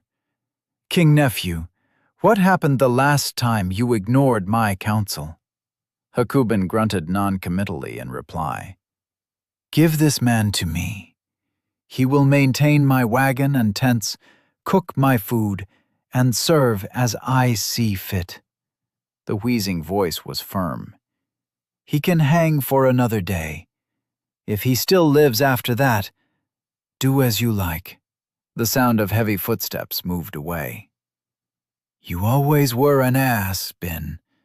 My brother would be disappointed in you, my savior muttered quietly. Lighter footsteps came closer, and I felt a damp breath on my chest and cheeks. This man must be even shorter than the ones I'd seen before. He was so close, and I was so vulnerable. Fear ran through me, but I suppressed it ruthlessly. I know you're awake. A hand touched my shoulder gently, but it still sent a jolt of pain through my chest and shoulders. I didn't move. Endure a little longer, and we'll talk properly. Or go to the blue and feast with Eresk. The choice is yours. My faint sense of his presence faded away. Health, 48/120. Mana, 100/100. I cast heal 10 times, and my health went up to 98. I felt better, but the pain didn't disappear. My thoughts felt fuzzy and hard to grasp. This wasn't my first concussion, and the fact I had survived being unconscious for so long suggested the worst was behind me, assuming I wasn't brain damaged. My eyelids were stuck. I tried to move a hand to rub at them, but the pain in my shoulder spiked. I realized I was spread-eagled, thick ropes binding my arms out to either side, and the weight of my body was hanging on them. I moved my feet slowly, struggling to take some of the weight off my chest. I could barely reach the ground, but I was able to push my toes into the mud, taking some of the pressure off. Immediately, I felt my breath coming easier, and my mind began to clear. Opening your eyes when they are glued shut by dried tears, and whatever else had been smeared on my face during the time I'd been out, wasn't easy. It was frustrating. Something that should have been simple was seemingly impossible, and I was denied my vision as a result. Being blind was always something that had terrified me, and I fought down the bowel-churning fear that this wasn't simply sweat, tears, and blood. If Hakobin had taken my eyes in revenge for his son, I was doomed. After a lot of straining with muscles unused to that kind of exertion, a crack of light appeared in my right eye. My head was still hanging against my chest, so all I could see was an expanse of mud and churned grass at my feet. There were brown marks across my chest and legs where someone had been throwing something at me. Judging by the smell and the streaks, I had a pretty good idea what it had been. I briefly wished the shop had some antibiotics. I'd pay whatever the soul's cost was, however unreasonable. It didn't. Fuck you once again, shop. I raised my head as I forced my functional eye fully open. The left one seemed to be welded shut and wouldn't move at all. My back ached as the weight of my skull shifted. Further away, the grasslands stretched out in a blur. In the distance, men on foot and a few on horseback were herding aurochs, driving them away from wherever the hell I was. The sounds began to clarify as more oxygen reached my addled brain. The noises of animals, horses, dogs, and cattle made up a background hum, but on top of that, I heard voices. Men, women, and children were going about their business somewhere behind me. Friendly conversation and irritated arguments, perfunctory greetings and brash boasting assaulted my ears and made my head hurt even more when I tried to pick out and follow any of the many threads of conversation. How many of them were there? The sounds of construction hit my ears, sawing and banging, craftsmen and women discussing the work in progress.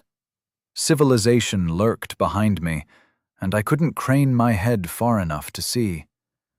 The pain in my neck flared as I struggled to look back, but I ignored it as my situation became clear to me.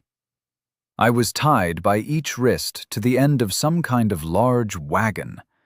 I had been stripped naked and left in the sun for God knows how long. It had been long enough for my skin to redden and burn in the harsh light. Where I wasn't covered in blood and muck, I saw that my flesh was raw and pink. My feet barely reached the ground. I had been functionally crucified. The rough wood of the wagon had left splinters in the flesh of my back and continued to scratch at me every time I breathed. Thirst consumed me. Hunger was there as well, but I would have chosen a drink over food in a heartbeat.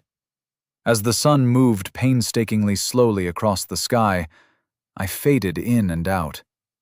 Every time I lapsed from consciousness, my legs would sag, toes slipping through the mud, and the pressure of being hung by my wrists would compress my chest, making breathing difficult.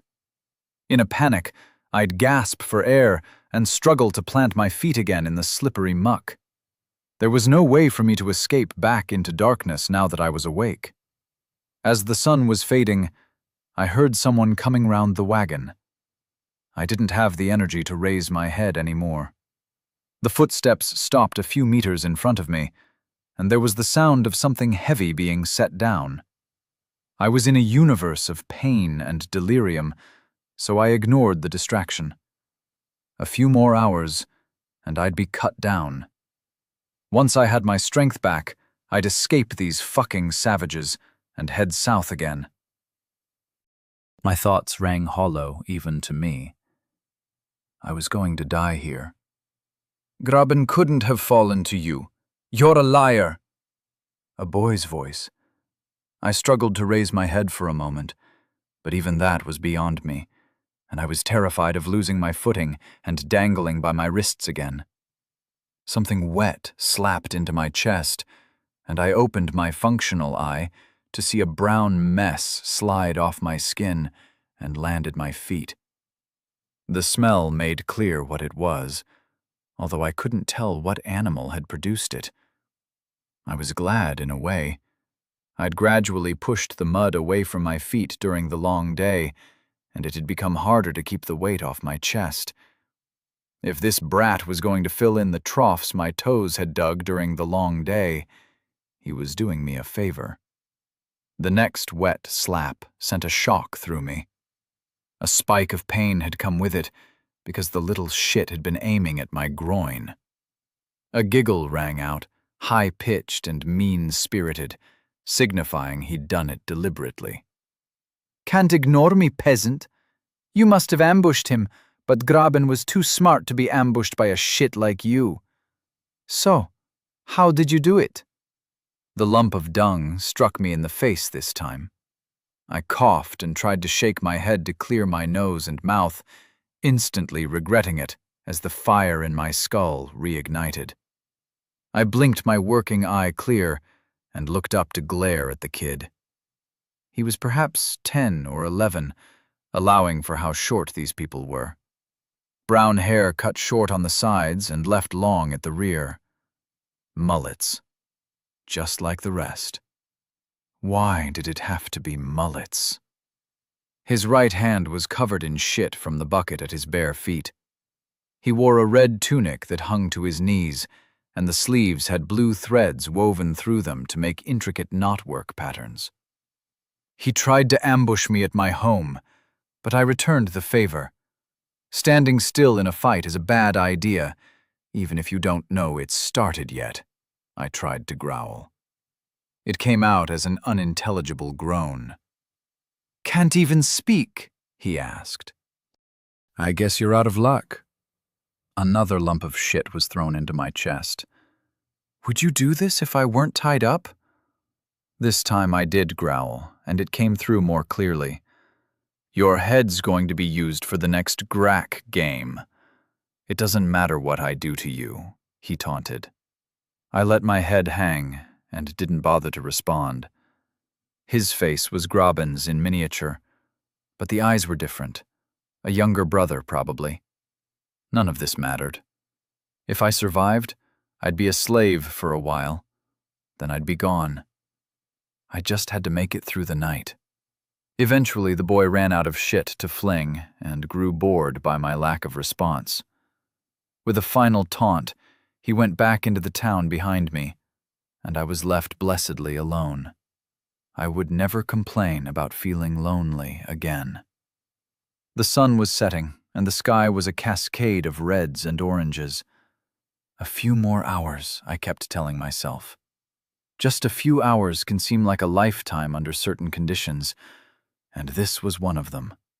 The moons rose and set as I hovered between waking and sleeping, never able to fully step into either state. I envisioned women I had known. Some I had even loved coming to my aid. I saw long, tall glasses of water where half the glass was filled with ice. Men I had killed came to put me out of my misery. Pizzas, burgers, roast beef dinners, ice-cold beers. They all flashed before my eyes at various times, but the tall glass of water always replaced them sooner or later. I was lost in hallucinations of food and drink as the sun finally began to rise, and I thought for a moment that the plains had caught fire and these bastards torturing me would all burn. Alas, it was only the red light painting the steppe. Eventually, I heard the sounds of feet approaching, and I braced myself for more shit to be thrown in my face by an obnoxious little princeling. I craned my head up to face down my tormentor. Instead of the brat, it was Hakubin and another man who stopped in front of me. Hakubin was much as I remembered, but his bright red tunic now hung down to his ankles, cinched in the middle by a thick leather belt, on which hung one of the stone maces these people seemed to like. Something glinted in the morning light, and I realized his mace differed from those I'd seen before. The round head was made of a polished metal.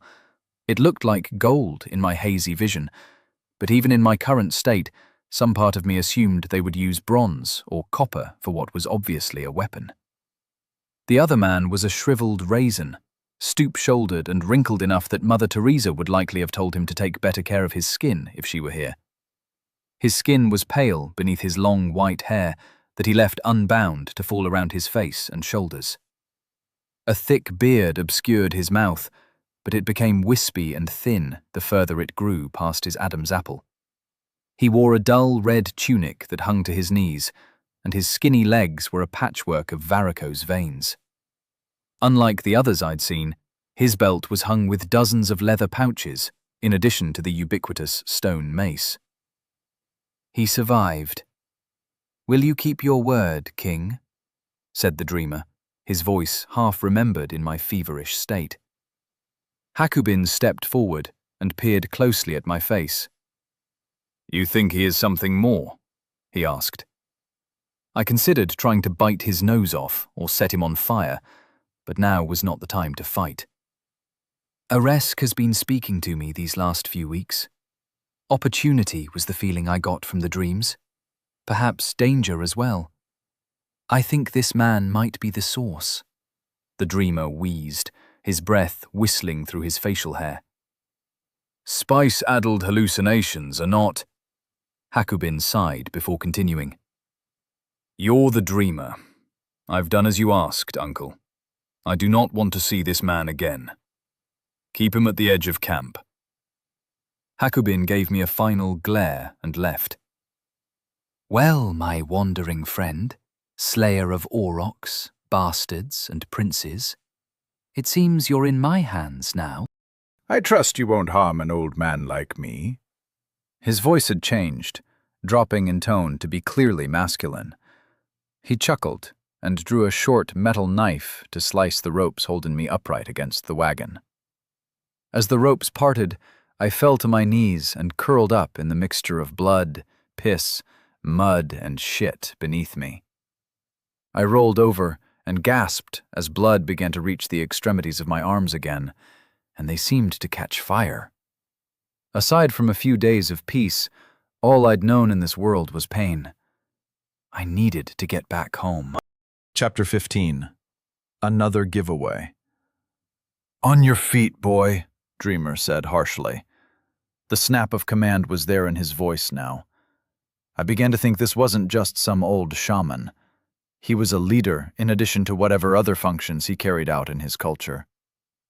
I struggled upright and untangled the remains of the ropes from my wrists. The rough material had dug into my skin, rubbing it raw and drawing blood where stiff threads had stabbed into me. I couldn't stand up straight. My shoulders didn't want to take the weight of my arms, so I stood hunched over, clutching my limbs in front of my chest. Even slouching, I was still looking down at the man. He had a bald spot on the dome of his skull. "You need a wash, boy." "I'm not a boy," I croaked, but I followed as he walked out into the grasslands. "I've seen 70 winters, boy. You haven't been on Coriolis, therefore you are a boy. I'm not one of your people. We don't need to raid to be seen as men. Raiding isn't what makes you a man, boy, nor the killing. It's the trial that makes the change." He turned back for a moment to look me over, and I glared at him with my good eye. "Maybe you've passed your own.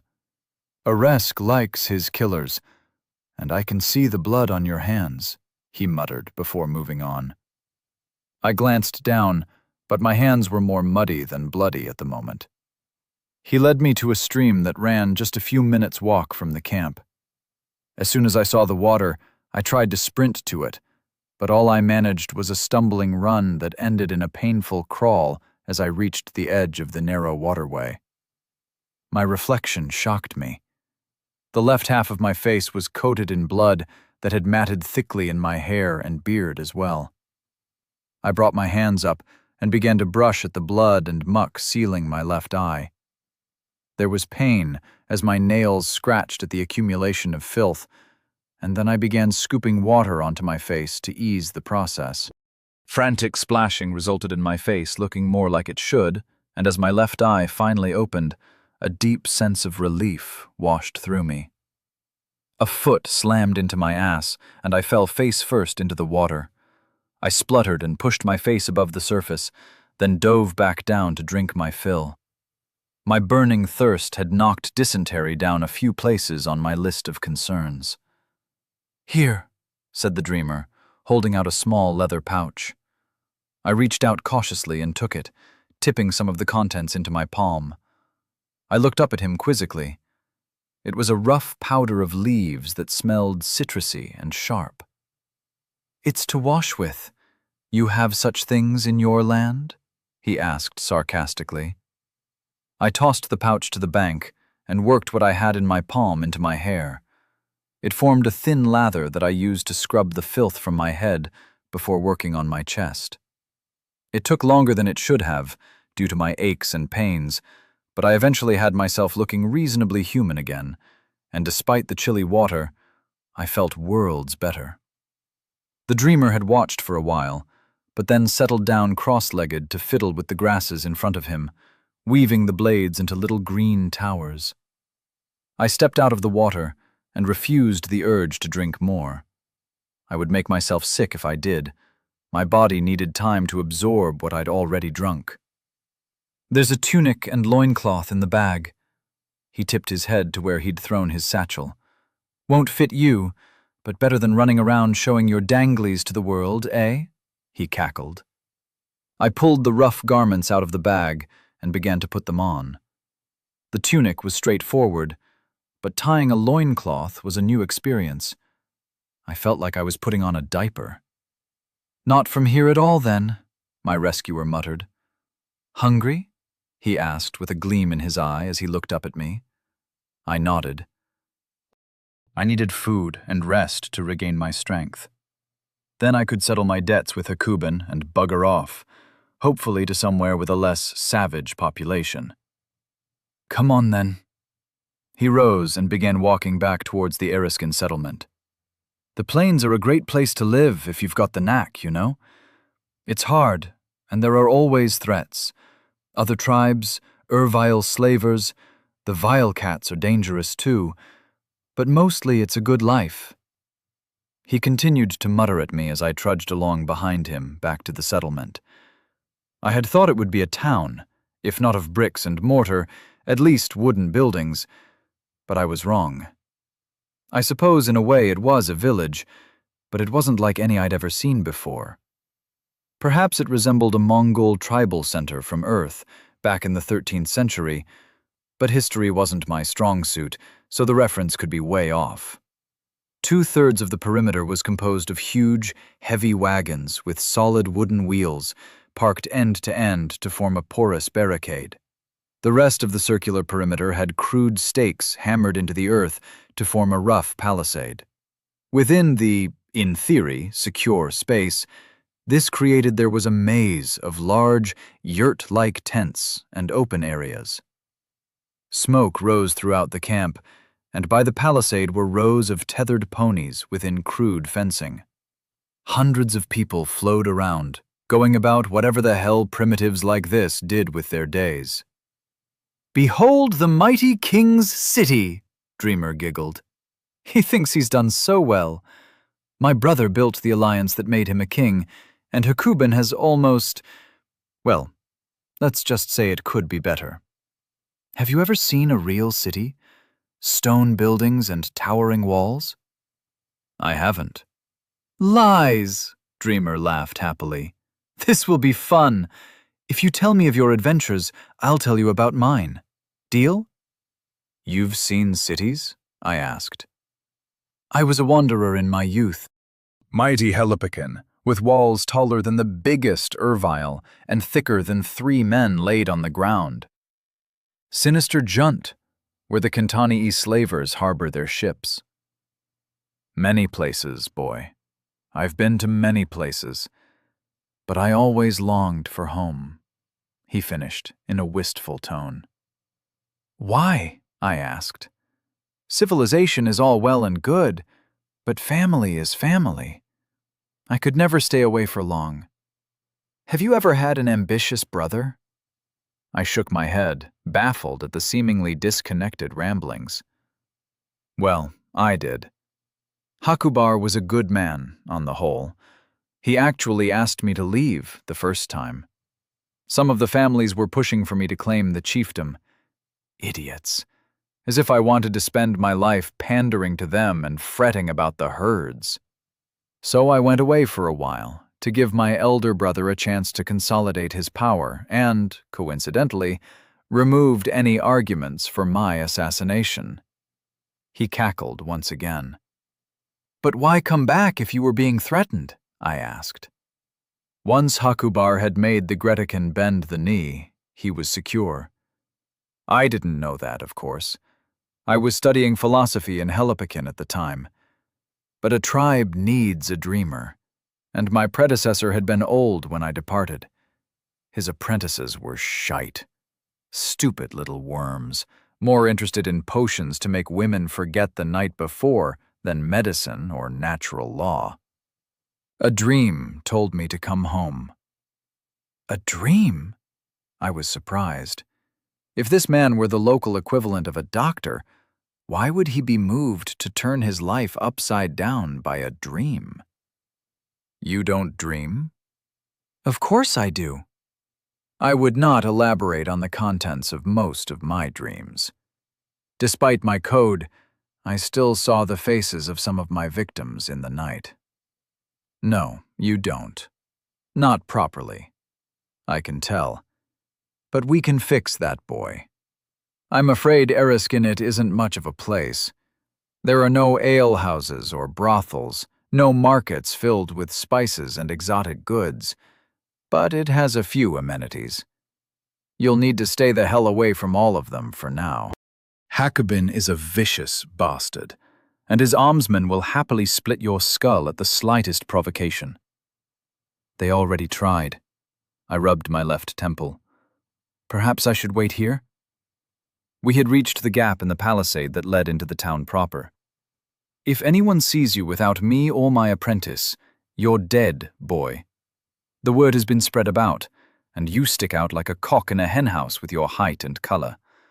I'm your bronze token, so make sure nothing happens to me, okay, boy?" He smirked at me and blew his mustache out from his lips. "Let's go." He entered the barricade, and the guards glared at me as I passed, following along like a duckling. They wore leather vests over their tunics, some kind of armor, I assumed, and thick cloth caps on their heads. The stone maces hung at their hips, and they leant on 6-foot staves that they carried in addition to daggers and stone maces. They all sported the clan mullet. The dreamer led me to one side almost as soon as we passed the watchman. We threaded our way through the tents, and I kept having to carefully step over guy ropes that my companion avoided without apparent thought. We circled around the perimeter until we reached a yurt set just inside the barricade of wagons. It was perhaps 15 feet across and made of some sort of thick material. I brushed a hand against it as I stooped to pass through the door flap, and it felt like matted plant fibers. Inside was a dimly lit space. A small fire at the center let out a curl of smoke that dissipated before it reached the hole at the peak of the tent. On one side was a small bed, a low platform heaped with furs, and on the other was a crude set of shelves. On the shelves were small vials, clay pots, scrolls, and, honest-to-God, books. A few primitive wooden chests lined a couple of the sides. "You're literate?" I asked in surprise. "Ah, that will be a nice change. The warriors view books as dead weight, firelighters, or shitwipes. It will be nice to discuss the written word again." "Gedrick!" He screamed the last word, and I heard some mumbled, high-pitched swearing from behind the far wall of the tent. A few moments later, a disheveled boy scurried in through the entrance and bowed to the dreamer. "Master?" he asked, keeping his head low. His clothing was green, like most of the people, but it looked ragged and dirty. His skin was streaked with muck as well, and the snot he repeatedly wiped from his nose with the back of his left hand had created a line across the dirt on his right cheek, which appeared to be the cleanest part of the boy. "Food. And get the fire going again. Bloody lazy little shit of an apprentice." The boy scurried out as fast as he'd come in response to the dreamer's yells. "That's another giveaway, you know." He stared at me without blinking. I didn't react, simply meeting his fierce gaze flatly. "You don't have the habits of a peasant, boy," he explained. "I carry a bronze blade, not stone. You see the color of my tunic and stare me in the eyes like you're my equal. We aren't like the serfs in Helipokin, but the lower classes here still show deference to their superiors." "What's your name?" I asked. He smirked at me and waved a hand around his tent. "You only prove my point once more. No master, no ridder, not even a sirah. No honorifics at all, and you can see my wealth all around you. I own 3 prime bulls and a dozen heifers out with the herds as well. I'm of what passes for the nobility in this part of the world, and you are oblivious. My name, boy, is Haku Krill. You can call me Krill. And what is your name, if I might be so bold?" I paused for a moment. The ramifications of using my real name could be significant if any of my competitors ever heard it, especially as it was so out of the ordinary when compared to the locals. But the old bastard had known I was lying about having seen cities without even being able to see my face. I had magic now. Perhaps some of the locals did, and this wrinkly specimen was one of them? "Raymond," I said softly, erring on the side of caution. "A pleasure, Raymond. Where the hell did that boy go?" Krill made his way to the tent flap and stuck his head out. "Gedrick! Get your ass moving, boy!" He came back in and went to sit on his pile of furs. "Take a seat, Raymond." Krill waved a hand at a spot by the barely lit fire, and I sat down, stretching my legs out to the side. I still ached all over, but it was starting to pass. I'd need to drink more soon. "What are you planning to do with me?" I asked. "Gedrick is a lazy shit. He needs some competition, and me keeping you around will piss the king off." Another cackle. It seemed to be the man's equivalent of pausing for breath. "But I have some questions of my own." "Ah, thank Eresk. What took you so long, boy?" Gedrick had ducked through the flap and had a bowl of something that smelled divine in each hand. "I had to get permission. Sorry, master," said the boy, keeping his head down again and refusing to meet Krill's eyes as he put the bowls down in front of him. "Get out for now. I want you back here at sundown. You will learn the difference between crushed fennel seeds and powdered dandelion root, or I will beat you like your absent father ought to have done. Understand?" The boy nodded jerkily and ran back outside, letting the flap fall behind him. Kids these days. "Eat." Krill gestured at the bowl closest to me as he bent down and picked up his own. I moved over and took mine, sniffing cautiously at the contents. The rich aroma made my stomach rumble. It was almost a soup rather than a stew, despite the lumps of meat and vegetables floating in it, and I found a thick slab of unrisen bread soaking up the liquid. I ate ravenously and felt better for a moment, before my stomach cramped painfully.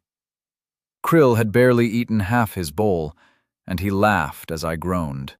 He took his time, mopping up the juices with his bread, whereas I had tipped them down my throat.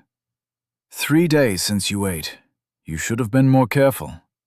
He rose and picked up a clay jug, pouring water into a pair of crude cups, and passed one to me.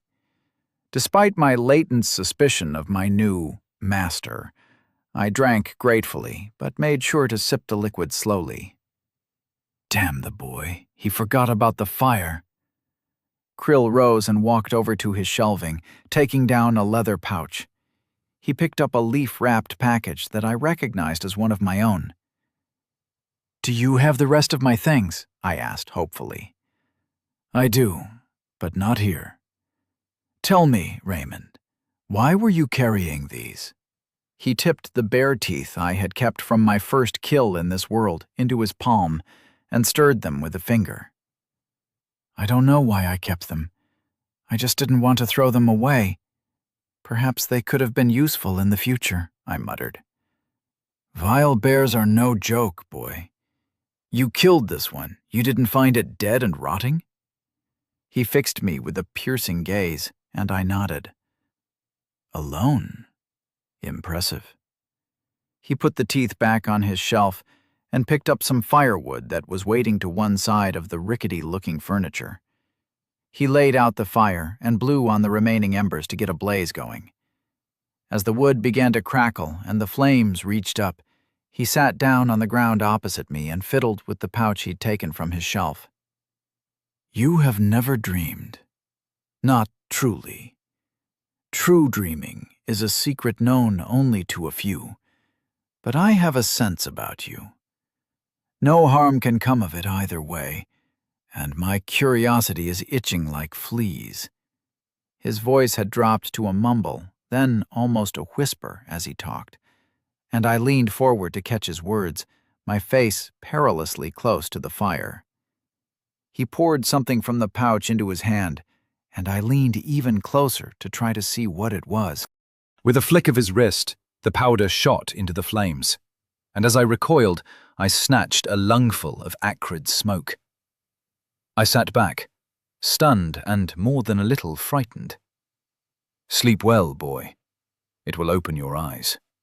I'll be here when you wake. I slipped backwards, my still aching shoulders unable to catch my weight as my arms splayed to the sides, and my back hit the soft ground behind me. Chapter 16. Whispered it in my dreams. The first thing I noticed was the complete absence of pain.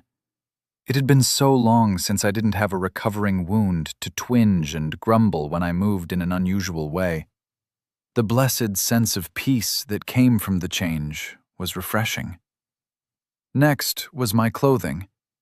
I was in my comfortable, years-old coveralls that I wore while tinkering in my workshop back on Earth. Compared to what I remembered wearing recently, they felt like silk pajamas against my skin. For a brief moment, I hoped the last few weeks had been some fever dream. Perhaps I'd had a stroke in the workshop and hallucinated my recent history. As I glanced around, I felt that optimism fade away. I was standing at the foot of a colossal bronze statue. A broad man wearing a chest plate beaten to resemble muscles and a helmet that covered his cheeks, sporting a high crest that seemed to sway in the breeze, despite looking like it was also cast in metal, towered over me. Below the knee on the left leg of the giant was an ornate greave. His right hand clutched a long spear with a broad leaf-shaped head, and in his left hand he held a round shield at his side. I felt dwarfed by the thing and began to back away. Leaving so soon? The voice was deep, masculine, and seemed to come from all around me. I spun, reaching for weapons that weren't there, only to find myself alone, bar the Titan. I turned back and looked up. The head of the statue bent forward and looked down at me. I wanted to shiver as an aura washed over me, but I was locked in place, unable even to blink. It felt similar to the one I'd felt from Poseidon when she had revealed her power in the smoking room. It was different, though. Hers had felt like the pressure in the deep ocean, unstoppable and unfathomable. This felt like the clash of weapons against shields, armor refusing to break under a brutal assault, like being penned in by your comrades in a shield wall or phalanx. Raymond Cobbler, I was hoping it would be you who fell into my lap. Taking another's favorite toy is always a joy. Who the hell are you? I asked as I regained some freedom of movement. Despite my best effort, my voice trembled slightly and came out half an octave higher than I intended. A smile creased the metal of the statue's face in response. Krill calls me Aresk. That is a name lost on our world, Even the eternal is changed by time, alas. Perhaps you have heard of Ares? Another god. War is your thing, right? I asked flatly. Indeed. How are you finding our little competition? Ares asked jovially. It's great, I deadpanned, as I got myself under control. This giant wouldn't kill me. I was part of his game. Booming laughter rolled out and shook the air in my lungs, making it hard to breathe. Why did I need to breathe in a dream? Ah, such a card. Tell me, boy, will you live to take your revenge alone? I'm just trying to survive. I'll kill the others if I have to, but only if they come for me. You lie so smoothly. I can understand why she wanted you, despite objectively better candidates being available. The sea can seem calm and kind one moment, and then be a raging storm the next. That soldier was my pick, but we can see inside your heads, little mortal. Your thoughts are transparent to us. Oh, don't worry. She doesn't care. What threat are you to one of us? The statue grinned down at me, bronze teeth flashing to reinforce my insignificance in comparison to beings like him. His point was not lost on me, nor did I miss the futility of dissembling to this god. Why am I here? Is Krill your minion? I blurted. Worshipper, follower, not a slave. I'm the god of war, boy. Slaves are beneath my attention. Krill is a good man. I'd listen to him if I were you. You're here for... I suppose you'd call it a job interview? I'm out of the hired killer game, thanks to the green-eyed bitch, I muttered. Oh, you really aren't. It's not that kind of job anyway. If you were to agree to operate on my behalf in the game, I would be willing to be of considerable assistance to you. Make it worth your while, you know. What do you want, and what are you offering? I demanded flatly. If we were haggling, I had something of value, even to a being like this. Ha! A man who doesn't mince words. A man of action, of violence. Perfection indeed. If you agree to serve me, I will give you my mark, as well as other, perhaps, lesser boons. It will help you greatly with my worshippers, and you are currently in the heart of my domain. Even should you stray from my lands, I have worshippers everywhere men organize for violence against their fellows. They will trust you and follow you when perhaps they would not under other circumstances. And what is the price? I said politely. I was almost certain I was going to be sent back to Krill's tent one way or another. I needed every advantage I could get. The booming voice had become warm and friendly, and I had no wish to piss off this god in his own little world, so manners were in order. Dedicate your victories to me. Say my name as you slay your competition. That's all I ask. Ares or Eresk or something else? Any will do. As long as you mean to refer to me, it will work. So we have a deal? I paused to think. Any advantage I could get was tempting, and seeing as this god's name was woven not only into the name of the tribe I was with, but the language group that they spoke, suggested I was indeed deep in territory controlled by this being. Can you tell me anything about the others? I asked. I can tell you a little, if you agree to my perfectly reasonable requests. Let me sweeten the pot. When you reach level 50, I will give you a boon. What more could you ask for? A gift from the god of war, boomed Ares. I agree, I said simply. Excellent. Now, my new favorite mortal needs his mark. The statue bent down, the right hand releasing the spear that stayed perfectly upright in defiance of gravity. The aura returned, but stronger this time, freezing my body completely. I felt like invisible men pressed in on every side to lock me in place as part of a unit dedicated to violence. A bronze finger reached down and stretched out to rest against my left shoulder. Light flared, and my old friend pain returned. A burning agony coursed through the top of my arm, and my coveralls ignited, burning away across my left side. I stood still, unable to even scream as the fire burned me for what felt like an eternity. Then the finger pulled away, and the statue resumed its original stance. The pressure on me faded, and I grasped at what I assumed would be a ruined shoulder. My hatred burned hotter than that damn finger had. I cursed all the treacherous fucking gods and added Ares to my list, immediately after Poseidon. "Foolish mortal, you are unharmed," laughed Ares. My fingers reached my shoulder and found no damage. I looked down, twisting my arm out to one side to examine it for myself, and found a golden tattoo had been placed on my unblemished skin. It was shaped like a spear, vertical on my arm, and in the middle it ran behind a shield in the old Greek style. I shook out my arm to free it from the apparently illusory pain. I'd never had any tattoos.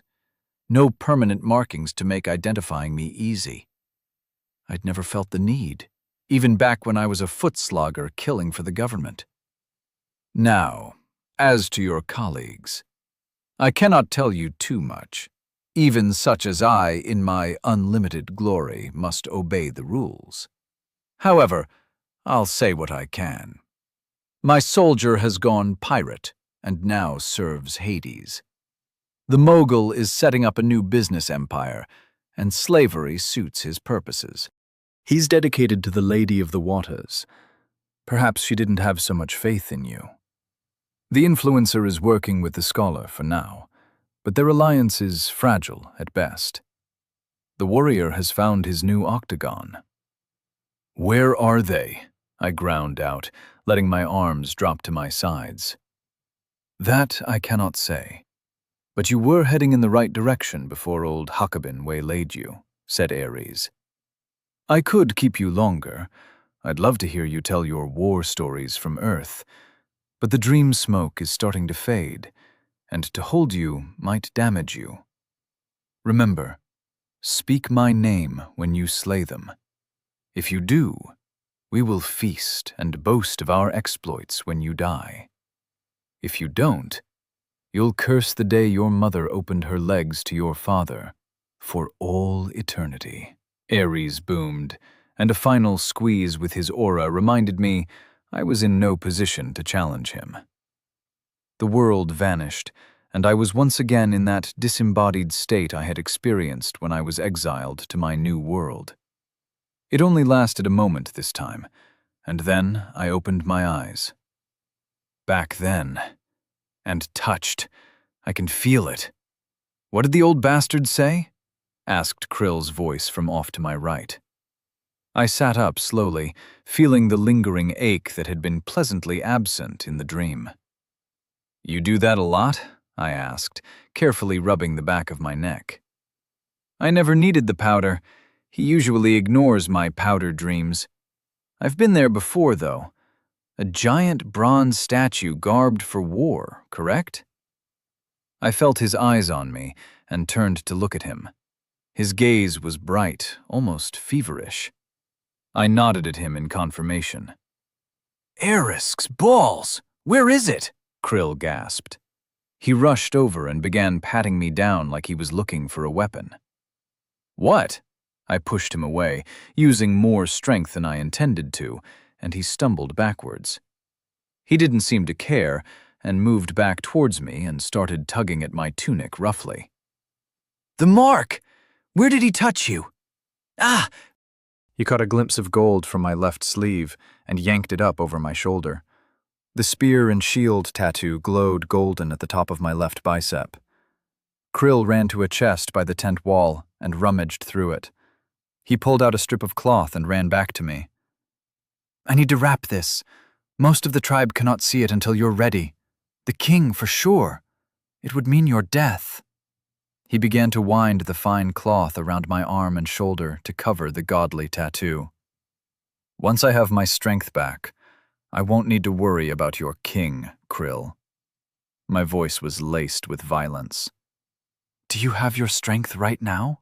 Of course not. You've been half dead for days. Erisk alone knows how you survived and are now fit enough to bitch at your betters. The god touch always messes with their heads, he sighed. Whatever powers Erisk promised won't come for some time. Until then, you need a tribe. The Eriskin can be that tribe, but you will have to earn their respect. I don't want to join these fucking savages. I want to kill Hakubin, and then I have a job to do in the south, I snapped. If you flee, you'll be hunted, just like if Hakubin dies. You'll not escape the riders. You don't fear the king, but you cannot fight an entire tribe. Usurpation is your hope, boy, not fight nor flight. He had finished wrapping my arm and tied a neat knot, reminding me of a combat medic fixing a bandage in place. Then he stepped back and looked me up and down. If you do it my way, you'll ride south with the war bands of a dozen tribes at your back. The last time the tribes united, we razed Angrilid. It's still in ruins 300 winters later, he chuckled. Krill, I need your help to escape. I think you're willing to do that. It's what Erisk would want. Will you help me? I asked. Ha! That won't work on me. The compulsion works on the peasants, not the priests, he cackled again. You're destined to lead us to war, boy. Erisk has whispered it in my dreams for years. Chapter 17. Tapped in the Head. I had slept by the fire on some furs Krill had given me. I woke up before him and stretched quietly. I hadn't felt any fear of being vulnerable in the night. Krill and I had talked for a while after his interrogation about my dream, or vision, or whatever it was. He was a true follower of Erisk, a worldly man among his people, and would be a valuable ally in the days to come. I felt a strange kinship with him. He was a different breed from the rest of his tribe, as I had been to my own back on Earth. Perhaps the mark also made me more open to Eresk's followers. Did it work both ways and tie me to the god's people, while it made them more likely to trust me? I did not like the idea of being robbed of my free will. My head still throbbed faintly, and my shoulders continued to ache, but I quietly set a fire and lit it with a cast of Summon Fire. I kept the fire small and set up a wooden tripod over it. A clay bowl dangled over the tips of the flames that I carefully filled with water from a barrel just outside the tent. Gedrick farted noisily and twitched in his sleep under the wagon behind Krill's tent, where he slept in a pile of rancid-looking furs. I went back inside and carefully tipped the water into the suspended pot to heat it through. I quietly went over to the shelves and began assessing their contents. Vials filled with viscous liquids meant nothing to me. I opened a few to sniff them, but stopped as the acrid odor from one seemed to burn my nose. Poking at the clay pots with various powders and seeds in them revealed nothing of interest beyond demonstrating Krill's penchant for herbalism. I left my bear's teeth alone and picked up one of the books. It was a leather-wrapped tome, written on crude, thick paper. It seemed so out of place in this barbarian village. Papyrus or hide scrolls I would have been able to understand, and a few of those were scattered on the shelves as well. But this was paper, or at least a crude precursor of true paper. It had obviously been read many times, judging from the smudges and small tears on many of the pages as I flipped through it. The writing was alien, but I was happy to find it was an alphabet of some sort. If it had been hieroglyphs or ideograms like some Eastern scripts on Earth, I would have faced an insurmountable barrier to becoming literate in this world. Going back to the beginning, I carefully turned a few of the brittle pages and scanned through them properly, hoping I'd get a notification saying, "Language blah unlocked." But I wasn't that lucky. With a sigh, I put it back and turned to find gimlet eyes staring at me from where Krill was sitting on his bed. "Not your native tongue?" he asked, getting up to examine the boiling water. "No, I don't recognize the letters." "I can help with that. They're pictures of sounds. Once you understand the sounds for the picture, you understand the writing." "I know how an alphabet works," I laughed. It was the first time I'd laughed since... I couldn't remember when I'd last laughed. Krill gave his signature cackle in reply. "So you aren't a humorless construct. That's written in Crathan, the language of the archipelago. They're a weird bunch," he muttered. He passed me and took a clay pot off the shelf, then went to sprinkle some of its contents into the almost boiling water. "You should add the ched in before it starts to bubble. It helps the flavor come through." "What is ched?" I asked. He pointed at the pot, and I moved to sniff the contents carefully. It smelled like black tea to me. "Do you need to let it steep afterwards?" I asked. "Of course." He raised an eyebrow at me. "As soon as it boils, you take it off the heat and let it rest for 10 minutes. After it's poured, it has to sit for 5 more so that the leaves settle. You can drink the leaves, but it makes the whole process unpleasant. Watch the water." He left me by the fire and stuck his head out the door flap. "Gedrick, you're on household duties today. I'm taking my new slave herb gathering," he bellowed. The boy was about 6 feet away, and the volume was completely unnecessary. "Yes, master," came a groggy response from under the wagon. "Are you fit to travel?" Krill asked, taking over monitoring the pot as he returned to the fire. "How far?" I asked. "Should have asked how long," Krill chuckled. "All day. We'll leave after we eat and be back at sundown. You'll have to carry my baggage. We have to keep up appearances for the peasants. Apologies."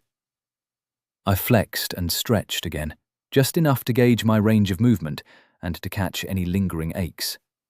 My shoulders were still sore, and my head throbbed if I moved too quickly, but otherwise I was feeling a lot better. "I can manage that." After a delicious cup of ched, which I found was indeed similar to black teas from Earth, we ate a brief meal of dried meat. I filled a pair of waterskins, recognizing them as the ones I had paid souls for in the shop, from the barrel by the tent. Krill gave me a pair of large canvas sacks, thankfully empty for now, that I hung from each shoulder with a slight wince. He gave me 2 walking staves that came up to my chest, and we made our way to the palisade, skirting around the center of the camp that was still quiet, none of the bustle and chatter having begun quite yet, but the first stirrings of the camp wouldn't be far off. "Dreamer," said one of the watchmen politely, while shooting an angry look at me. "I need a pony. I'll take that one." His voice was back to androgynous, wheezy, and high-pitched again. Krill pointed at the last horse on the line, a sorry-looking beast in need of a good brush and probably a few bags of oats. The guard bowed his head in respect and fetched the horse for Krill. The other guard spent the time walking slowly around me, eyeing me like a diseased animal. "Dreamer, shouldn't you take an escort in case you have to drag that filth back?" "I'd be happy to volunteer," guard number 2 said. "This slave is no threat to me. He knows full well what you men will do should we not return by sundown. Don't you, slave?" I nodded. I was really starting to hate this society. "I would prefer," guard number 1 began, but Krill cut him off as he took the reins. "Oh, shut up, Jittik," Krill muttered as he mounted. I eyed the guard. This was the slinger who had damn near killed me? He must have sensed something as he flicked his head my way. "What are you staring at, slave? Bow your head in my presence," he barked. I glowered, but slowly nodded my head, not breaking eye contact with the man. "Come along, slave," said Krill blandly, as he trotted his pony between us. I turned and followed, using the body of the pony to break eye contact with the guard without backing down. It was petty, but this slinger was almost at the top of my immediate shit list. I owed him one hell of a headache at the bare minimum. Once the encampment was considerably behind us, Krill kicked his heels into the horse and took off at a canter. I sighed and picked up my pace. My long strides quickly ate up the lead he had gained, and I ended up pacing the horse comfortably. My head was pulsing at the exertion, but I wasn't going to be left behind by the only person who could ensure my safety in town. "You shouldn't be able to do this," Krill called as he urged the horse into a gallop and increased his speed. I sped up, matching him for a minute or so, before slowing down and falling behind. He pulled on the reins and brought the horse back so he was facing me. As he brought it to a stop, he let the reins fall and slid off. "Have a drink," he instructed, voice back to normal, as he began looking around in the undergrowth nearby.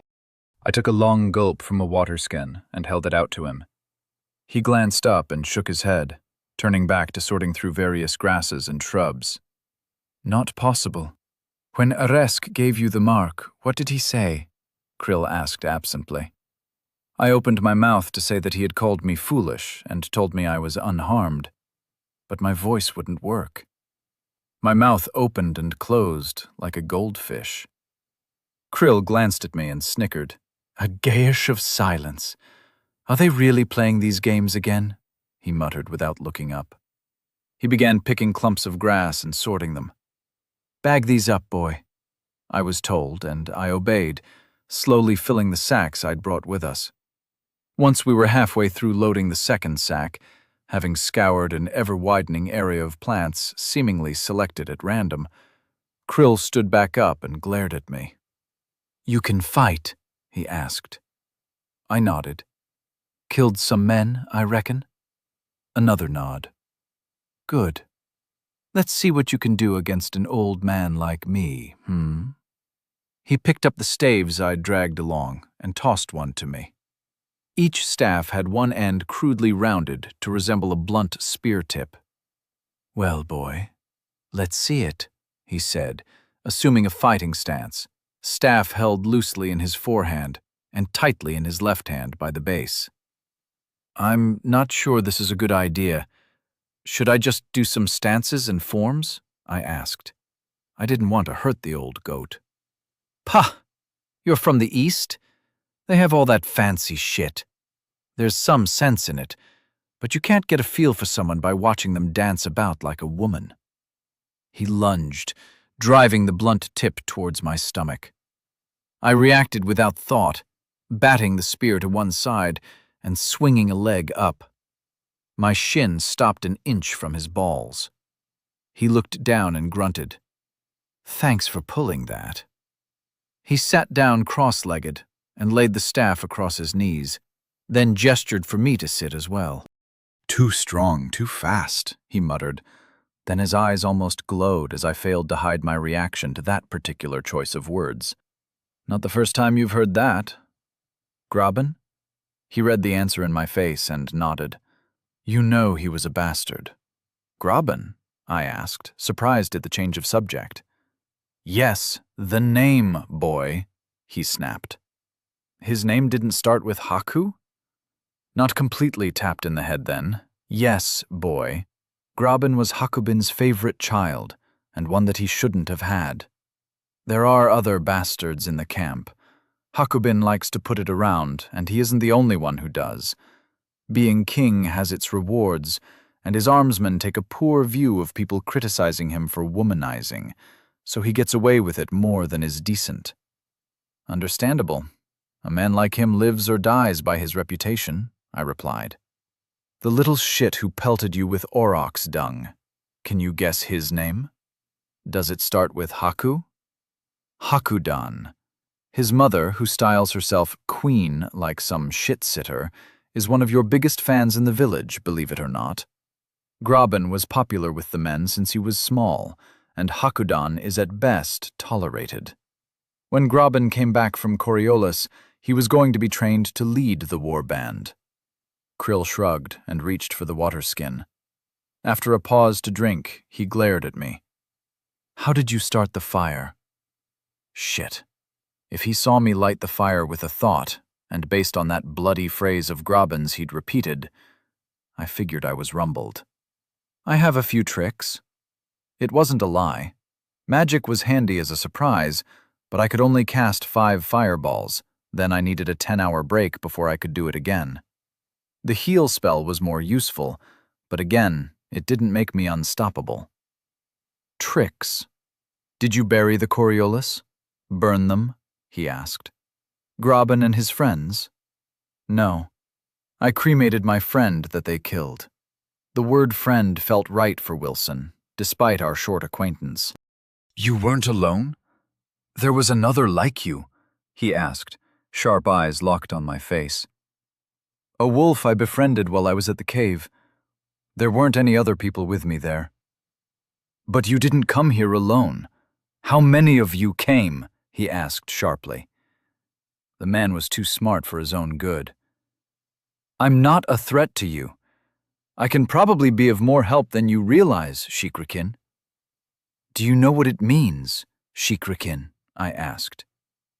I know you're not of this world, and that others came through at the same time. How many? He repeated. 5 more. Did Arisk tell you how to find them? I did my goldfish impression again.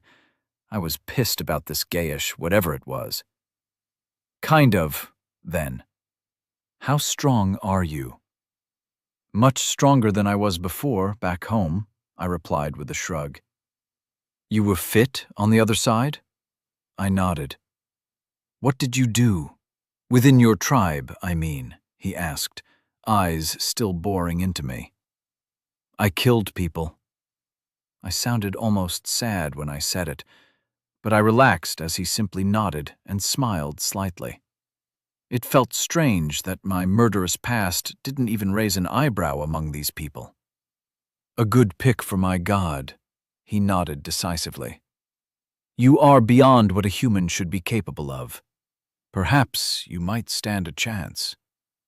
I assume the others all have the same tricks as me. One of them is a soldier, a warrior who fights as part of a team, I clarified. I know the difference, boy. Krathen militia troops are not to be underestimated in formation. They're pussies one-on-one, though. How do you get stronger? With your tricks, I mean, he asked. Ah, I have to kill. How do you know about this? An honest answer. I'm a wise old man who's traveled the world and spent a lot of time in the greatest libraries in existence. Kill only men? He said quietly. No, anything. Aurochs, bears, wolves, rabbits, as far as I can tell. Anything with a spark of intelligence. I explained about the traps I'd set up to farm souls from rabbits and mice. So the larger the beast, the more souls. And vile variants yield even more? He asked when I'd finished. Vile. Fuck's sake, I should have worked that out. Yes, vials gave more souls. He smiled wickedly at me and rose to his feet. I swear to serve Aresk's champion for the rest of my days. His voice was solemn, and I felt a brief touch of Aresk's aura, feeling like Krill was one of the men in the phalanx next to me, locking me in place. How long until you're back in condition? Krill asked as he walked back to his pony, which was still happily cropping grass to one side. I shrugged as I picked up his bags of plants. A few more days for the aches and pains to fade? Why? I've got some things you can kill. Big things, he chuckled. He kept the pace slow as we made our way back to the village, for which I was grateful. Chapter 18. The offering.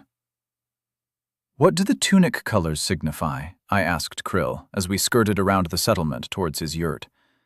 The bags weren't heavy, and the earlier exercise had helped clear away the stiffness in my muscles. Some dyes are expensive. The fewer people you see wearing a color, the richer they likely are, he replied absently. He had grown quieter and quieter on the journey home. I was beginning to worry about the cogs that were no doubt whirring in his brain. I had no intention of founding an empire or taking control of the plainsfolk. I had 5 marks to deal with, and then I could go home. However, the advantage of spending some time with a local scholar and leader who had sworn to serve me couldn't hurt. That he also seemed to have a plan to help me rapidly gain some souls was too good to pass up. So red is high caste, yellow, green, and blue are low caste, I asked. More or less.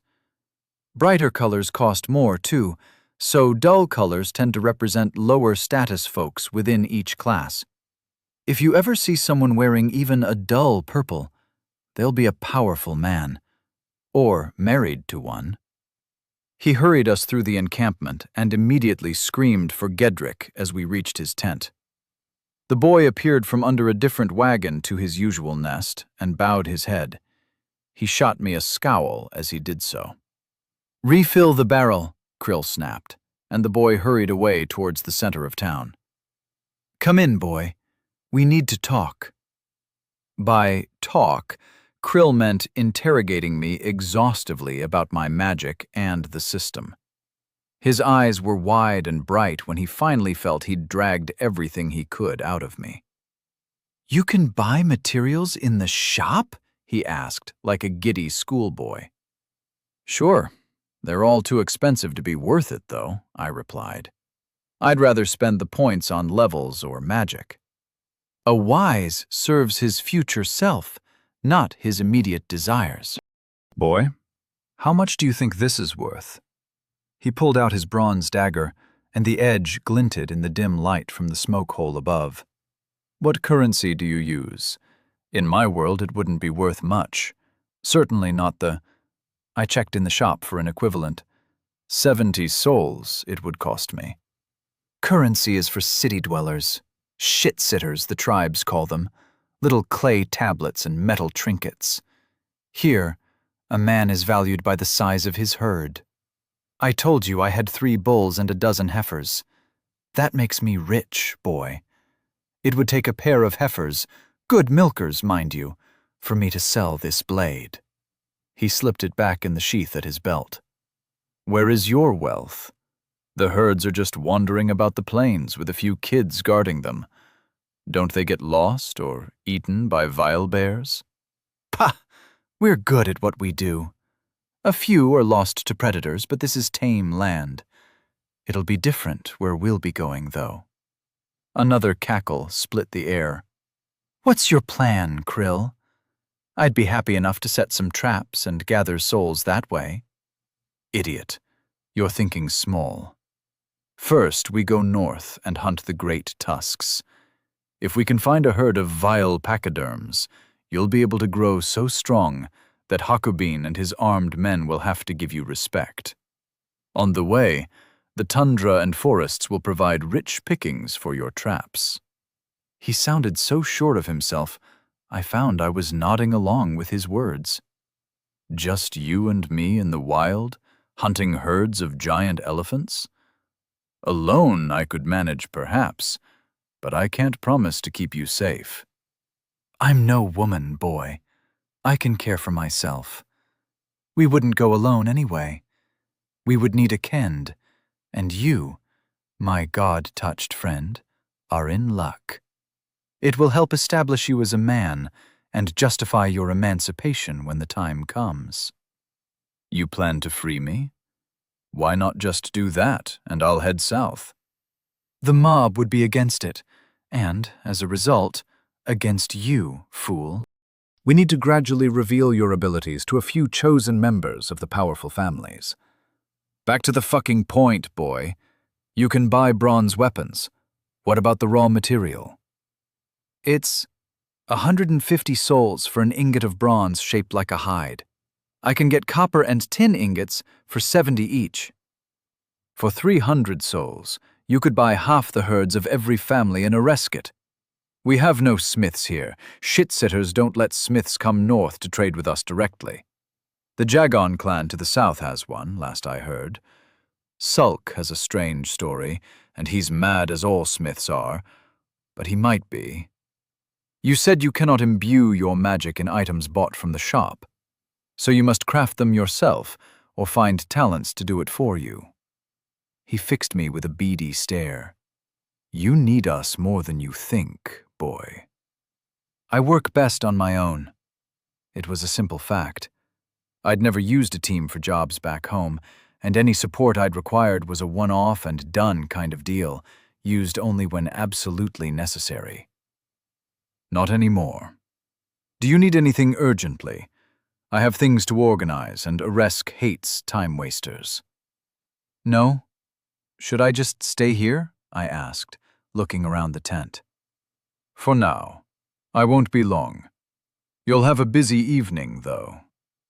Krill rushed out of the tent, muttering to himself too low for me to catch all of what he was saying, but I did catch the word feast at least twice in the seconds it took his ramblings to fade away as he ran from the tent. I sat down with my back resting against the wooden lattice that made up the internal supports for the yurt, and rested an elbow on the chest next to me. Krill seemed like a godsend, quite literally, but I couldn't shake the feeling that I didn't want to play the game as the gods thought I should. If I could find the others, it would be a simple enough matter to assassinate them. The only one I was genuinely concerned about was Gallagher. Unless I caught him completely unawares, it would be tough to kill him. Then the worries set in. What if the others were already stronger than me? I'd wasted so many days since I arrived, either injured or unconscious, or now as a sort of slave. Maybe I needed Krill's help more than I was willing to admit. I wasn't happy at the thought of going north, but I was the last to arrive in this world. Aresk had as good as told me the others were south of here. Then again, the Vilebear had been worth 16 souls, and I began to speculate how much I would get for killing what sounded like woolly mammoths. Master? I was lost in thought, so I ignored Gedrick's soft voice. The tent flap to my left lifted slowly and cautiously. The boy crept in and went directly to the far wall where one of Krill's chests was placed. He lifted the lid cautiously and snuck a hand in, pulling out a small pouch. He tipped some of the contents into his palm and turned to leave. He jumped as he spotted me and thrust both hands behind his back. "What are you doing, slave?" he snapped, but he wasn't able to keep a quaver out of his tone. "The master has told me to get you to refill the barrel. Outside, now!" His high-pitched voice had firmed up. I rose to my feet, head brushing the roof of the tent as I was near the edge. "What was that?" I asked, pointing towards the chest. "Master asked me to fetch something for him. It's none of your concern, slave. Come along." He marched out of the tent. I sat back down and waited. "Slave! One cry from me, and a dozen warriors will be here to slay you," Gedrick snarled as he burst back into the tent.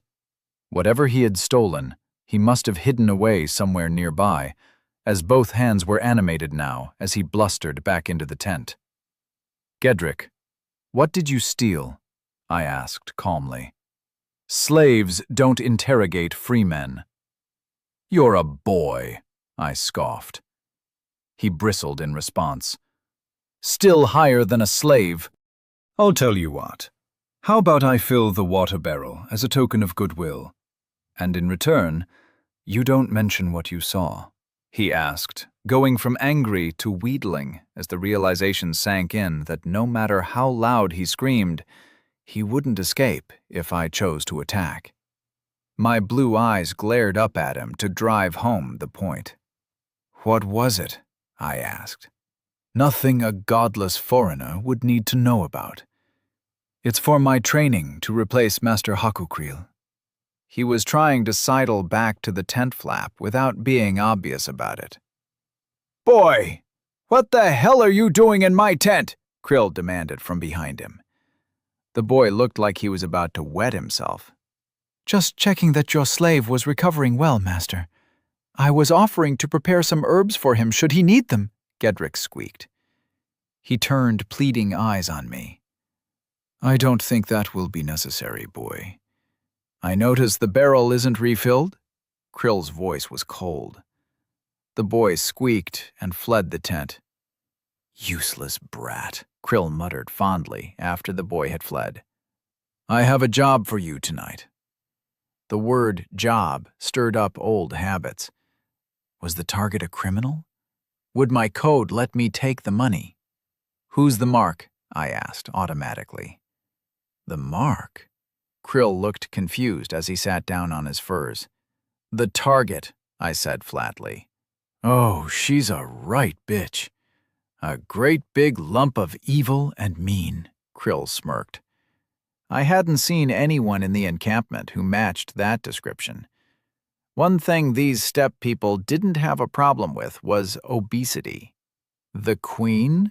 I guessed in a suspicious voice, and Krill broke into cackling laughter. An aurochs, you fucking idiot. We're throwing a bit of a celebration, and I decided to make it a night to remember. A few hours later, I was clean and freshly shaved.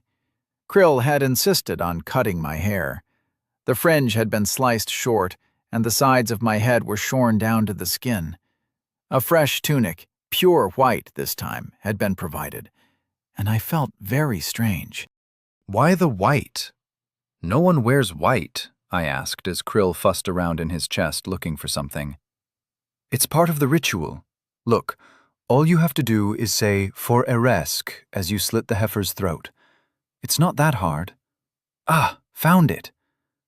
He brought out a slim package wrapped in leather. He unwrapped it and revealed a bone dagger almost as long as my forearm. The polish on it gleamed in the firelight. This is what you'll use. I'll carry it for now. If you get seen with a weapon, you'll get swarmed. He turned and looked me over. Excellent. You look just like a Krathan peasant. That means a slave to us, boy, he chuckled. I've made arrangements with the Hattrick family. They're a powerful faction that's opposed to our dear monarch. If any of them choose to speak to you this evening, be very polite. Their people will be joining me on our little expedition. In fact, if anyone chooses to speak to you tonight, be very polite, he added as an afterthought. So I kill the aurochs, get some souls, and then fade into the background? I asked hopefully. Only if you're lucky. Our noble ruler will be in attendance, and some of his armsmen might single you out. Don't kill any of them. You know how to take a beating, I trust? Krill asked as he ran the dagger over a rough stone to refresh the fragile bone edge. I nodded as he glanced up. Better to just take it tonight than fight back. We'll be gone by noon tomorrow. As I was led through the tents, it felt like I was going to be on the receiving end of the sacrificial knife. Whatever word Krill had spread, it had gone round the close-knit group quickly, and everyone was making their way towards the clearing at the heart of the encampment. Walking behind Krill, I kept my eyes low as I'd been instructed. A long fire pit had been dug, and it was already filled with glowing coals. A pile of dried wood had been built to one side to keep it stoked. The largest tent in the camp loomed off to one side.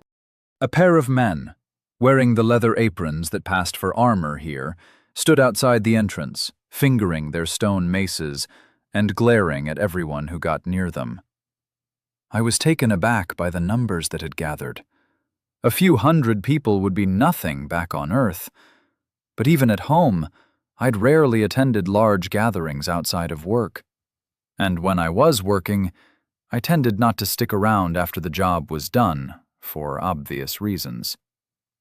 Krill had me stand too, at something like attention, with Gedrick slouched next to me as he made a speech. Noble brothers, ladies of the tribe, I have been blessed with a true dream. In celebration, I have called for a feast, he called out, pacing back and forth like a cockerel and using his wheezing, high-pitched voice again. Eresk has demanded I travel north and acquire 3 sets of great tusks. House Hatrick has offered to assist me in this endeavor. Eresk sees their bravery. A relatively tall man, still short by my standards, stepped forward and bowed to Krill. His tunic was a bruised red color, not as bright as Hakubin's, but the closest shade to it that I'd seen. His entire family wore the same, from what I could see, as they mimicked the bow after the patriarch had straightened. They were short and stocky, like all the Ereskin, but there was a single exception. A woman caught my eye. The tallest of her family's heads barely reached her chin. She had high cheekbones and a strong jawline that might have been described as handsome at best back on Earth. As her head rose from the bow, her almond-shaped eyes locked with my own, and her full lips quirked into a faint smile. The eyes changed my mind. She was undoubtedly a beauty. A dull red shawl hid her hair, but I fancied it was something other than the ruddy brown or black of the rest of the tribe. Krill prattled on for a while about the holy quest Eresk had decided to demand of him, the greatness of the tribe, the manliness of their warriors. I would have been at risk of falling asleep on my feet, except for those almond eyes that I kept noticing glance in my direction. Enough, Hakukrill. Make the sacrifice and let us start cooking your generous offering, Hakubin snapped. A large wooden chair had been brought out like it was a throne and set up next to the fire pit. It was the first proper furniture I'd seen since being in the camp. He had sat on it and spent his time splitting his glares between me and his uncle. I'd carefully avoided meeting his eyes. "Bring out the offering," Krill called. Gedrick shot away, stumbling over his own feet towards the palisade and the penned animals that lived just inside it. A minute later, he returned, leading an aurochs that snorted and tugged at the rope tied around her neck. On either side walked a pair of goats, their leads held in Gedrick's free hand. They looked terrified of the massive bovine between them. Scared bleating echoed out continuously. I killed the goats first, calling out, "For Eresk!" each time. The smell of blood had spooked the aurochs, and she shied away, refusing the pressure from the halter as Gedrick tried to bring her into position. I moved over, bloody bone dagger held behind me, and grabbed a horn to drag her into position. As soon as I had hold of her, Gedrick bolted back to hide at the edge of the throng. So many eyes watching me, so many eyes marking my appearance. It made my back itch.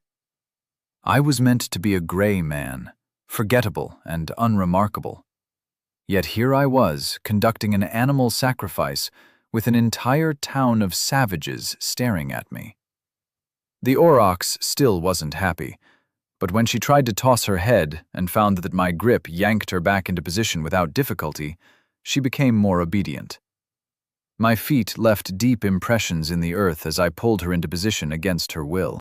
"Sorry, girl," I whispered. The knife flashed, and my legs were coated in crimson as I called out, "For Eresk!" at the top of my lungs. I felt a brief sense of being in a shield wall as the blood soaked my feet. "Butcher the animals and prepare them for the feast. Get him out of my sight," barked Hakubin, waving a hand at me. "Of course, mighty king," Krill said loudly, with a faint hint of a smirk in his voice. He hurried over to me and handed me a basket covered with a cloth lid. "Keep that steady. I've put a little of the good stuff in there for you. Get on back to my tent," he said with a wink. Normalis capre slain ×2. 6 souls gathered. Normalis aurochs slain. 6 souls gathered. Chapter 19. Laughter is the first sound of freedom. I was up 12 souls for officiating over an animal sacrifice, and I silently thanked Krill for inveigling me into doing the honors, despite the barbaric nature of the ritual. The animals had died quickly, with as little pain as one could hope for, but it still felt wrong somehow. I made my way back through the tents, and once I was outside Krill's yurt, I stripped off the no longer white tunic. I used a bucket to lift water from the barrel and scrubbed my legs, doing what I could for the tunic, leaving it still stained and draped over a guy rope. I donned my dull green tunic once again and settled down to investigate the basket Krill had handed to me. It was a warm night, and the sound of singing and dancing rang out from the center of town. Naturally, I wasn't concerned about not being present. Large gatherings made my skin crawl, even when it was normal people and not Stone Age savages. Inside the basket, I found a bowl of still warm vegetables and some thick slices of meat. I chewed into one and concluded that it had been cooked yesterday at best, but it was well seasoned in a way I hadn't tasted before. I couldn't think of an analogous taste from Earth. It was a delicious complement to the vegetables, and I devoured the meal in minutes. There was also a stoppered clay bottle in the basket, and I set it aside after taking a sniff. Once I'd eaten and felt better, I picked it back up and had another smell. Faintly cheesy, but with something that almost had some bite to it. I took a swig and stared at the bottle. This was booze. It was hardly a fine wine or a nice cold lager, but the tang of alcohol was clearly present between the dairy flavors. I took a long swig and felt a faint warmth run out from my stomach into my limbs and head. Krill had earned my gratitude once more. The bottle contained something like 1.5 liters of the fermented milk, and before I was halfway done, I had a pleasant buzz going. I put the stopper back in carefully and lay back on the grass, staring at the star I had worked out was this world's equivalent of Polaris. Going north felt wrong. The job I had to do was simple enough, in theory. Getting to the marks would no doubt involve some work, but none of them had any experience with people like me from back home. Honor and fair play were words other people used to complain after you had won.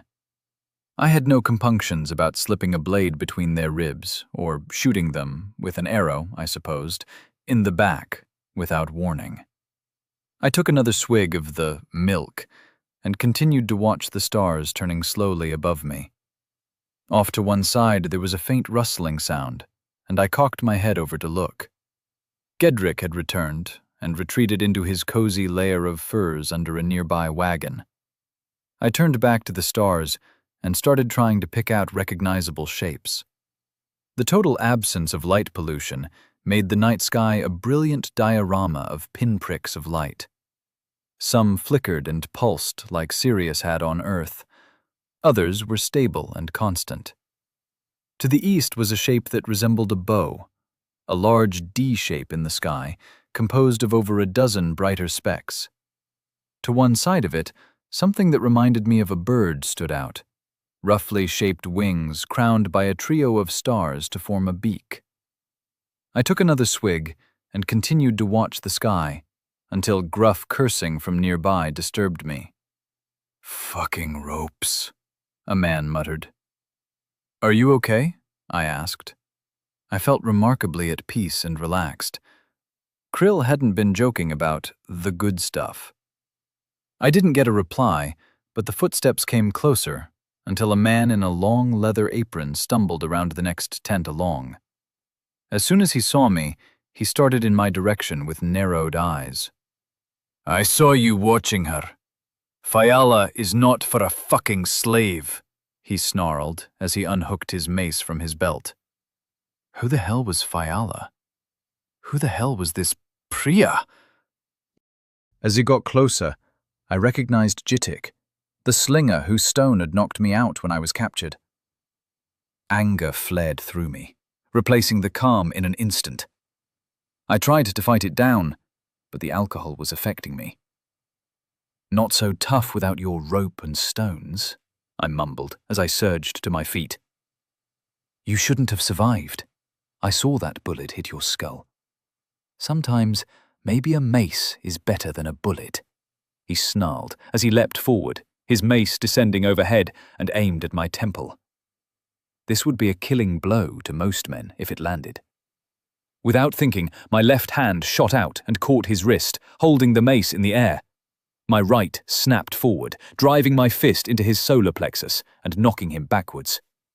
He stumbled away and got caught in some lines, falling on his arse. I started laughing.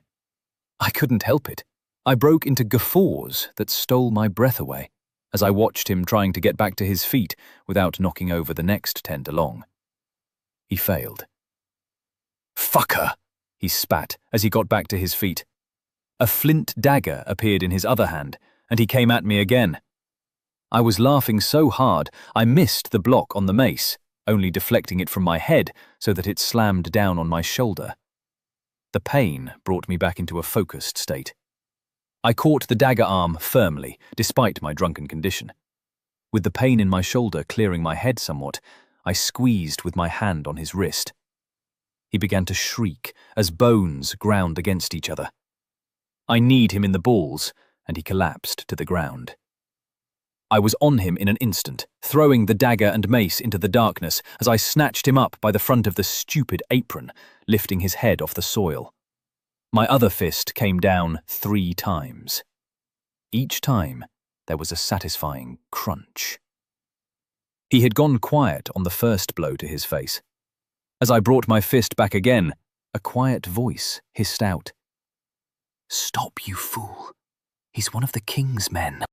Gedrick scurried out of his den and latched onto my upraised arm, trying to hold it in place.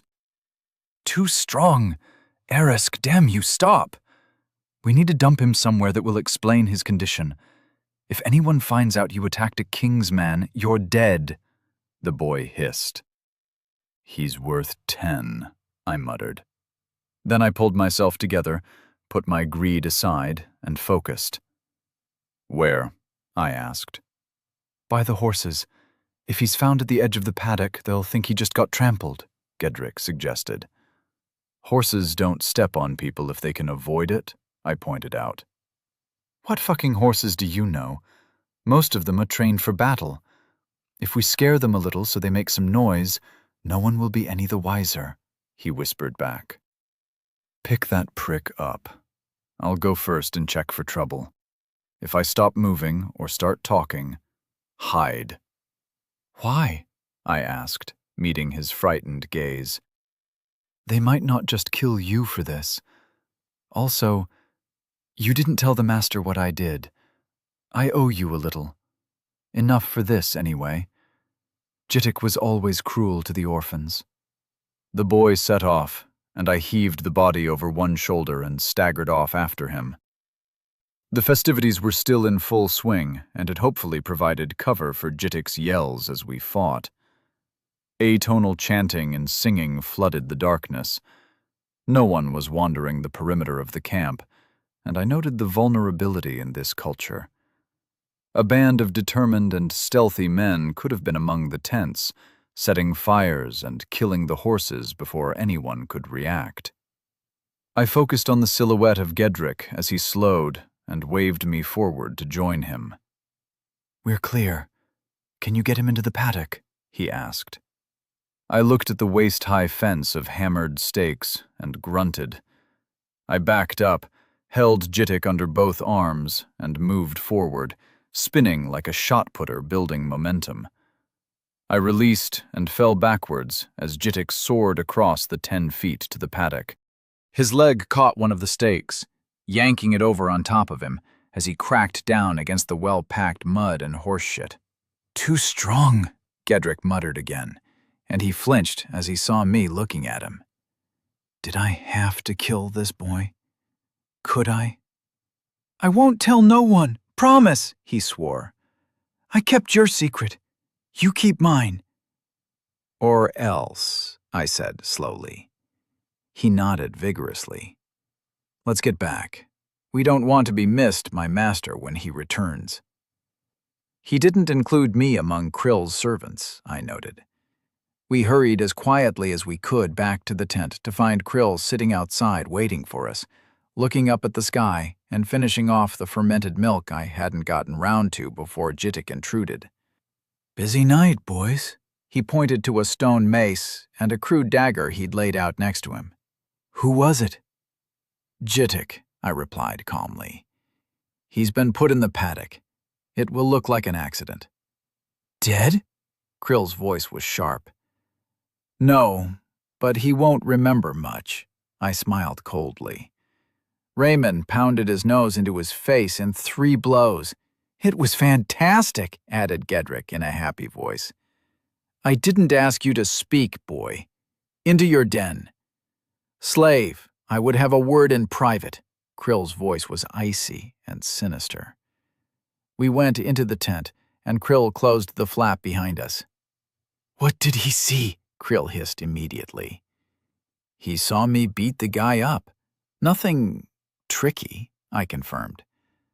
"I've invested a lot into that lad, and he is the only one of a bad bunch that showed any fucking promise at all." Krill's voice was quiet, but full of anger. "Gedrick's a good kid. Why are you so hard on him?" I asked.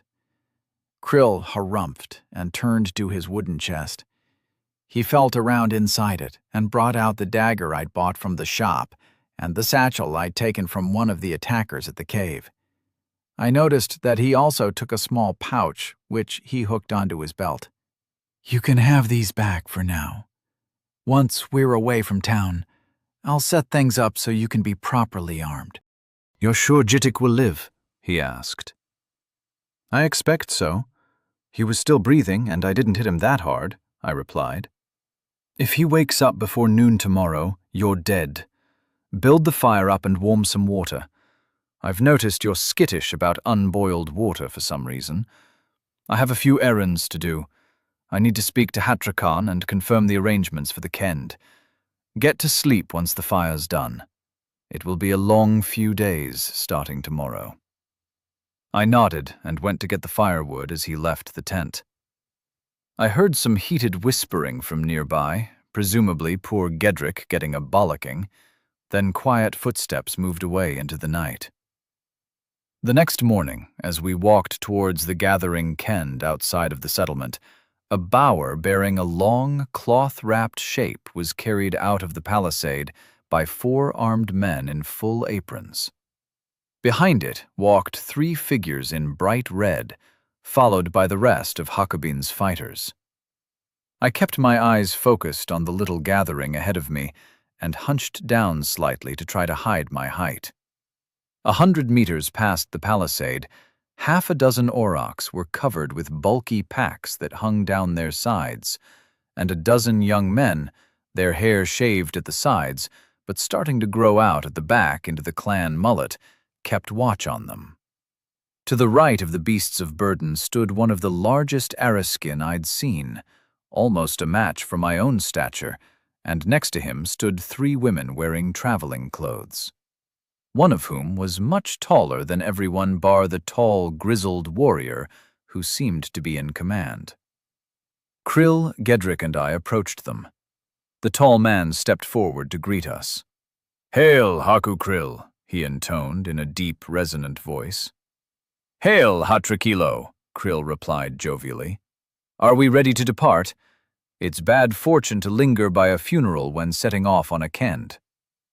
"Who was it?" Hatrakilo asked, nodding towards the procession. "Jittik. In his cups he tried to fuck a horse last night and got trampled." "Or so I heard," Krill said happily. Hatrakilo broke out into booming laughter, loud enough to reach the ears of the funeral procession, and I saw smiles flash among the nearby warriors. "Laughter is the first sound of freedom. Let's go find some great tusks," Hatrakilo boomed. I made a mental note that my murderous mentor and temporary master was not a man to be taken lightly. Chapter 20. Lady Fayala. As Areskit gradually blurred into the horizon behind us and became lost in the vast expanse of the plains, A weight lifted from my shoulders. I was essentially unburdened, carrying only my satchel and knife, which I had tucked into the wide leather belt Krill had given me. Now I was away from the town and the riders. My freedom was only a decision away. 3 of the younger men walked alongside the cattle, long, flexible sticks flicking out to guide them. The rest had spread out into the long grass and carried their spears point first, the butts propped over their shoulders and ready to throw. Easy enough to evade them if I had to. Hatrakilo, Krill, and I walked a short distance behind the beasts of burden, the women just in front of us, and Gedrick was sulking along in the rear. I fought down the urge to ask how far we had to travel and looked for something else to break the amiable silence. "Krill, can I get a spear, please?" I asked. "You want to carry the weight?" He glanced at me. "We've a long way to walk." "It will be fine," I replied. I was twice as strong as any man I'd ever known, and confident it wouldn't be an issue. It would also be nice to be properly armed again. "Strange to speak so to your master, slave," said Hatrakilo, with a glare in my direction. I opened and closed my mouth. I wasn't sure how to respond to that. If this man were a die-hard traditionalist, he might attack me for being so disrespectful. He started chuckling, a deep, booming noise that spooked the cattle and elicited a series of whip-like thwacks as the prods were deployed to steady them. "Don't fret, boy. Krill has told me a little about the nature of your relationship. Why don't we introduce ourselves? We'll be spending a few months with no one else around, so we might as well start this off correctly. I am Hatrakilo, brother and heir of Hatrakan, who is head of the Hatrak family. Loyal servants of Eresk and mighty warriors, our brightest talents are our escorts. They are named Hatrakul, Hatrakos, and Hatrakend." He gestured at the tallest 3 of our escorts moving through the grass 50 meters away. "Hatrakip is leading the Aurochs. Hermont, Hermoon, Hermald, and Jandak make up the rest," he continued. The last 3 were close by and turned to us, crossing their arms across their chests in some kind of salute. "4 brothers and some close allies?" I asked. Krill snorted. "Something like that, boy. The Herm family has been tied to us for generations. They are cousins," rumbled Hatrakilo. "Jandak is my bastard son." "Are you all mononyms?" I asked in confusion. It would be incredibly complicated to remember their names when they all looked alike and all had the same start to their names. I could see the next few weeks being a constant barrage of, "No, I'm Hermont. He's Hermidid, you fool." "What does that word mean?" asked Hatrakilo. "It means they only have one name. Where I'm from, you have a given name and a surname, a family name." "The shit-sitters use a similar format," offered Krill. "Haklus Jarntis, that kind of thing.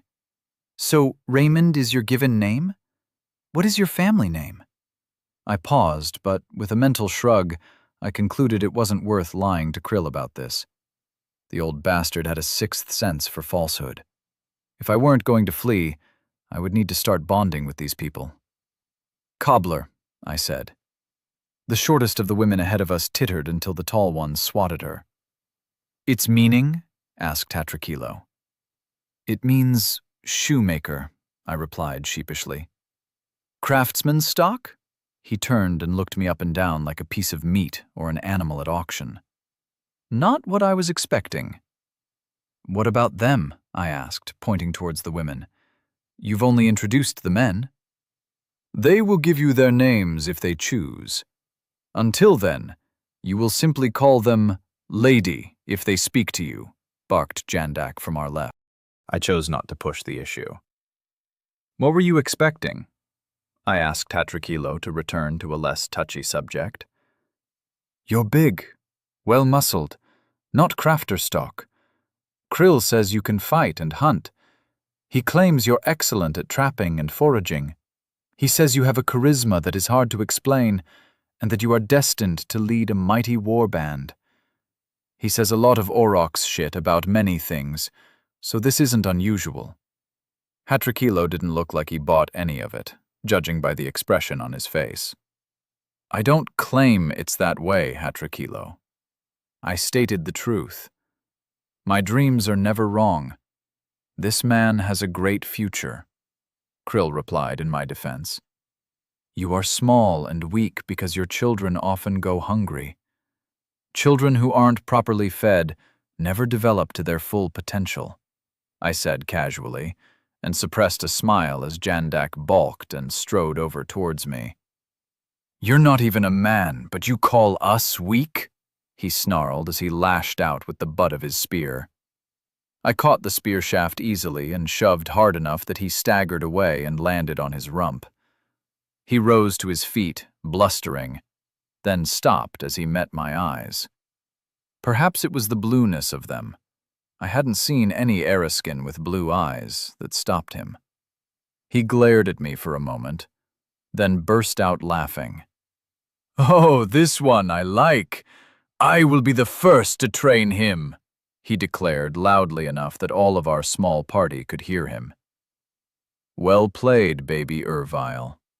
But when we train this evening, you'll see why speed and strength aren't everything. He walked back to the side, chuckling evilly to himself. Too strong, too fast, muttered Hatrakilo. You weren't lying. He accused Krill as though telling the truth was some sort of crime. The wiry old man shrugged. I never speak Aurochs shit, Trakilo. I'm famous among all the cities of the South for my forthright honesty. You should know that by now. Fuck your cities in the South, Hatrakilo replied amicably. Show me the mark. He glared at me. I glanced at Krill, who was studiously observing the horizon. I lifted my sleeve and unwrapped the bandage hiding the tattoo Eresk had given me. He glared at it briefly, then turned away with a snort. Now, do you believe me? This is the solution to our problems, cackled Krill happily. Hatrakilo grunted noncommittally. Our problems? I wonder how much they intersect, old man. I have problems. You have problems. He has problems. Hatrakilo shot me another glare as he said the last sentence. I was very aware of my own problems, so I nodded in reply. I'll help you if I can, but there are things I have to do that are more important, I added. 5 kills, then home I'd go to settle accounts with the god bitch. The problem is Hakubin, boy. We need a new king, and it can't be Hakudan, said Krill. I can knock him for you, no problem, as long as I won't get mobbed for it. He's definitely on my list of acceptable targets. The boy is off limits, though. Knock? Asked Krill. Kill. Oh, that might be part of it, but we need to win over the crowd first. You need a reputation to match your character. That's what this trip is about, Krill replied. I don't need a fucking PR campaign. I can off him in his sleep and catch a fast horse south. I do not understand all of what you just said, but I assume you mean killing him and fleeing would be simple. It would not. The entire tribe would hunt you. Other tribes would hunt you on our behalf. Thousands of warriors would be on your heels until you died. It would be a matter of honor, and you would not leave the plains alive, said Hatrakilo with straightforward confidence. We walked, mostly in silence, for the rest of the afternoon. They wanted me to kill Hakubin, but I would have to do it in a fashion that met their weird honor code. It felt a little like Poseidon offering me the Mortimer job all over again, setting my teeth on edge and putting me in a bad mood. When we stopped to make camp, I fetched firewood with a couple of the men, and when I came back, 3 tents had been set up. They weren't the complicated yurts of the village, more like wigwams with simple hide walls. You're in this one with me and Troikilo, said Krill, waving a hand at the tent furthest from where the animals had been hobbled and were enjoying the contents of feed bags. The others? I asked. The middle tent is for the women. The other is for the warriors. Do not attempt to enter the women's tent, he told me. I ignored his implication. You're going to be busy anyway. Here. He tossed some thin rope at me. Go set up some snares. See if you can catch us some breakfast overnight. His eyes twinkled as I looked down at the thin rope. I sent him a grateful look and moved back towards the small copse of trees to find likely animal paths I might trap. When I got back to the camp, having set traps everywhere I thought I might catch a rabbit or fox, the light was fading, and the first moon was already glowing in the sky. A fire was crackling, and the smell of stewed meat and vegetables filled the heart of the camp. I accepted a bowl from one of the women with a nod of gratitude and went to sit by my shared tent to eat in silence. Why had they brought the women? This was meant to be a dangerous trip, after all, and I couldn't see the sense in exposing the females to the risk. In primitive societies, women were very highly protected. A tribe with 50 men and 50 women could lose 40 men and still have 50 babies the next year. Losing 80% of the women was the death of the tribe.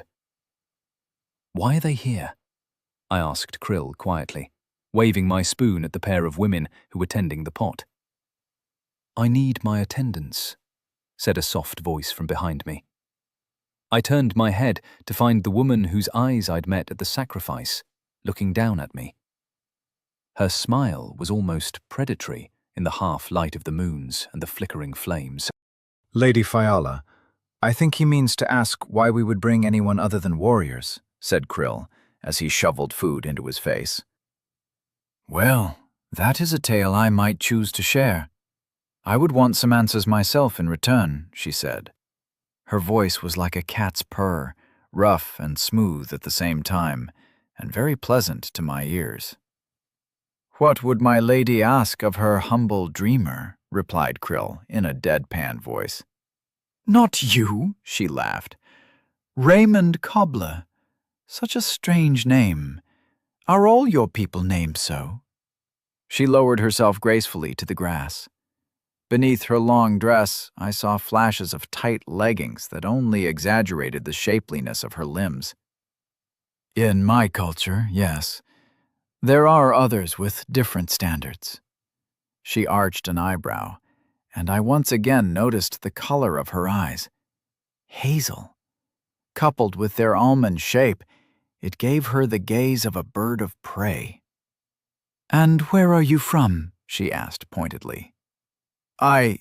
You wouldn't have heard of it. Suffice to say, it's a long way away, and all I want to do is get home and settle some debts, if I can. She glared at me, her lips pursing in annoyance. One day I'd like to hear of your home, Raymond. She rose to her feet, said goodnight to Krill, and went into her tent, calling out to the other women, whose names I discovered were Halen and Gardell, to clean up the meal quickly and join her. Halen, with her pink cheeks and bright eyes, was constantly shooting coquettish looks at Jandak, who smirked and winked at her every chance he got. Boy, you need training. Come with us, called Hatricolo, as three of the warriors, including Jandak, rose to their feet and grinned at each other. I followed behind, ignoring the teasing and insults as we moved away from the fire a short distance. Krill shifted around so he could watch unobstructed and pulled out strips of dried meat to munch on like they were popcorn. We will begin with fist and foot. You have training in such fighting? Demanded Hatricolo in a no-nonsense tone. I nodded. I'd spent years learning various martial arts on top of the training I'd received in the military. I was competent, at best, in my estimation. Why fight with fists when knives are more effective? Why use a knife when guns are a thing? A professional should always use the most effective tools available. Firearms are often too noisy, too attention-grabbing, so knives and close-in fighting had played a major part in my activities back home. Jandak shrugged out of his tunic and threw it to one side. He was short, but covered in wiry muscles that bore a patchwork of scars. Most of his skin seemed to be made of scar tissue from what I could tell. "Stop ogling me, I'm not into that." "Come on then, let's see your form," he laughed. I removed my own tunic and, wearing just my rough shorts, I stepped into the arena formed by our audience. He rushed me. His form was good. He went straight for a takedown, crouching low to hurl me off my feet and remove my range advantage. My fist slammed into his temple as soon as he was in range, knocking him face first into the dirt. He didn't move immediately, and I worried I'd struck too hard. He lifted his head slowly and spat out a mouthful of dirt and grass. "You're going to pay for that," he muttered as he slowly climbed back to his feet. One-on-one, none of them were a match for me. Even if I toned down my speed and strength to something merely human, my decades of sophisticated training and experience shone in the face of their brutal autodidactism. Once this became clear, Hatrakilo ordered them to pair up against me. This was more challenging, but not terribly so. Then he ordered a third to join in, and it became increasingly difficult for me to dominate. The warriors worked reasonably well together, creating openings for each other to land blows, and soon I was having to strain to hold them off. They tended to go for glory, though, and this gave me chances to exploit the weakness in their teamwork. I was battered and bruised when Hatrikilo finally called a stop, but I had emerged victorious in the end. Jandak smiled broadly and nodded his head deeply in my direction.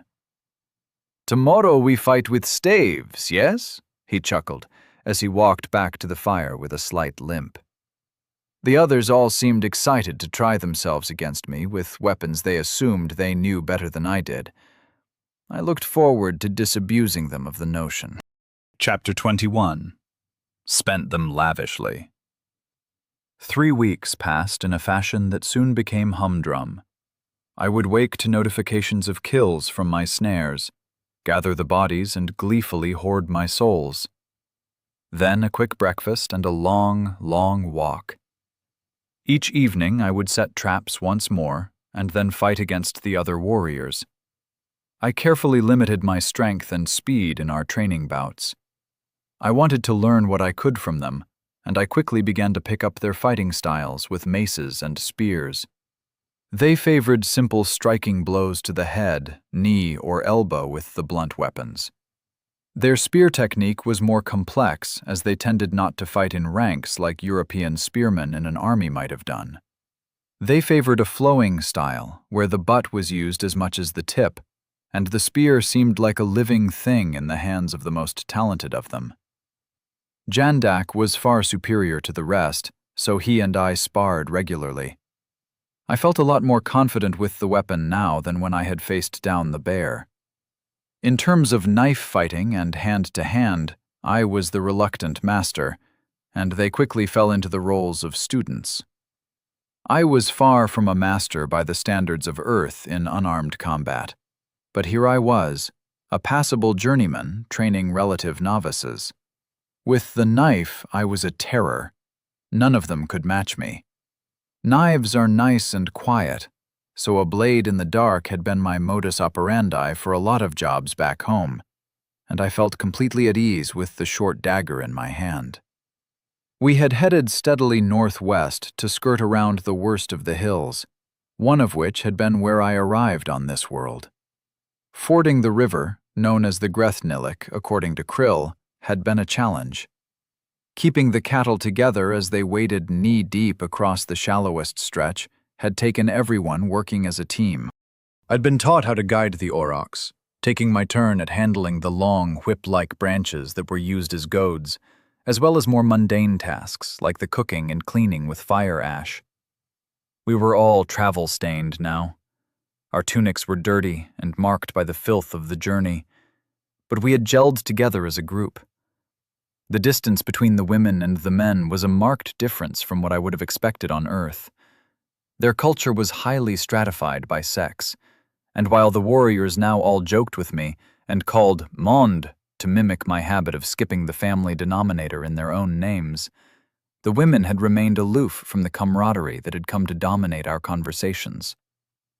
I was no longer considering ditching them and running south again. The idea of mammoths, extinct for so long back home, also intrigued me. After passing the river, we switched to heading directly north, and the land began to change. The grasslands and tiny forests began to be dominated by larger trees. Krill assured me the forest would fall away behind us when we reached the ice plains. From his answers to my questions, I came to expect a vast tundra beyond the hills and trees where we would hunt his great tusks.